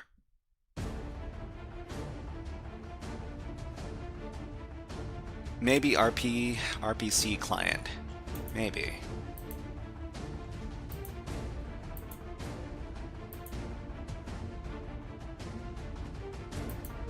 So the problem is we...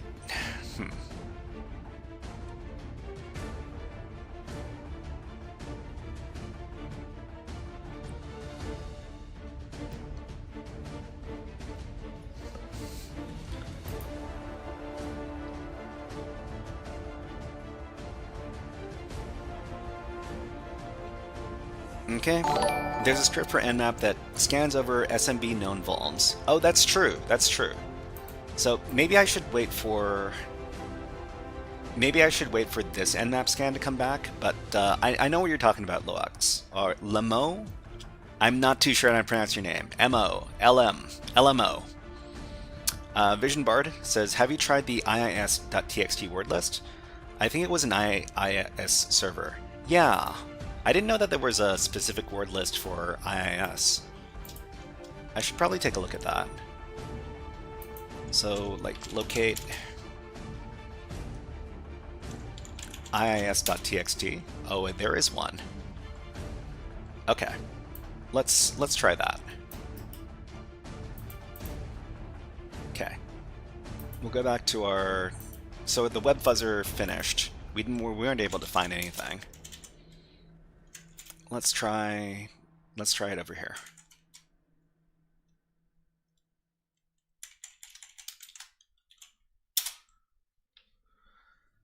So ASP.NET Client. ASP.NET Client. Let's see if we can, what happens if we go to this endpoint. It is kind of unique to this thing. Huh. Forbidden access is denied. You now have permission to take a look at this thing. ASP.NET Client. The landing page looks like this. Thank you very much for subscribing. I can't read those. I can't read that script. Cyber Guy, hello, nice to see you here. What is up? Thank you very much for subscribing on YouTube.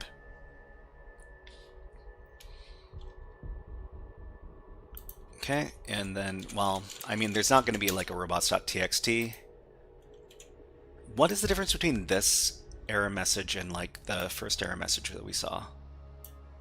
Forbidden. Okay, so this, I mean, this endpoint exists. So ASP client exists, but we don't have access. So we might try to like look inside of this directory. So we can add this onto the end.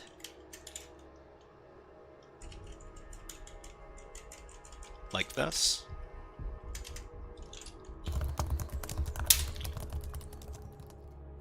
Oh, interesting. So we found another directory, well, another endpoint. And thank you very much for Lul Adblock for subscribing, for following on Twitch. Thank you. Thank you very much. Hack the planet! Hack the planet! Shut up and get it. And thank you very much for redeeming Hack the Planet. Max says, can you help me? What? I can't help you locate people. That's not what I do. So maybe a web dev vuln? Maybe. Let's check out this endpoint. So this is a redirect. It's probably going to tell us that it's not allowed to give us permission or whatever.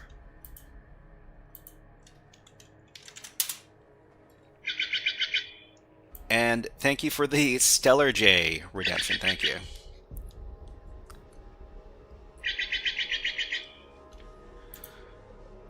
Okay, and well, let's take a look inside of that thing as well. So ASP.NET System Web, we didn't find anything in there. I think what we might want to do is we might want to switch up our word list from the IIS text to back to the regular one. So it's like user share word lists, dirbuster directory list 2.3 medium.txt. That doesn't exist. Sorry, what was it again? User share. Oh, I've got a typo in here. So you don't get to hack if you make typos, everybody.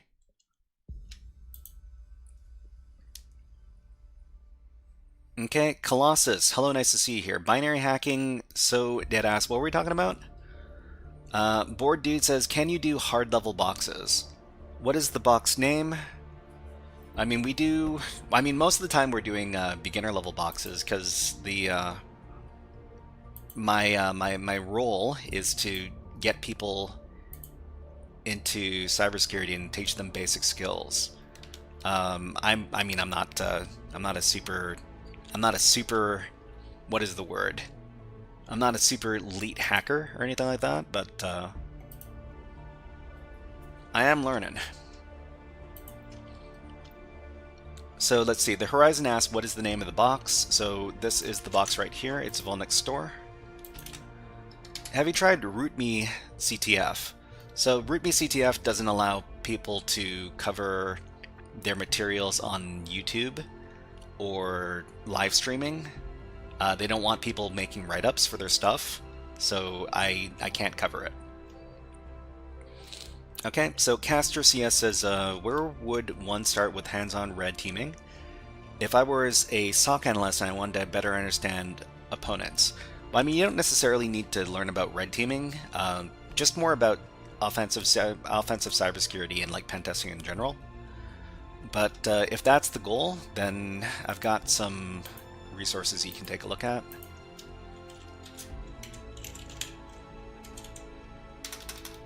Okay, hold on.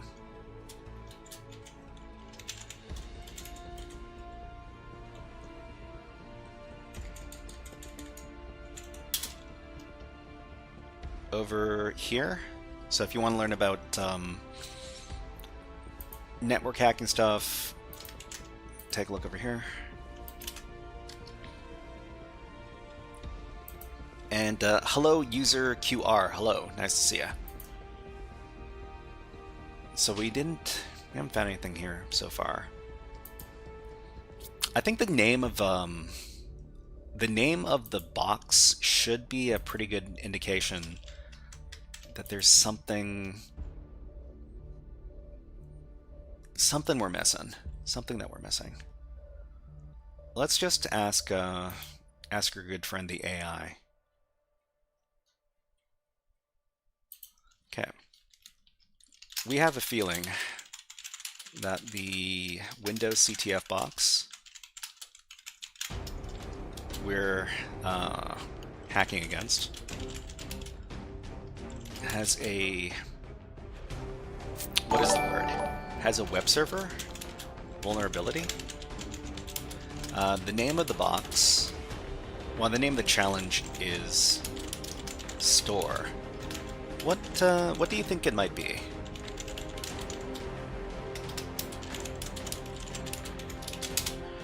Okay, and thank you very much for subscribing on YouTube at Nivex. And CatPhilX says, how do you learn to hack? Isaac asks, what is your opinion on vibe coding? A lot of people, I think the opinion on vibe coding is slowly starting to change. Even like big names in the software development world or in the IT world in general are starting to like the code that AI is generating. Not to say that we need to go all in on vibe coding and AI code stuff, but yeah, there have been stories about how Linus Linux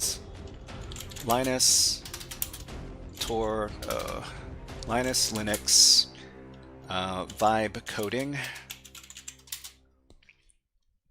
So Linus Torvalds, the Linux creator, praises vibe coding. This was a This was a thread on Reddit.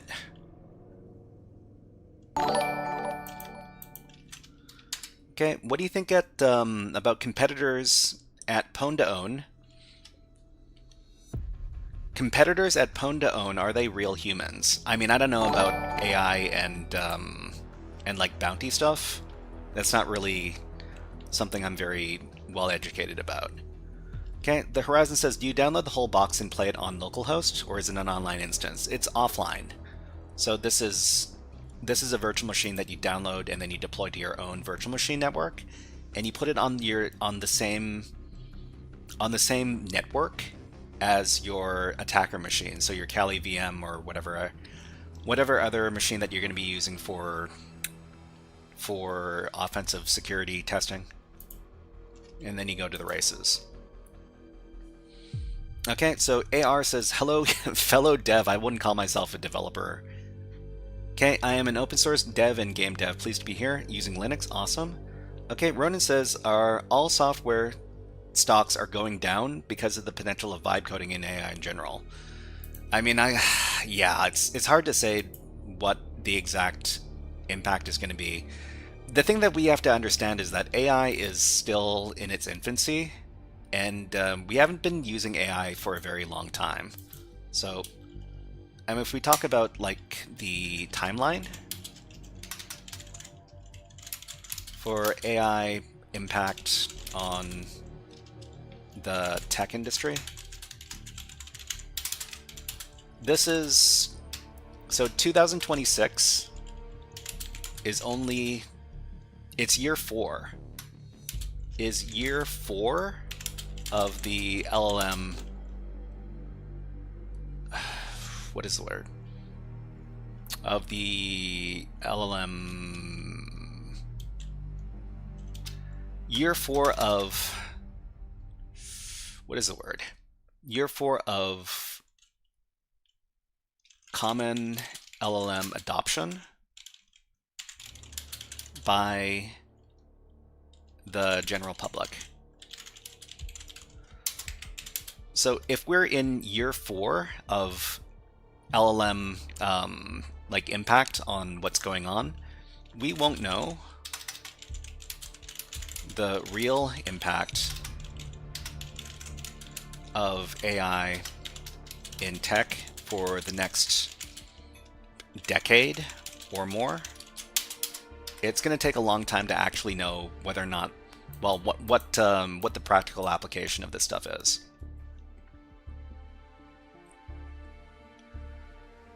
Okay, Catfile says, have you tried using Claude AI instead of ChatGPT to help you with this kind of stuff? I've used Claude AI, I've used ChatGPT, I've used Perplexity. I'm not super picky about the stuff I use. I just use whatever's available. I've got a subscription for ChatGPT, that's why I usually turn to it first. But I mean, we could be using anything really. Okay, Castor says, lots of VMs with no descriptions.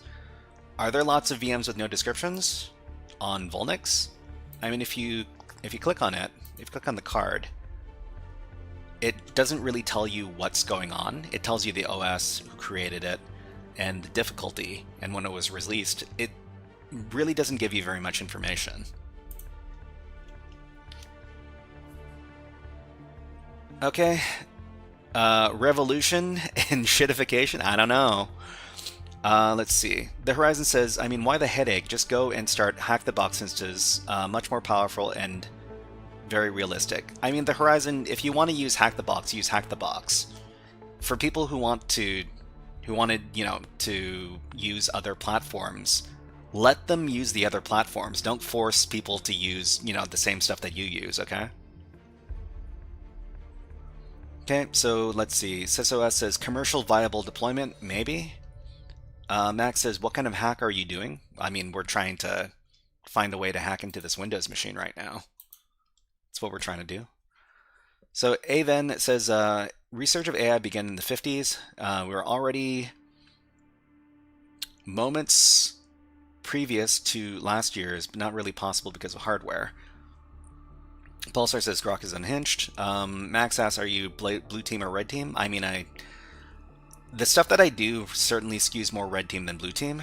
Duke of Infirm says, would you say that Claude, Microsoft Copilot, or ChatGPT is better for code? Well, I mean, the consensus that I've heard from a lot of people is that Claude is probably the best AI model for coding.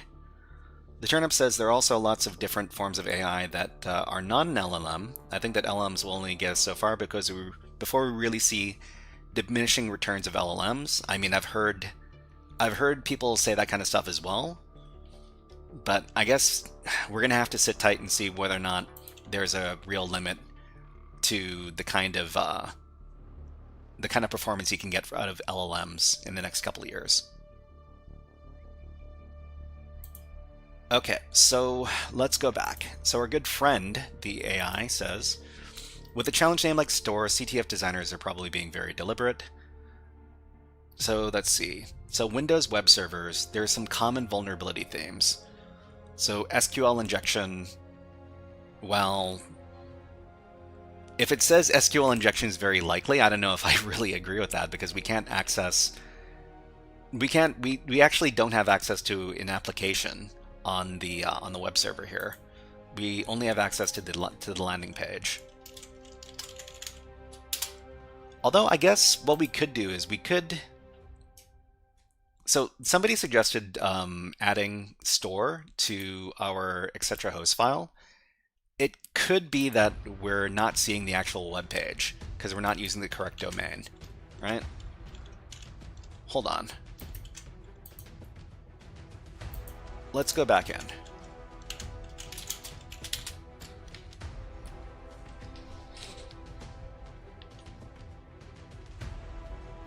Okay, Avon says, search AI winter. I mean, AI comes up, the topic of AI comes up on every stream because everybody's worried about AI and whether or not it's going to destroy the industry. I think that even if we decide to give a bunch of responsibilities to AI models to do work, we still need people who understand tech and who understand security in particular, because there is no world in which we hand off everything to the AIs and say good luck. That's not the way we want to do it. Okay, so let's go into our etc host file. And let's add the store domain to the IP address. So the IP address is here.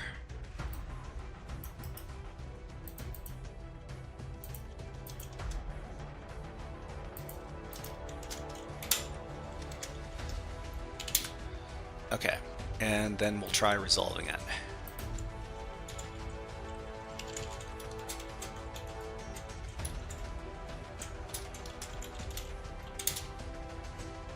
Well, doesn't really seem to make much of a difference.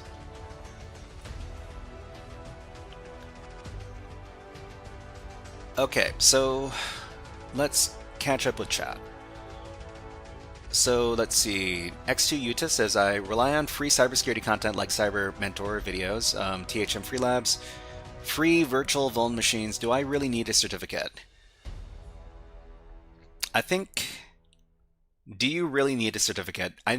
You could probably learn every skill you need to do a cybersecurity job without accessing any paid content. But the real problem is whether or not you're going to be able to get an interview. And as far as like getting interviews for cybersecurity jobs are concerned, that's where I recommend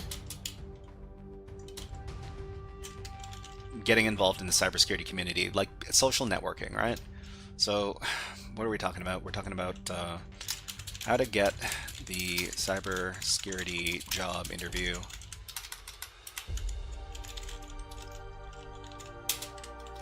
What's the hack?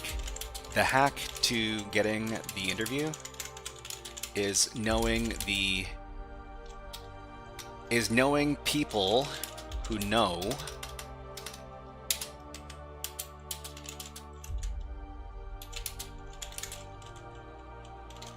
the people who are hiring. Join your local cyber security community. They can help you get a job. Of course, you need to be a good community member. That's my advice. Okay, so let's see. Okay, Ronan says, use Claude, but only see that it's stuck and don't give you... But if you see that it's stuck and doesn't give you good results, try to ask other AIs for vibe code, for vibe coding. See, K35 says, is there a way to see all possible pages that a website has? You entered store, for example, I don't know what it's called. I mean, the only way you can know what all the web pages that are being served by a particular website is to test, is to do some directory busting. So directory busting is basically taking a big word list of potential directories and web pages and trying them all. There's no other practical way of trying to figure out what all of the web pages that are being served by a website are. You just need to go out and try them all. Okay, Catfile says, I personally use Perplexity, Gemini, Claude, ChatGPT. Okay, the premium models. I prefer Claude. So Catfile says that they prefer Claude just because it has less filters and really helpful when you're doing educational stuff. Even though the usage might be a bit too low if you use the lowest plan, I would suggest you give it a try. I mean, I've had good experiences using Claude, and I mean, Claude and ChatGPT are probably the most common AI models that are being used by the general public. Okay, Navya asks, how and where to learn low-level kernel development?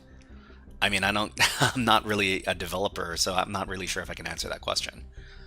So Caster says, originally Skynet date is a few years away. Let's not think about that too hard.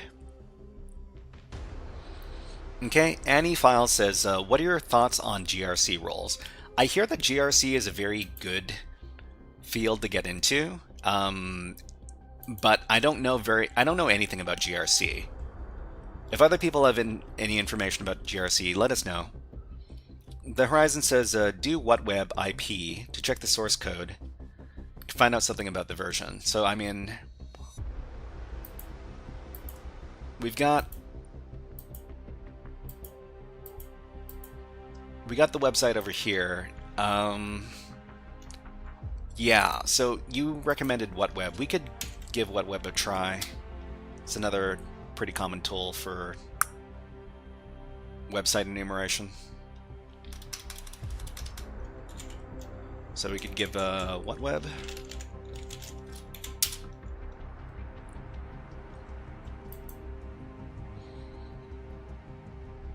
Okay, so let's see. Dailang asks, can you hack my university records and make my bills go away? I'm afraid I can't do that because it's highly unethical. highly unethical. But hey, welcome to the stream. What is up?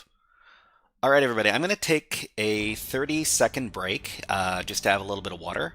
But in the meantime, check out these birds. I love my birds. And here are some happy little birdies. Okay, we'll be back in about 30 seconds. Just need to get a little bit of water.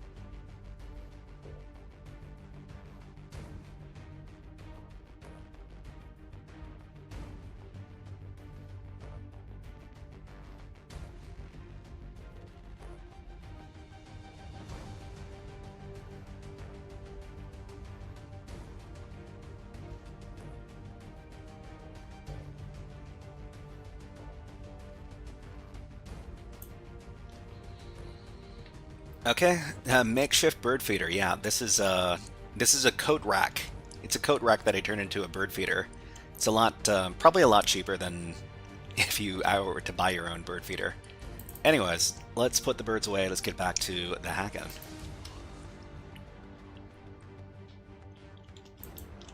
Okay, Alan says, I'm working on learning to diagnose and repair computers, playing around with Linux quite a bit, playing around with the terminal.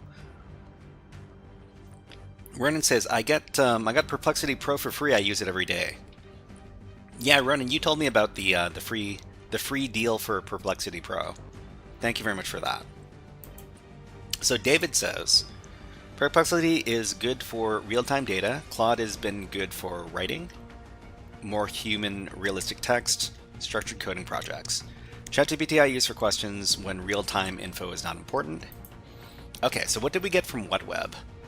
So, I mean, we know that this is IIS version 10 because the IIS versions are usually they usually correspond with the version of Windows that's being used.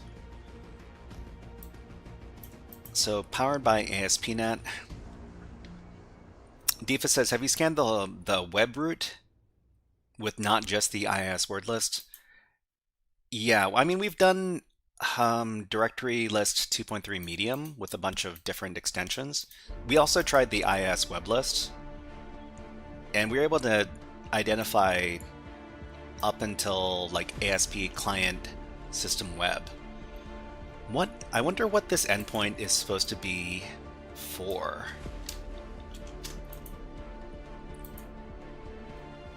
So let's try asking this question. What is this endpoint on a Windows IS server? Okay.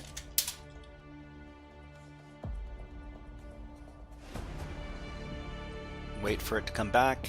So the other thing that we were going to try is we're going to try the SMB vulnerabilities. So nmap SMB vuln script. Okay, so we'll try something like this.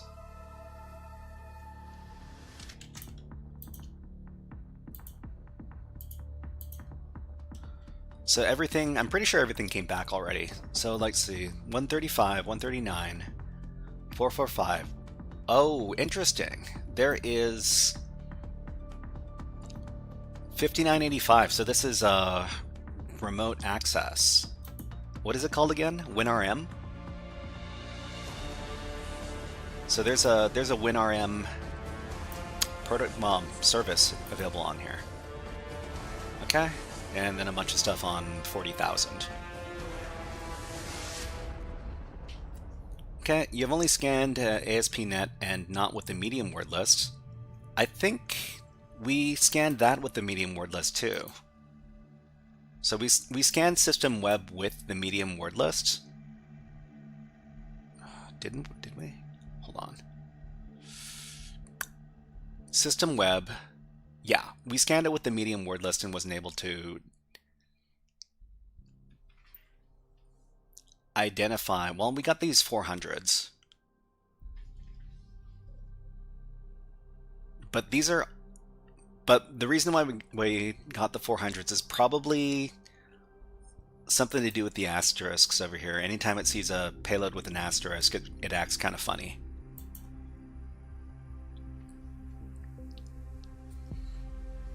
Okay, Static Wi-Fi says, are you running Windows commands or Linux-based commands? So we're doing our security testing with the Kali Linux machine over here. So we're scanning against a Windows machine, but we're scanning with a Linux machine. Okay, so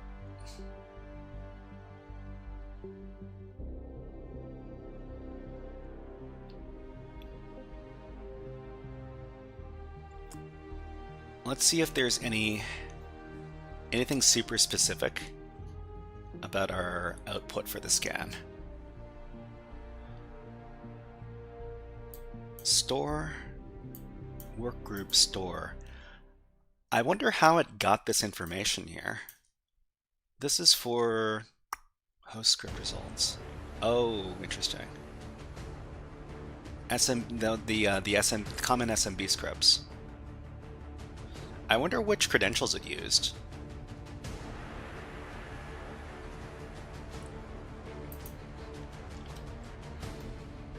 Okay, but anyways, let's run let's run a scan on 445 with our common script. So this one is specifically for, what is it called? Eternal Blue.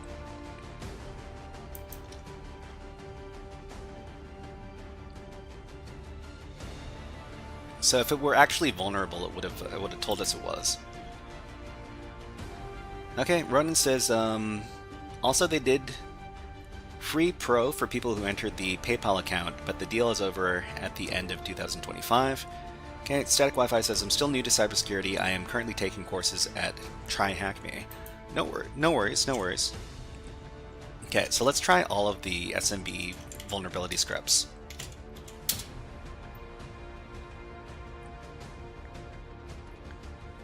Try SMB client.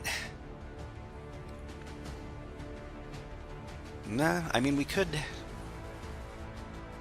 Okay, so we tried a couple of SMB vulnerability scans. Everything came back false. Are there any shares available?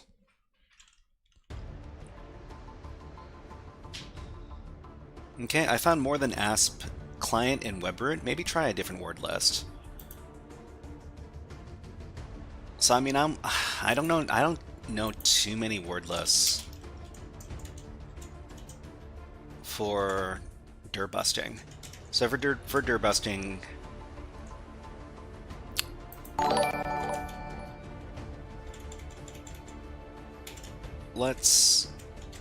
first of all, let's give the IIS word list one more time, just to, make sure that we're not missing anything. Okay, IIS.txt.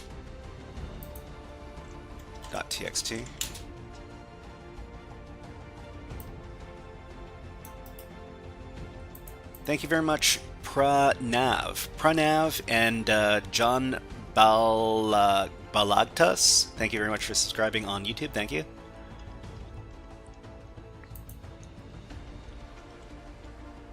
Okay, so let's go back. We'll try using this word list instead. The other thing is that I might have incorrect file extensions over here. I'm always a little bit paranoid about whether or not I'm actually scanning for the right type of file extensions when I use tools like these. Okay, so this gives us ASP client. The Raft ones are also pretty good for directory brute force, and I think they're a little more modern. So let me locate Raft.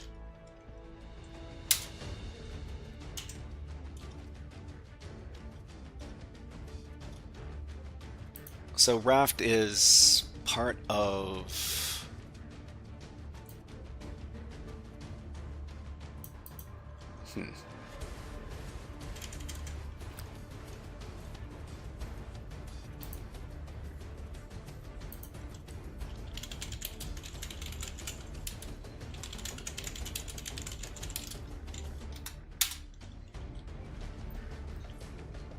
Okay, Raft word lists are a subset of highly effective curated web content security discovery files found in sec lists. So if they're in sec lists, then we locate sec lists and then we grep Raft. Okay.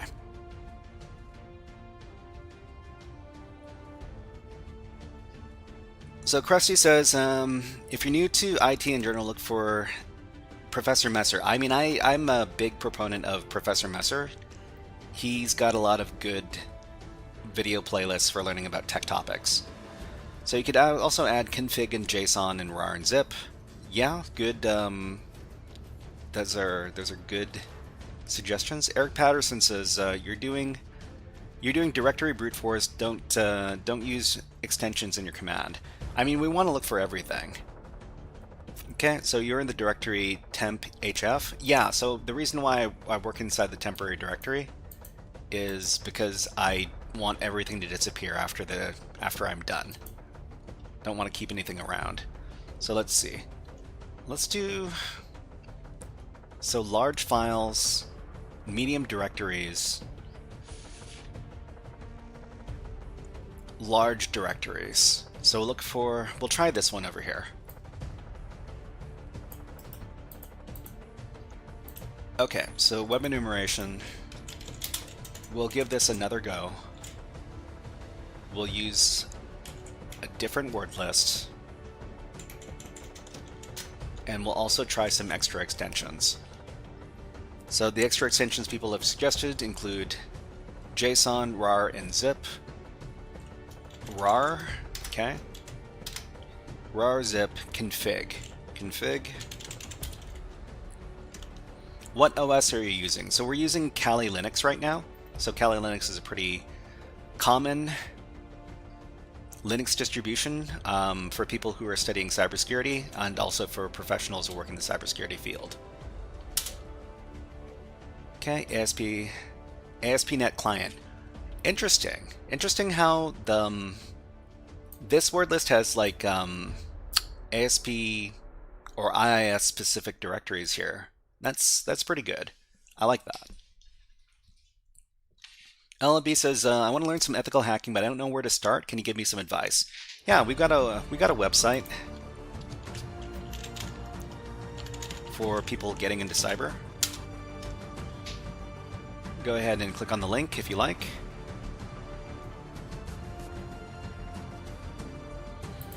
So ASP.NET Client and ASP.NET Client. Okay. Well, and ASP.NET. Well, okay, sure.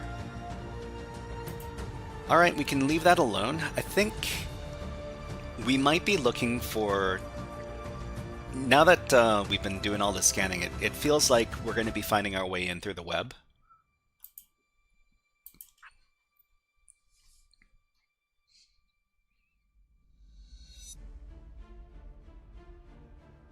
Because we're not having a very good time searching for stuff like SMB vulnerabilities.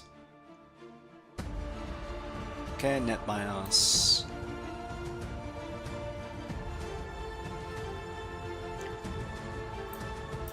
SMB security stuff.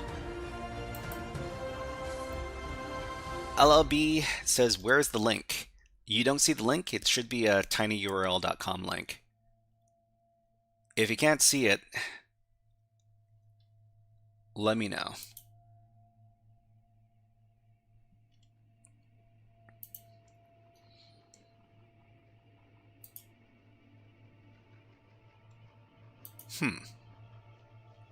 That's funny. Why is it erroring out now?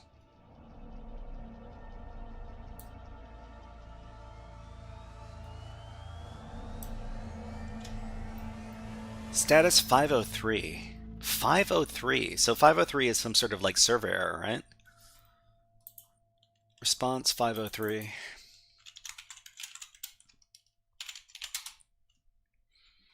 So indicates a server-side issue where the server is temporarily overloaded.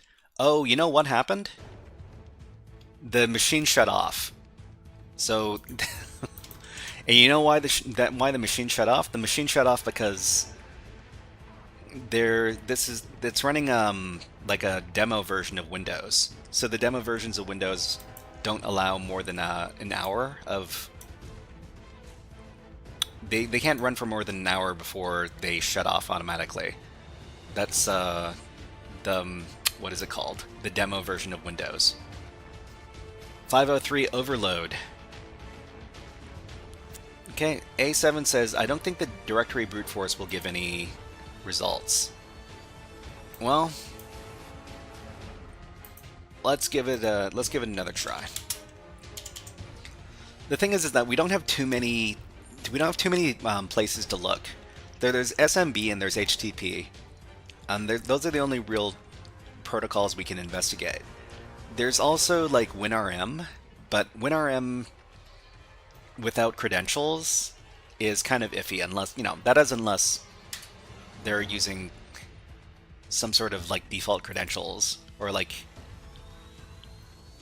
Then again, I've never really done like brute forcing on WinRM before. I don't know if it's actually practical or not.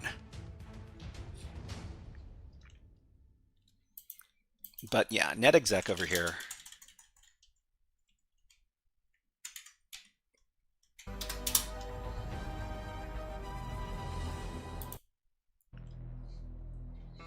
Have you done UDP? Try it with Raft. I'll tell you what I found if it's not in Raft. Okay, well, I mean, we're trying our directory busting stuff here. It should take another like 5 minutes to finish up. We'll see what's happening in just a little bit. So netexec, this is store. Okay, what does the website look like? I mean, the only thing that we've found on the website so far is a landing page. And the landing page doesn't tell us very much.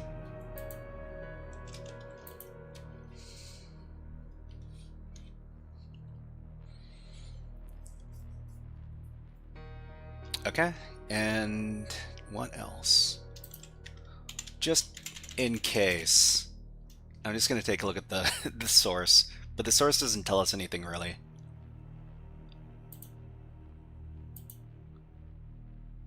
ASP.NET Client, thank you very much for using every capitalization under the sun.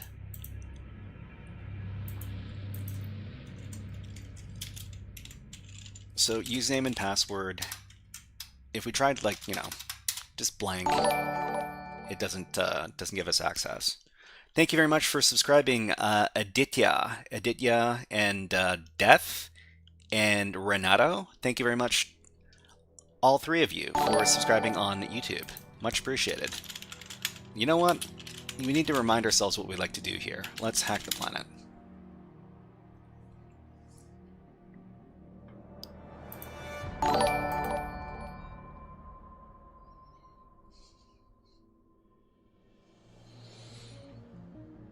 Scanning, scanning, scanning. So we're using a different directory list. Thank you very much. Jesters Alone, can you answer my question, please? I'm sorry, I didn't see your question. So Jesters Alone asks,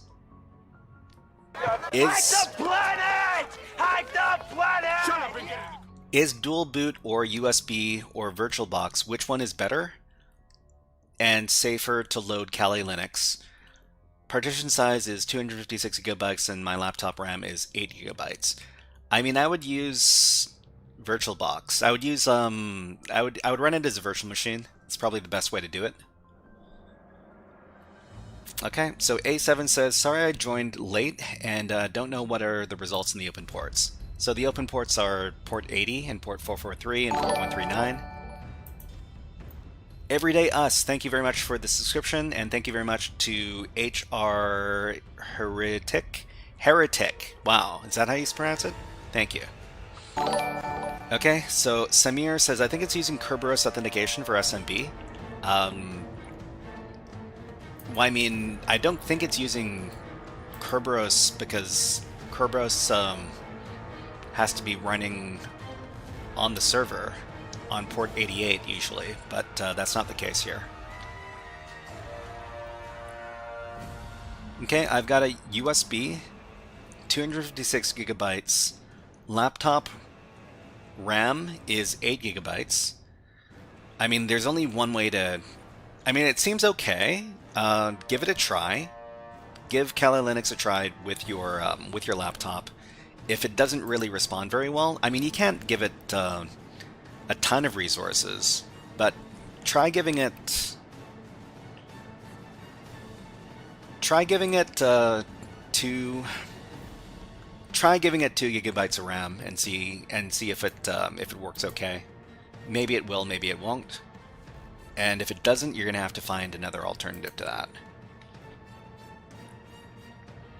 You can try with WinRM. Okay, so Diva says I did it with dir search and its default word list, and it showed me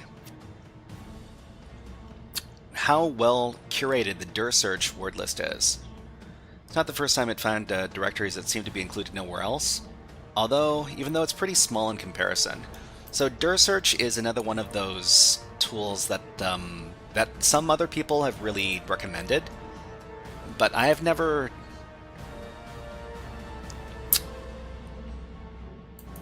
really tried it before. So dir search, it's not installed. No, we can install it.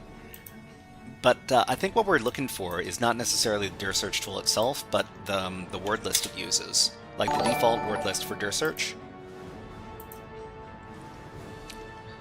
Okay, so I love dir search for CTF, says Ronan, and somebody else was asking about CTFs. So are CTFs good for learning? I'd say that CTFs are a lot better these days than they were in the past, maybe like 10 years ago. Most of the time, you're going to get pretty realistic scenarios out of CTF challenges. Of course, there's stuff that is way more game-like than realistic, but most of the time, CTFs are going to be pretty good. So what is the dir search default word list?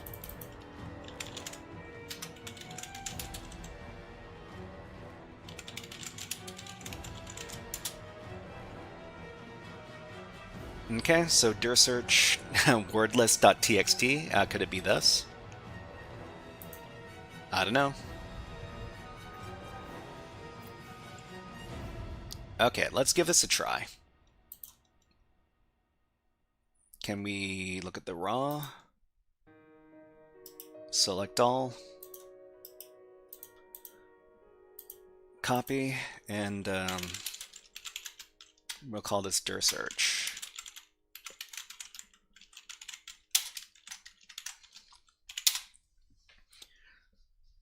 Okay, dir search uses its own word list with custom characters in it. Oh, is it not something I can find on GitHub? Well, I mean, we'll try this and see if it actually gives us something good. There's some types of flags in it, so it knows where to put the extensions, etc. So we'll give this a try. If it doesn't give us anything good, we'll try installing dir search and see if...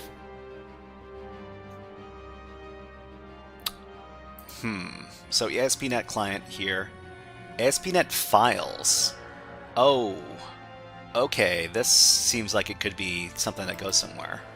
And this gives it 200 as well. That's, that's kind of suspicious. Alright, give it a shot.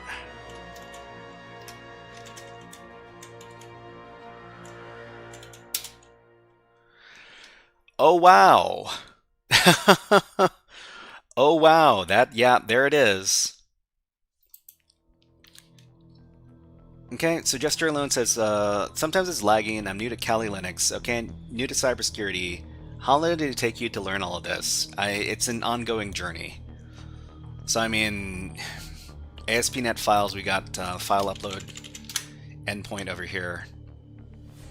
This really gets us thinking about how we should be uploading legitimate files. And we could potentially be uploading, like, you know, web shells and stuff like that.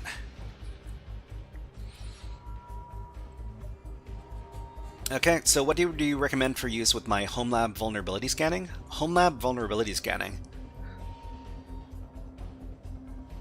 Vulnerability scanning, what are you looking for something to scan your entire network?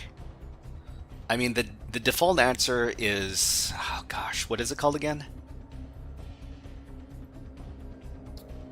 The scanner that everybody uses. Is it called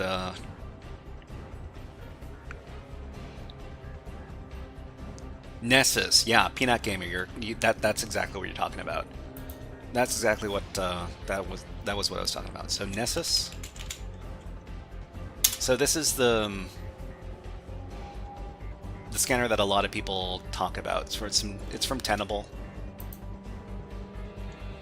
I'm pretty sure you can get like a free, like a community version.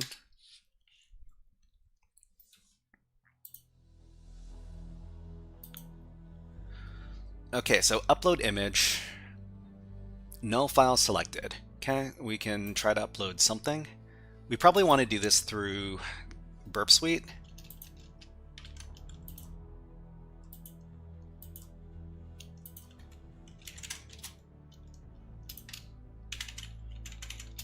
And just try to upload something. mean, Okay, so let's go back to... Let's just try uploading like a text file or something.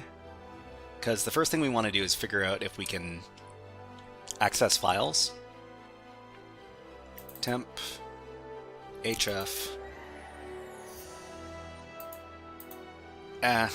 any old random thing, upload. Only JPEG, PNG files are allowed. Okay, we can get one of those.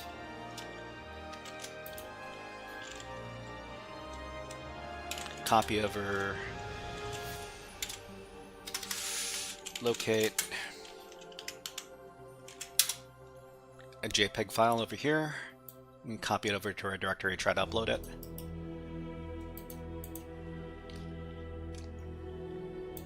Peanut Gamer says, I thought they killed the community version for Nessus, though I could be wrong. I mean, I don't keep up with Nessus, so I'm not really too sure.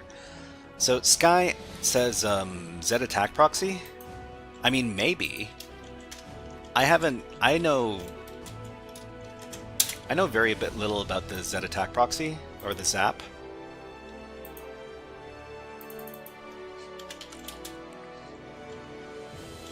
ZAP proxy scanner. So if you want to look into Z attack proxy, I'm not too sure how well the automated scanner works, but you might want to give it a shot.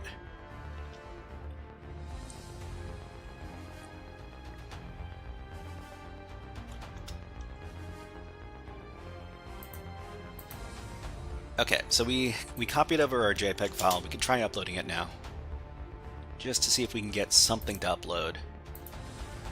If we can get anything to upload, we could potentially try to get the application to upload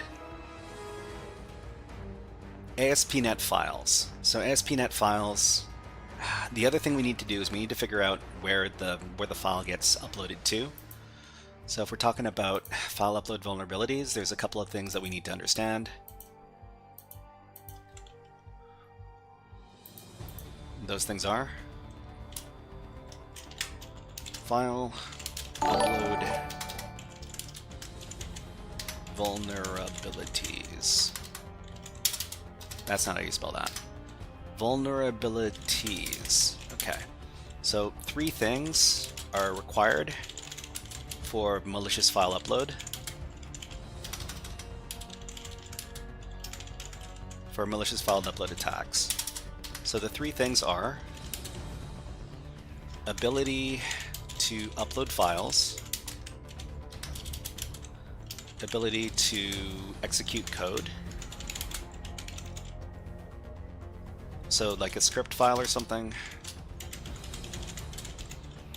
and the third thing is the ability to locate the uploaded file. If you don't have all 3 of these things, you can't do a file upload attack.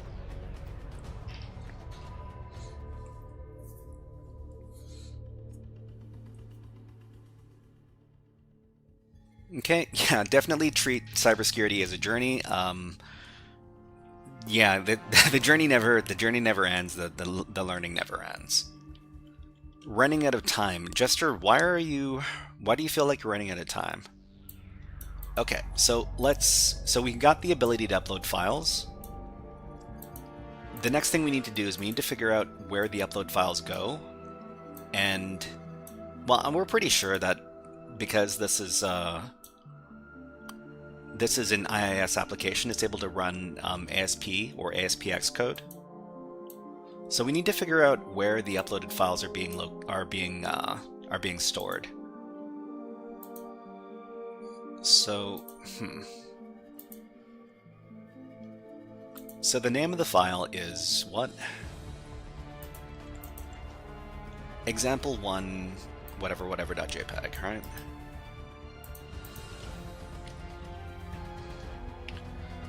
Check for upload or uploads. We would have found that a long time ago if that was the case.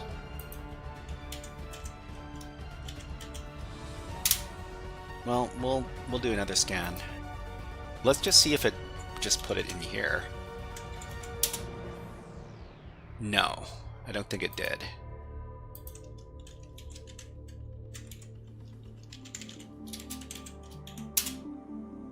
Yeah, directory not found. Okay, Sick in the Mind says, I've been on the lurk for a bit. No worries, no worries. Sick in the Mind. And thank you very much for subscribing on YouTube, OLIcyber, and Safasas. I don't know how to pronounce that name. And Ronald Enrique Coelho Meza, thank you. Much appreciated. And Tickle Bum, that's a great name. Thank you very much. And DOT, thank you very much for subscribing on YouTube. Thank you. Jesters Alone says, cybersecurity are increasing day by day, okay? And in the end, the government is trying to take care of those. It's not enough, and due to AI, the criminals are even more advanced, okay? Let's see. Diva says, you didn't find the files endpoint until 5 minutes ago. How will we find the uploads directory a long time ago? I mean, the word uploads is in all of the common lists, so it would have been able to find that endpoint, or that directory rather, right? I mean, we could... Oh, it might be inside of here, right? Right, so upload or uploads. Oh, wow. I mean, okay. So there's an uploads directory inside of ASP.NET files. We wouldn't have been able to find it previously, of course. What is that file name again?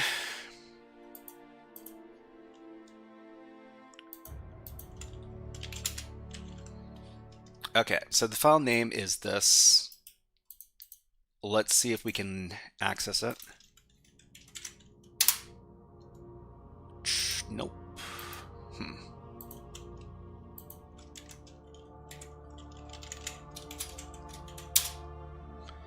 Okay, we have 2 of the 3 components, right? So we've got ability to upload files, ability to locate the uploaded file, and the last thing we need to do is we need to find a way to upload a file with code, right? So the file with code, I haven't done a Windows ASP.NET reverse shell or web shell in a long time, but let's see if we can locate something on our local box. Thank you very much for subscribing, Alfian. Alfian, thank you very much. Okay, Avdal, hello, nice to see you here. About to continue listening to music, but I need to sub here before I go. No worries, thank you very much. Alfian, thank you. Okay, let's locate a web shell, and then we'll grep for ASPX or ASP. So it's probably not ASP. We're dealing with like a modern. We're dealing with something modern, so it's probably ASPX, right? So we're probably looking for something like this. The other thing we need to do is we need to figure out how to bypass the filter.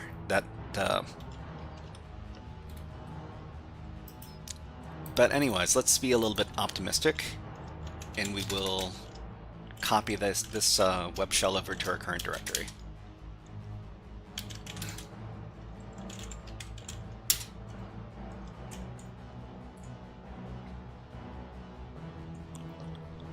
Okay, so execute command, argument C, file name C and arg. So it looks like this web shell is just looking for like a C URL parameter. If we can find a way, if we can successfully upload this thing, then we can get remote code execution.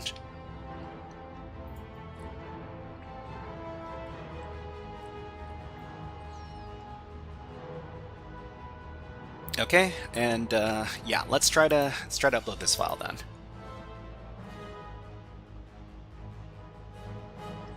Post to ASP.NET Files. We will put this in the repeater.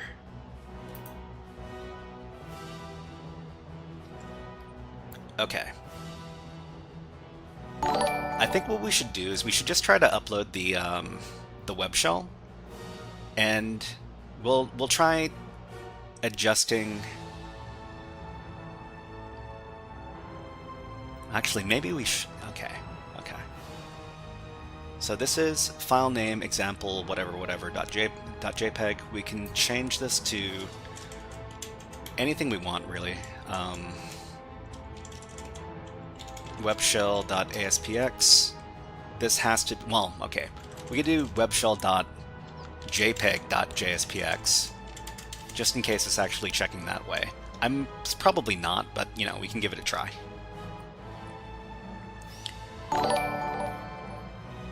Okay, so LM says, so where are we at? I had to do some stuff. Is it an SMB vul? No, it's a file upload vulnerability.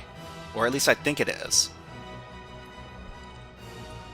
That's where we're at right now. Thank you very much. Wow, everybody, thank you very much. I Show Cluely and Jaran and Idlachin, thank you very much. And Ronald Suez, thank you very much for subscribing on YouTube. Much appreciated. Thank you very much. Okay, so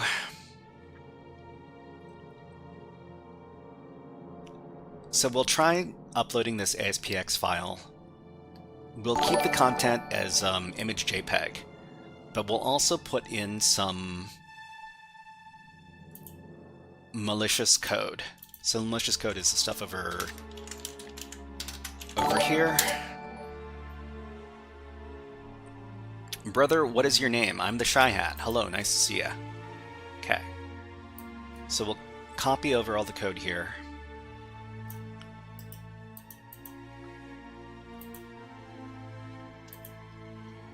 We will get rid of most of the contents of this image file, and we'll replace it with the malicious code. So delete all that, and then paste in all of our malicious web shell code.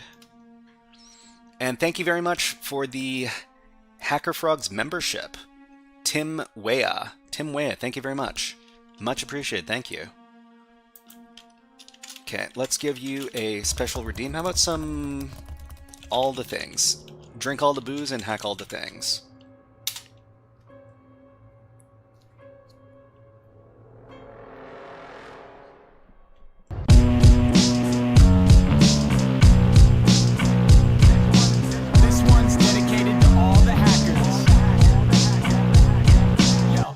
Thank you very much, all in, for following on Twitch. Thank you very much. And TDM Baba, thank you. Okay, so we got our web shell code over here, and we'll try uploading this. See what happens. So it says okay. It says okay. So I think we were able to successfully upload the thing. Cool. So what do we name it again? What did we name that file? We named it webshell.jpeg.aspx. Okay, so let's copy that. We'll go back to the web server. We'll try to access the malicious uploaded file. Okay, so well, we can give a command here and it'll execute it. Alright, let's give it a try. Who am I? We are app pool, default app pool. Okay, yes, this is awesome. Okay, you have to open the listener on Metasploit. Do we? Okay, so I think what we want to do is we want to upload a malicious file to the machine and then have it execute to give us reverse shell access. So from here, we could run whatever commands we want, but ideally what we want is direct access to the server by opening up a reverse shell connection to our own attacker machine. Maybe an interpreter. I mean, most of the time I just want like a simple netcat shell, which I usually run with some RL wrap. let's give it a try over here. Uh-oh. Yeah, so remote access. We'll run RL wrap with netcat on port 443. And Ronan says, yeah, we could give this a try. Oh, huh. So you've got some ASPX. Yeah, that's awesome, Ronan. Thank you. Thank you for that payload. Let me give it a try. Okay, where are you from? And are there any operations going on in your country? I mean, I'm Canadian. I don't know about operations per se. Can you teach us how to get our email password if we forgot it and we don't have our number and the mobile? I mean, that's tough. I don't think I've got the solution for that. Okay, so the port is going to be 443, and the IP address, we need to look that up right now. So I'm pretty sure we're communicating with the device over ETH0. So we're just going to grab our ETH0 IP address.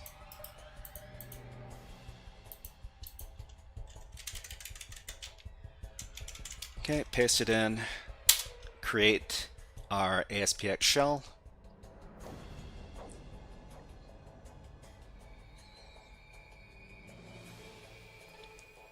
Okay, and we'll try uploading this file. I mean, we probably... Okay, how do we do this? So this ASPX file, it's... I mean, it's just a script file, right?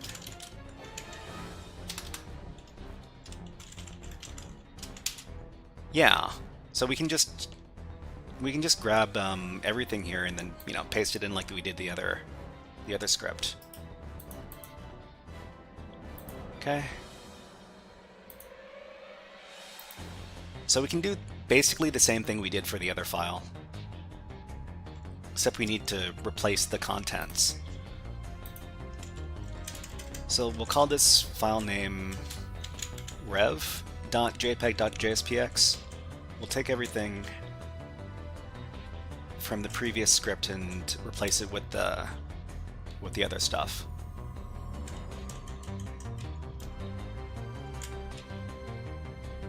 Okay, paste it in and then send. Okay, that went through okay. So when we access this file, it should open up a reverse shell connection to our machine.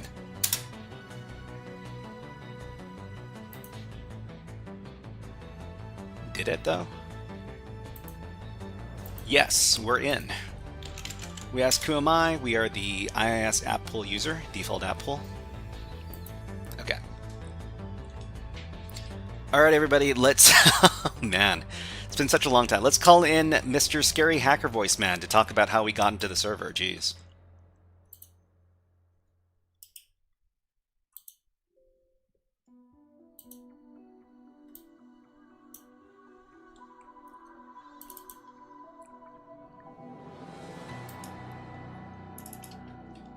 Hey everybody, it's me, Scary Hacker Voice Man. Scary Hacker Voice Man comes out every time we break into a server, and we just broke into this one. Well, Mr. Store Administrator, it seems like there is a insecure file upload endpoint on your web app.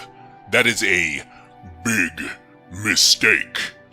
We managed to upload a malicious script file to your web server and execute commands, which included some reverse shell access. Maybe you knew about these security vulnerabilities on your system, or maybe you decided to accept the risk. Well, you accepted the risk. And now we're in.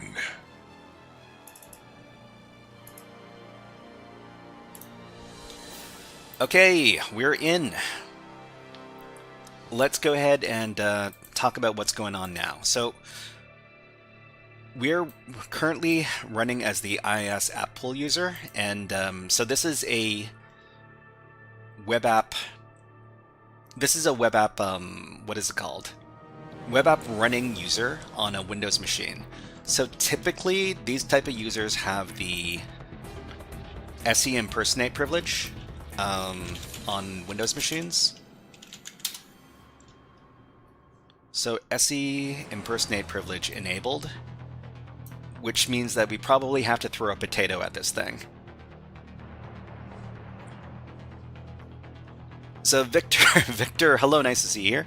Is this the Haxer livestream they've all been talking about? Who is they?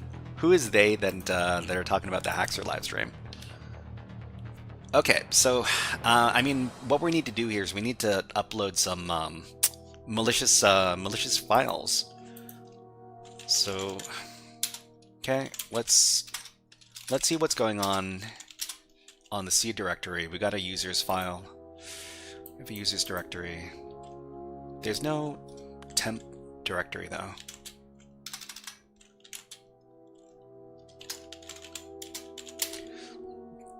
So usually, okay, we got a users.txt flag over here that we could read. I mean, I'm not super interested in flags. I'm more interested in, like, you know, just getting the exercise done. SE impersonate privilege classic. I mean, it is an easy level machine. So easy level machines usually have like stuff like this. Let's see if we can write stuff to the public directory. So it's usually the public directory is publicly, well, it's usually universally writable. So in that case, we probably want to try uploading some files. It's been a while since I've done Windows upload stuff. Let me figure out what the commands are. So it's like certutil file upload or file download command. So your certutil is a pretty common Windows utility. So download and save to current directory. This command here. So before we start running these commands, we probably need to start making them, well, start making sure that everything's correct. So it's certutil.exe, URL cache split. We need to give our attacker IP address.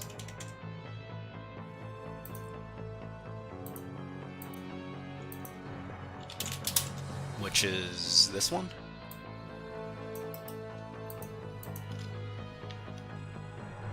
Okay, so LMO says, as evil hackers, we only want NT-authority system.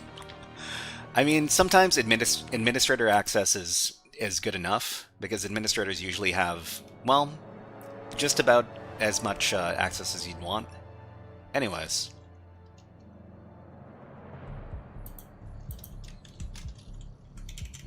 So let's try uploading some malicious files like netcat. If we're going to be using a potato, we probably want to use the potato with netcat in order to get like a reverse shell as a privileged user.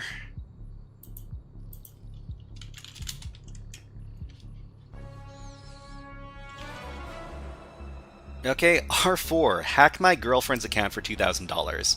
I don't think I'm going to be taking that up, unfortunately. So locate netcat.exe. So we're just going to copy one of these Windows binaries to our current directory so we can upload it to the target. Permission denied. Oh, we don't want to move, we want to copy. Okay. Okay, so the last thing we need to do is we need to stand up our web server over here.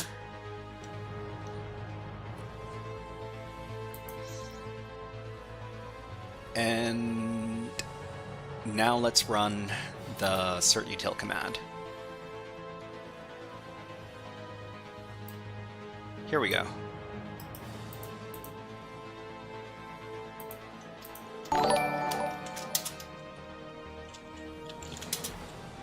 Okay, so the netcat binaries here. Whether or not it's very unlikely that that Windows Defender is enabled on this box because it's an easy level box. If it was a more difficult rated box, then we might have to deal with antivirus or like, you know, endpoint response. It's probably not the case here. Yeah, so the binary is not being deleted immediately, which means that antivirus is probably not enabled in the box. Okay, so let's go ahead and get a potato. So we're talking about taking advantage of the SE impersonate privilege.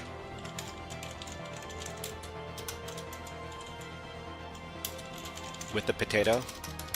And potato is the name of like a family of exploits that take advantage of the SE impersonate privilege. So I mean, I'm pretty sure that the Sigma potato, which somebody told me, I think Sick in the Mind might have told me about this last time.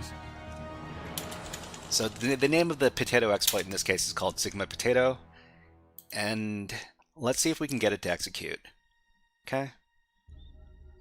What we need to do is we need to download the Sigma potato to our machine and then upload it to the target.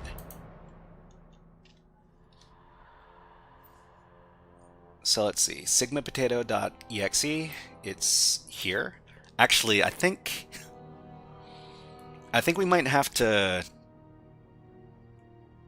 restart the machine in just a little bit, but we'll see. Okay, so Sigma potato is here. We'll copy the file path. We'll download it to our machine.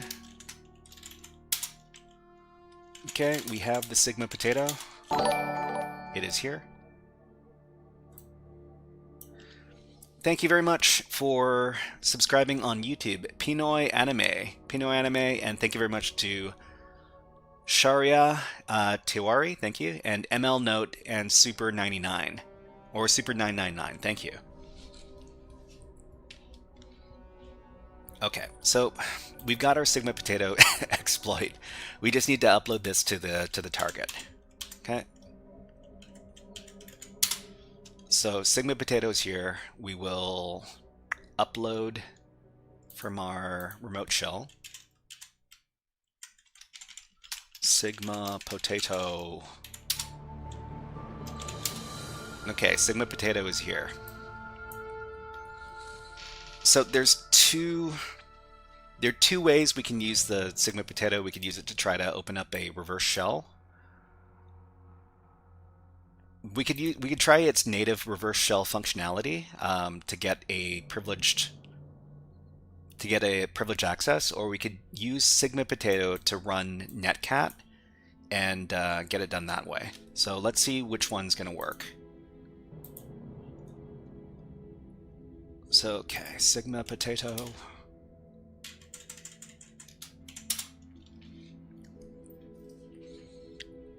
So let's see.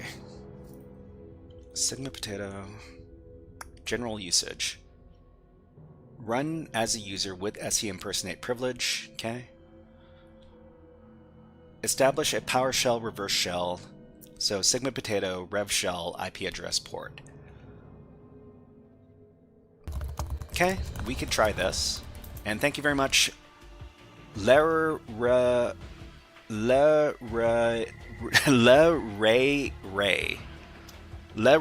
Thank you very much for following on Twitch. Thank you. Okay, we'll try another reverse shell.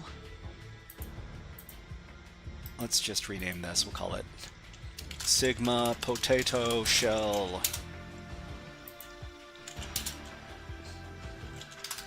We'll run the same thing on port 443. And then we'll try... Wow, thank you very much, La Ray, for subscribing with Twitch Prime. So if you've got Amazon Prime, you can subscribe to one Twitch streamer for free if you link up your Amazon Prime account with your Twitch account. So find out here at this link. Okay, so where is the command? So we run sigma potato rev shell IP address port. Okay, copy that. Let's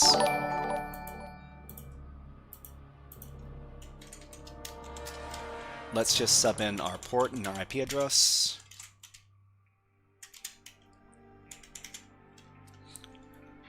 Thank you very much, Ravindra Valragi. Thank you very much for subscribing on YouTube. 192.168.212.10.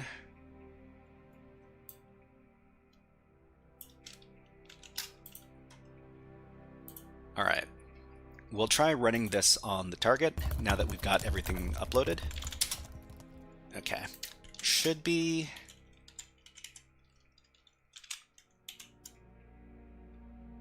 Let's see if it works. So created process with create process as user.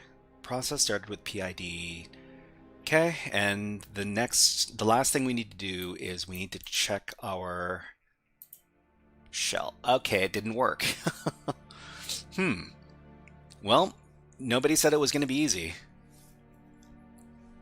A Stories says, I came late. How did you get access to Windows Terminal? Is it evil WinRM? No, not evil. Oh, we got its connection. We just needed to wait. Jeez. Okay, so we got our connection from the Sigma Potato exploit, and then ask who am I?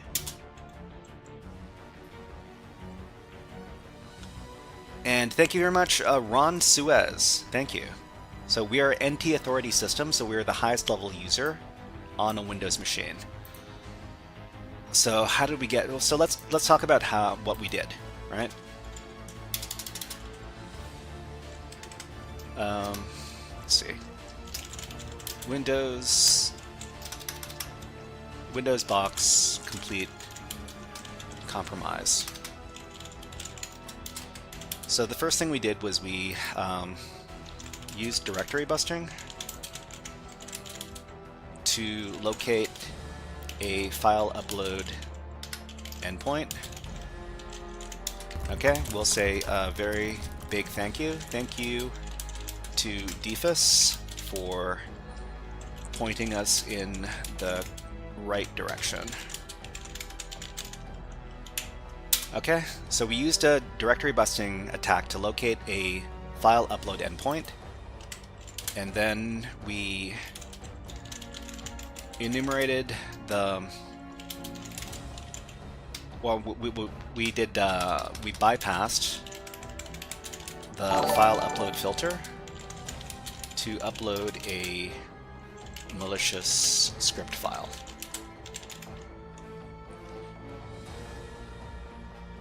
Okay, so thank you very much for following on Twitch, Deno Gesora, thank you. And Rohan Mark for subscribing on YouTube, thank you. So we bypassed the file upload filter to upload a malicious script file, and then we uploaded a reverse shell script file to get direct access to the server. Okay, so after that, because we had access as a web server, what are they called? They're called like service account. So web server service account.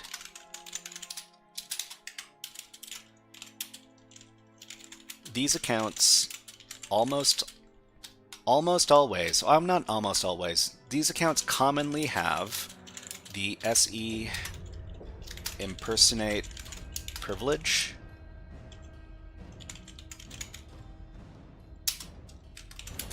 SE impersonate privilege can be abused by the potato exploit family. The potato we threw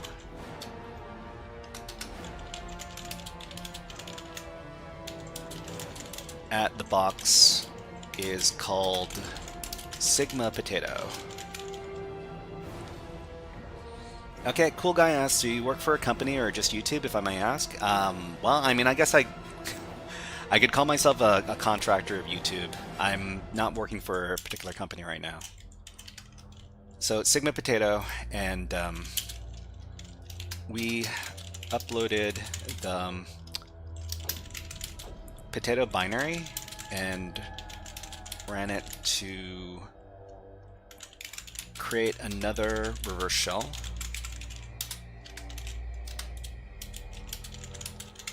This reverse shell was created with the highest level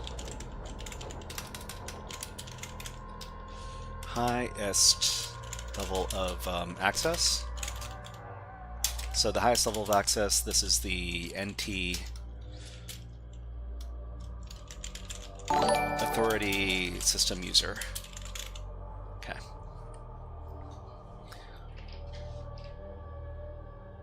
Wait, which bad word did I say? Alright, thank you very much for subscribing on YouTube.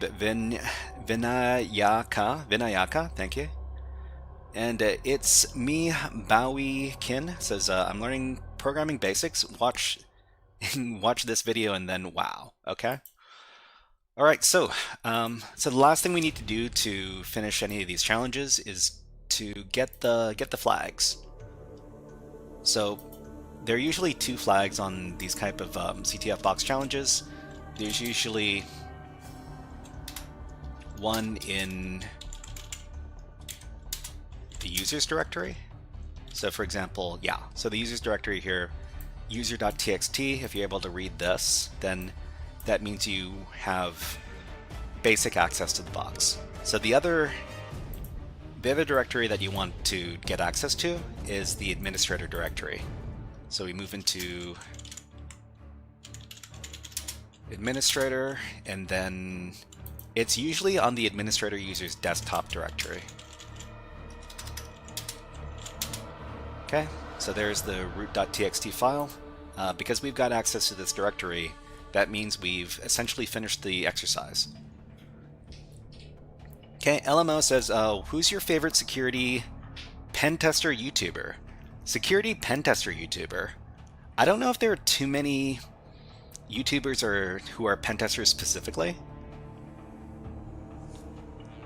but I think like a good choice if you want to learn about pen testing topics, probably IppSec.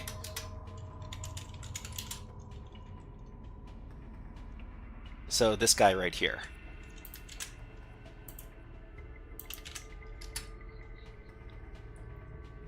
Okay, Richmond says, mentor me.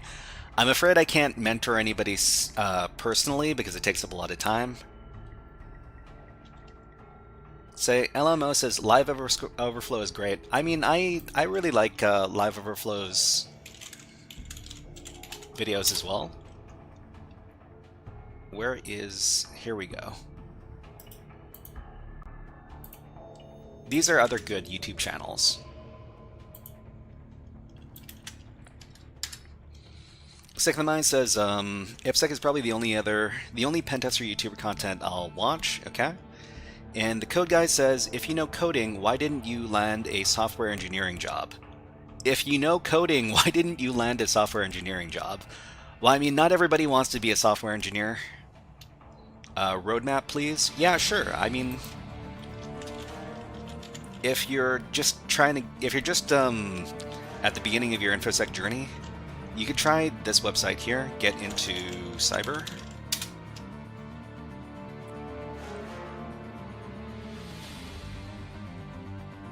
Okay, and Anas asks, what is the main OS that you use? What is the main OS that you use? And is the Windows terminal a container or a VM? I mean, the Windows machine that we hacked is a virtual machine. So the virtual machine we downloaded from this website, we deployed it to our own virtual machine network with our attacker machine, our Kali Linux machine. to do our hacking. Okay, LMO says, I work for Fang, okay, and it's a software engineer, but cybersecurity and CTFs are my childhood hobbies. I mean, do the job you want to do. If you enjoy doing software engineering more than you do enjoy doing cybersecurity, you know, do the job that makes you happy, is what I'm trying to say. Okay, so let's get out of here.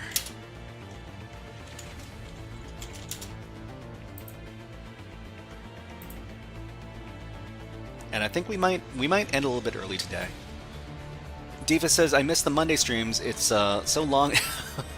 It's so long until the next stream. I wish I could do more frequent live streams, but something had to give, because I'm trying to do more projects that are outside of live streaming these days.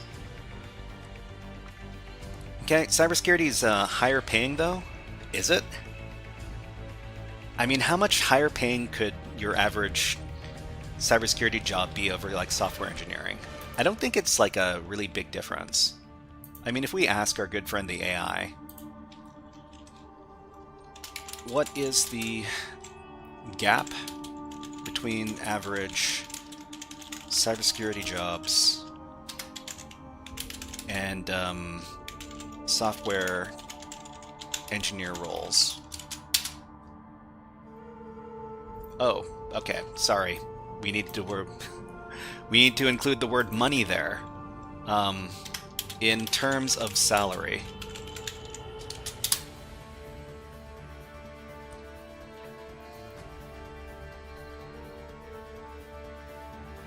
Okay, after learning all these topics on the website, what are the next steps you would take? I mean, the first thing I guess I've got a little bit of time to talk about it right now, because we completed our exercise here. So let's just talk about a potential cybersecurity journey. The first thing you would do is you would do a lot of research which, well, let's cybersecurity, yeah. Which cybersecurity roles exist / are suited to you? There's no generic cybersecurity role. There's no generic cybersecurity job, period. Okay? It's a very specialized... Well, the roles or the jobs are very, very specialized. So if we get given like an example, pen testers, people who do security testing,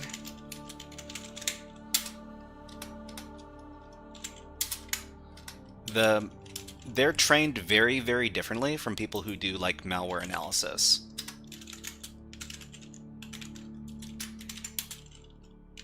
People who take apart malware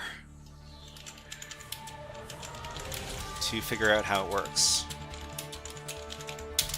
So the people in these two roles, the training they would do, there's very little overlap.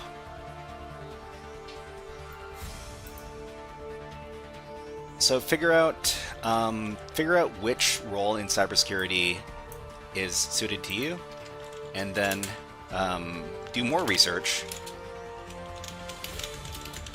about what skills are required to do that role.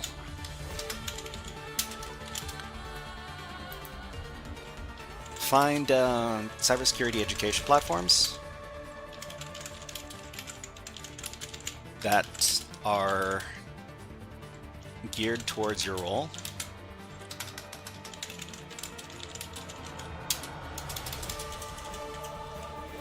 At the same time, you need to do some social networking and meet other people who are in cybersecurity.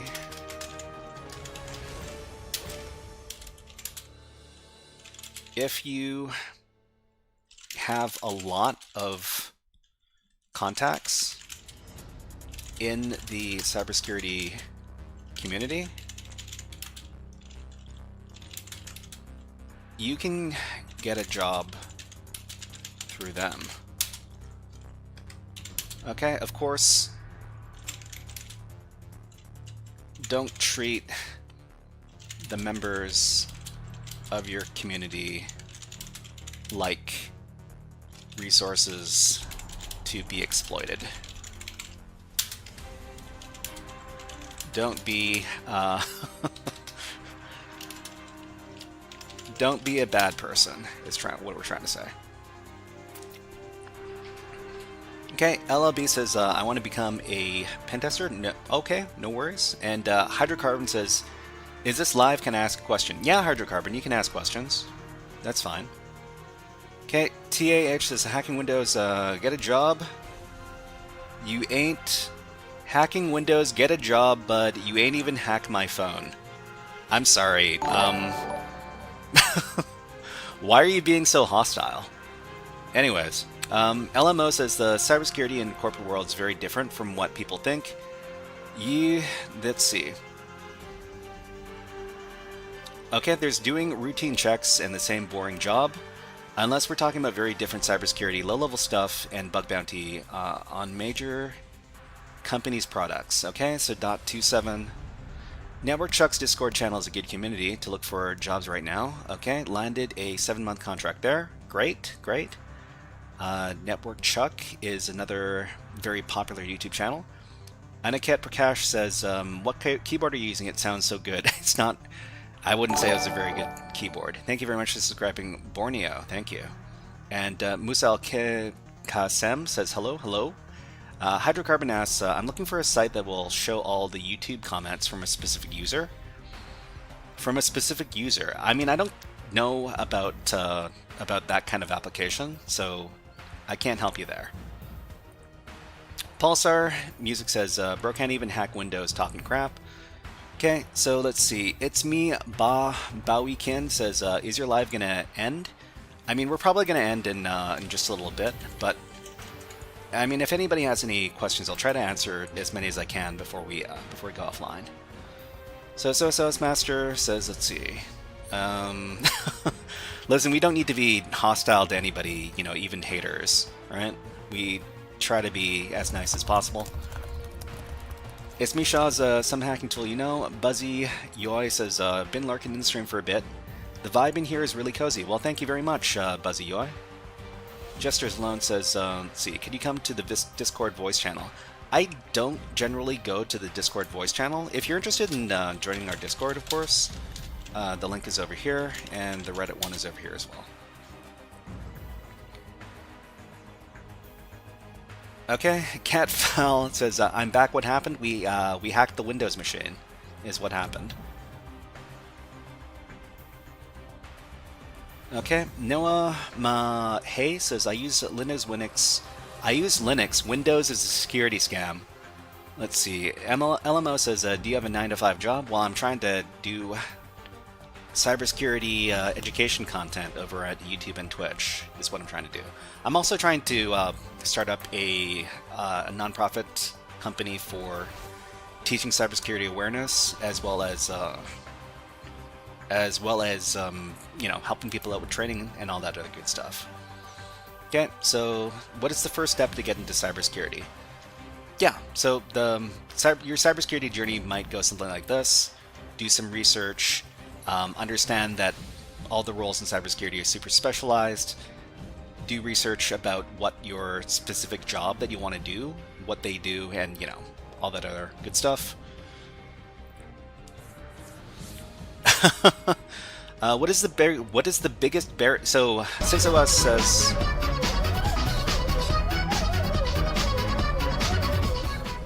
Thank you very much to Pradeep.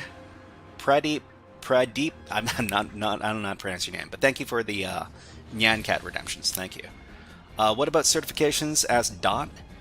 Certifications are, well, it really depends on what the role is, but there are certain like well-respected certifications in cybersecurity.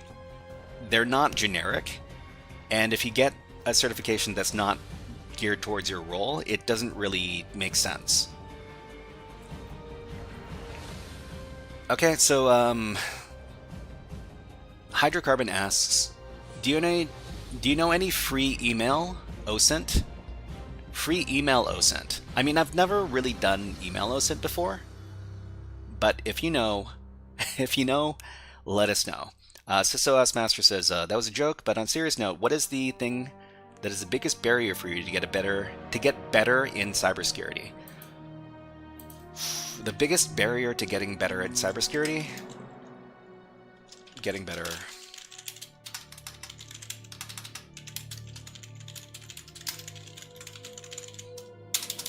Getting better at cybersecurity is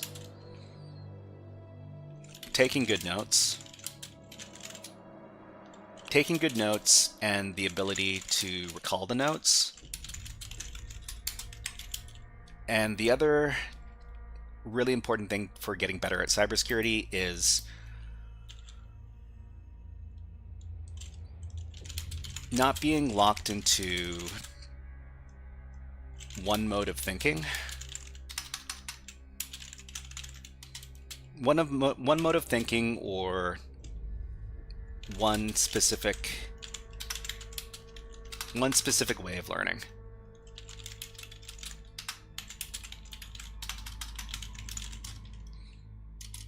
Another good thing that I would say for getting better at cybersecurity is doing a lot of research and talking to a lot of people in the industry. Those are my recommendations. Okay, so wow, there's too many people in the chat. Jeez. Thank you very much to everybody who's here. Let's see. Do you do order flow trading? I mean, I'm not here to give anybody financial advice. So ZZZ says, question for, is there a tool for getting an approximate location of somebody on Discord? I wouldn't know what to recommend there. And Musa Al-Qassem says, can you scan my personal website for security flaws during a live session? That, unfortunately, doing something like that comes with a lot of legal responsibilities, so I'm afraid I can't do that. Okay, Sick in the Mind says, first step, get in technology somewhere. That's a good first step, Sick in the Mind. So, I mean, people who want to get into cybersecurity, another really good thing for getting into the cybersecurity community, well, not the community, the industry in general, is to just get a tech job doing something. So it doesn't necessarily have to be a very glamorous job. It could be help desk. It could be basic IT work.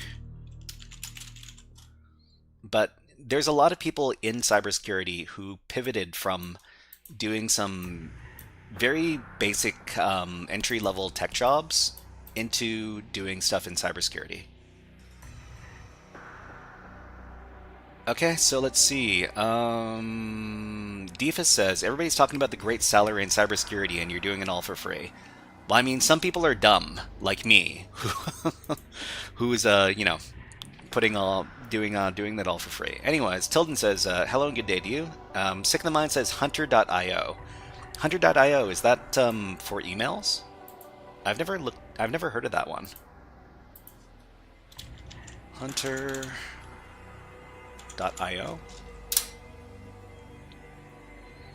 Connect with any professional. Oh, okay, we're talking about email outreach. I don't think I've heard of this one before. Definitely haven't.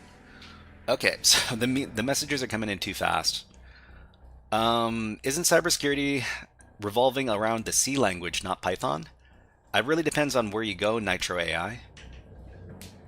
But, I mean, your programming languages inside of cybersecurity, it's going to be different from job to job. If you're dealing with like low-level concepts like reverse engineering or binary exploitation, then your ability to read and write C code is going to come in very handy. But less so if you're doing something that is more abstract. Anyways. Okay, so Skew Renbrook says, what is your motivation for studying cybersecurity?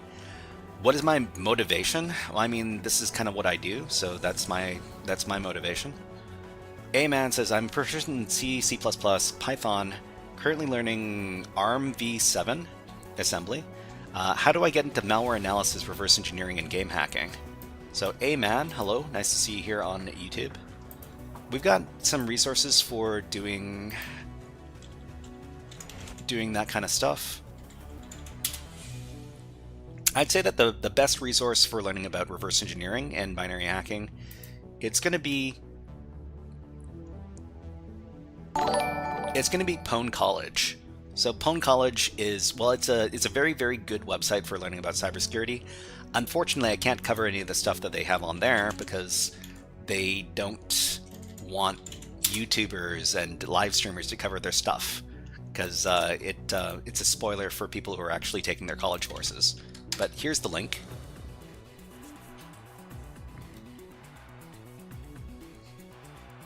Okay, so let's see. Tell us more about random numbers. I don't know if I can tell you about random numbers. Okay, so Amat says, I have covered OSINT and cyber forensics hands-on. I am proficient. Okay, I've already answered that question. What do you think about system engineering and dev ops? So a lot of people talk about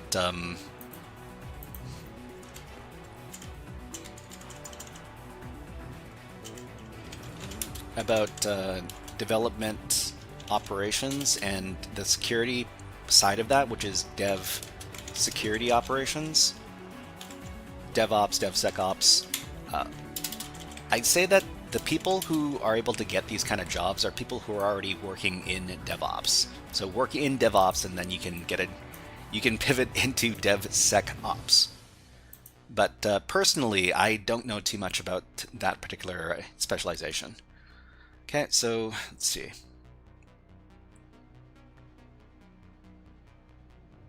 Okay, they actually stream on Twitch also, Pwn College. Yeah, I've seen their streams every once in a while. If you ever wanted to get a list of people who do cybersecurity live streaming, you can find it over at infosecstreams.com. Over here. So here's a big list of people who do Twitch and YouTube.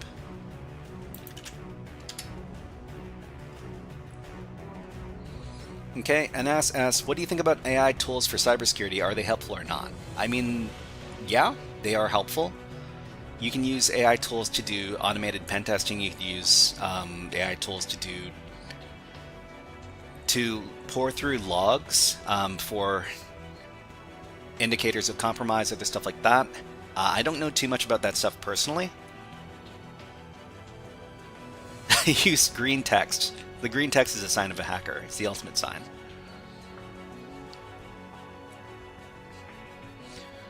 Okay, so Jeshmak says, if you're in college and have worked at a help desk job for 4 years, would you say that your chances are better to get a job in cybersecurity? I mean, the thing about working a help desk job as a stepping stone to get into cybersecurity is that working in a help desk job lets people know that you're part of the what is the word? The ecosystem, right? You're able to work a tech job. You understand how tech jobs work. You're able to. It's a lot easier to get a job from the help desk into cybersecurity than a job that is not, well, trying to get into cybersecurity from like a non-check job, right? This is what we're trying to say. Okay, so Carta Lion says, why don't you want to talk about random numbers? I mean, I don't know how random numbers are relevant to our conversation right now. Okay, but anyways, we should probably get going pretty soon, because, well, it is super late, and I've been streaming for 6.5 hours already, jeez. I need to get up and go and use the washroom. It's gonna be a good old time. All right, so before we go, we like to raid into people who are doing cybersecurity stuff over on Twitch. Let me see if any of those people are streaming right now. I don't think they are. But otherwise, we could raid into Moohoodles. Ooh, Moohoodles is usually doing some stuff about space and other good stuff.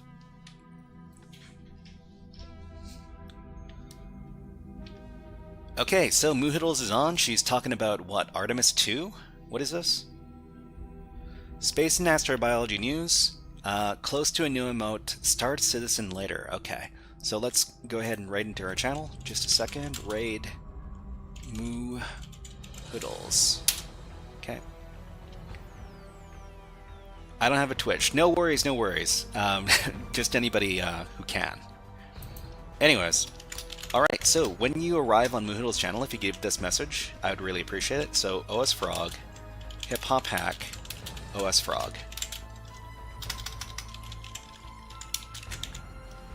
Just like this. Alright, everybody, we're going to be streaming again on Monday. If you ever wanted to take a look at what our schedule is going to be, you can find it over at the Reddit. We also have a Discord. Does your channel go live every day? No, we do 2 times a week.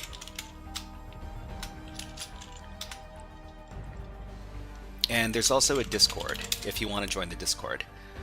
Alright everybody, we're getting ready to raid in 5, 4, 3, 2, 1. HackerFrogs out.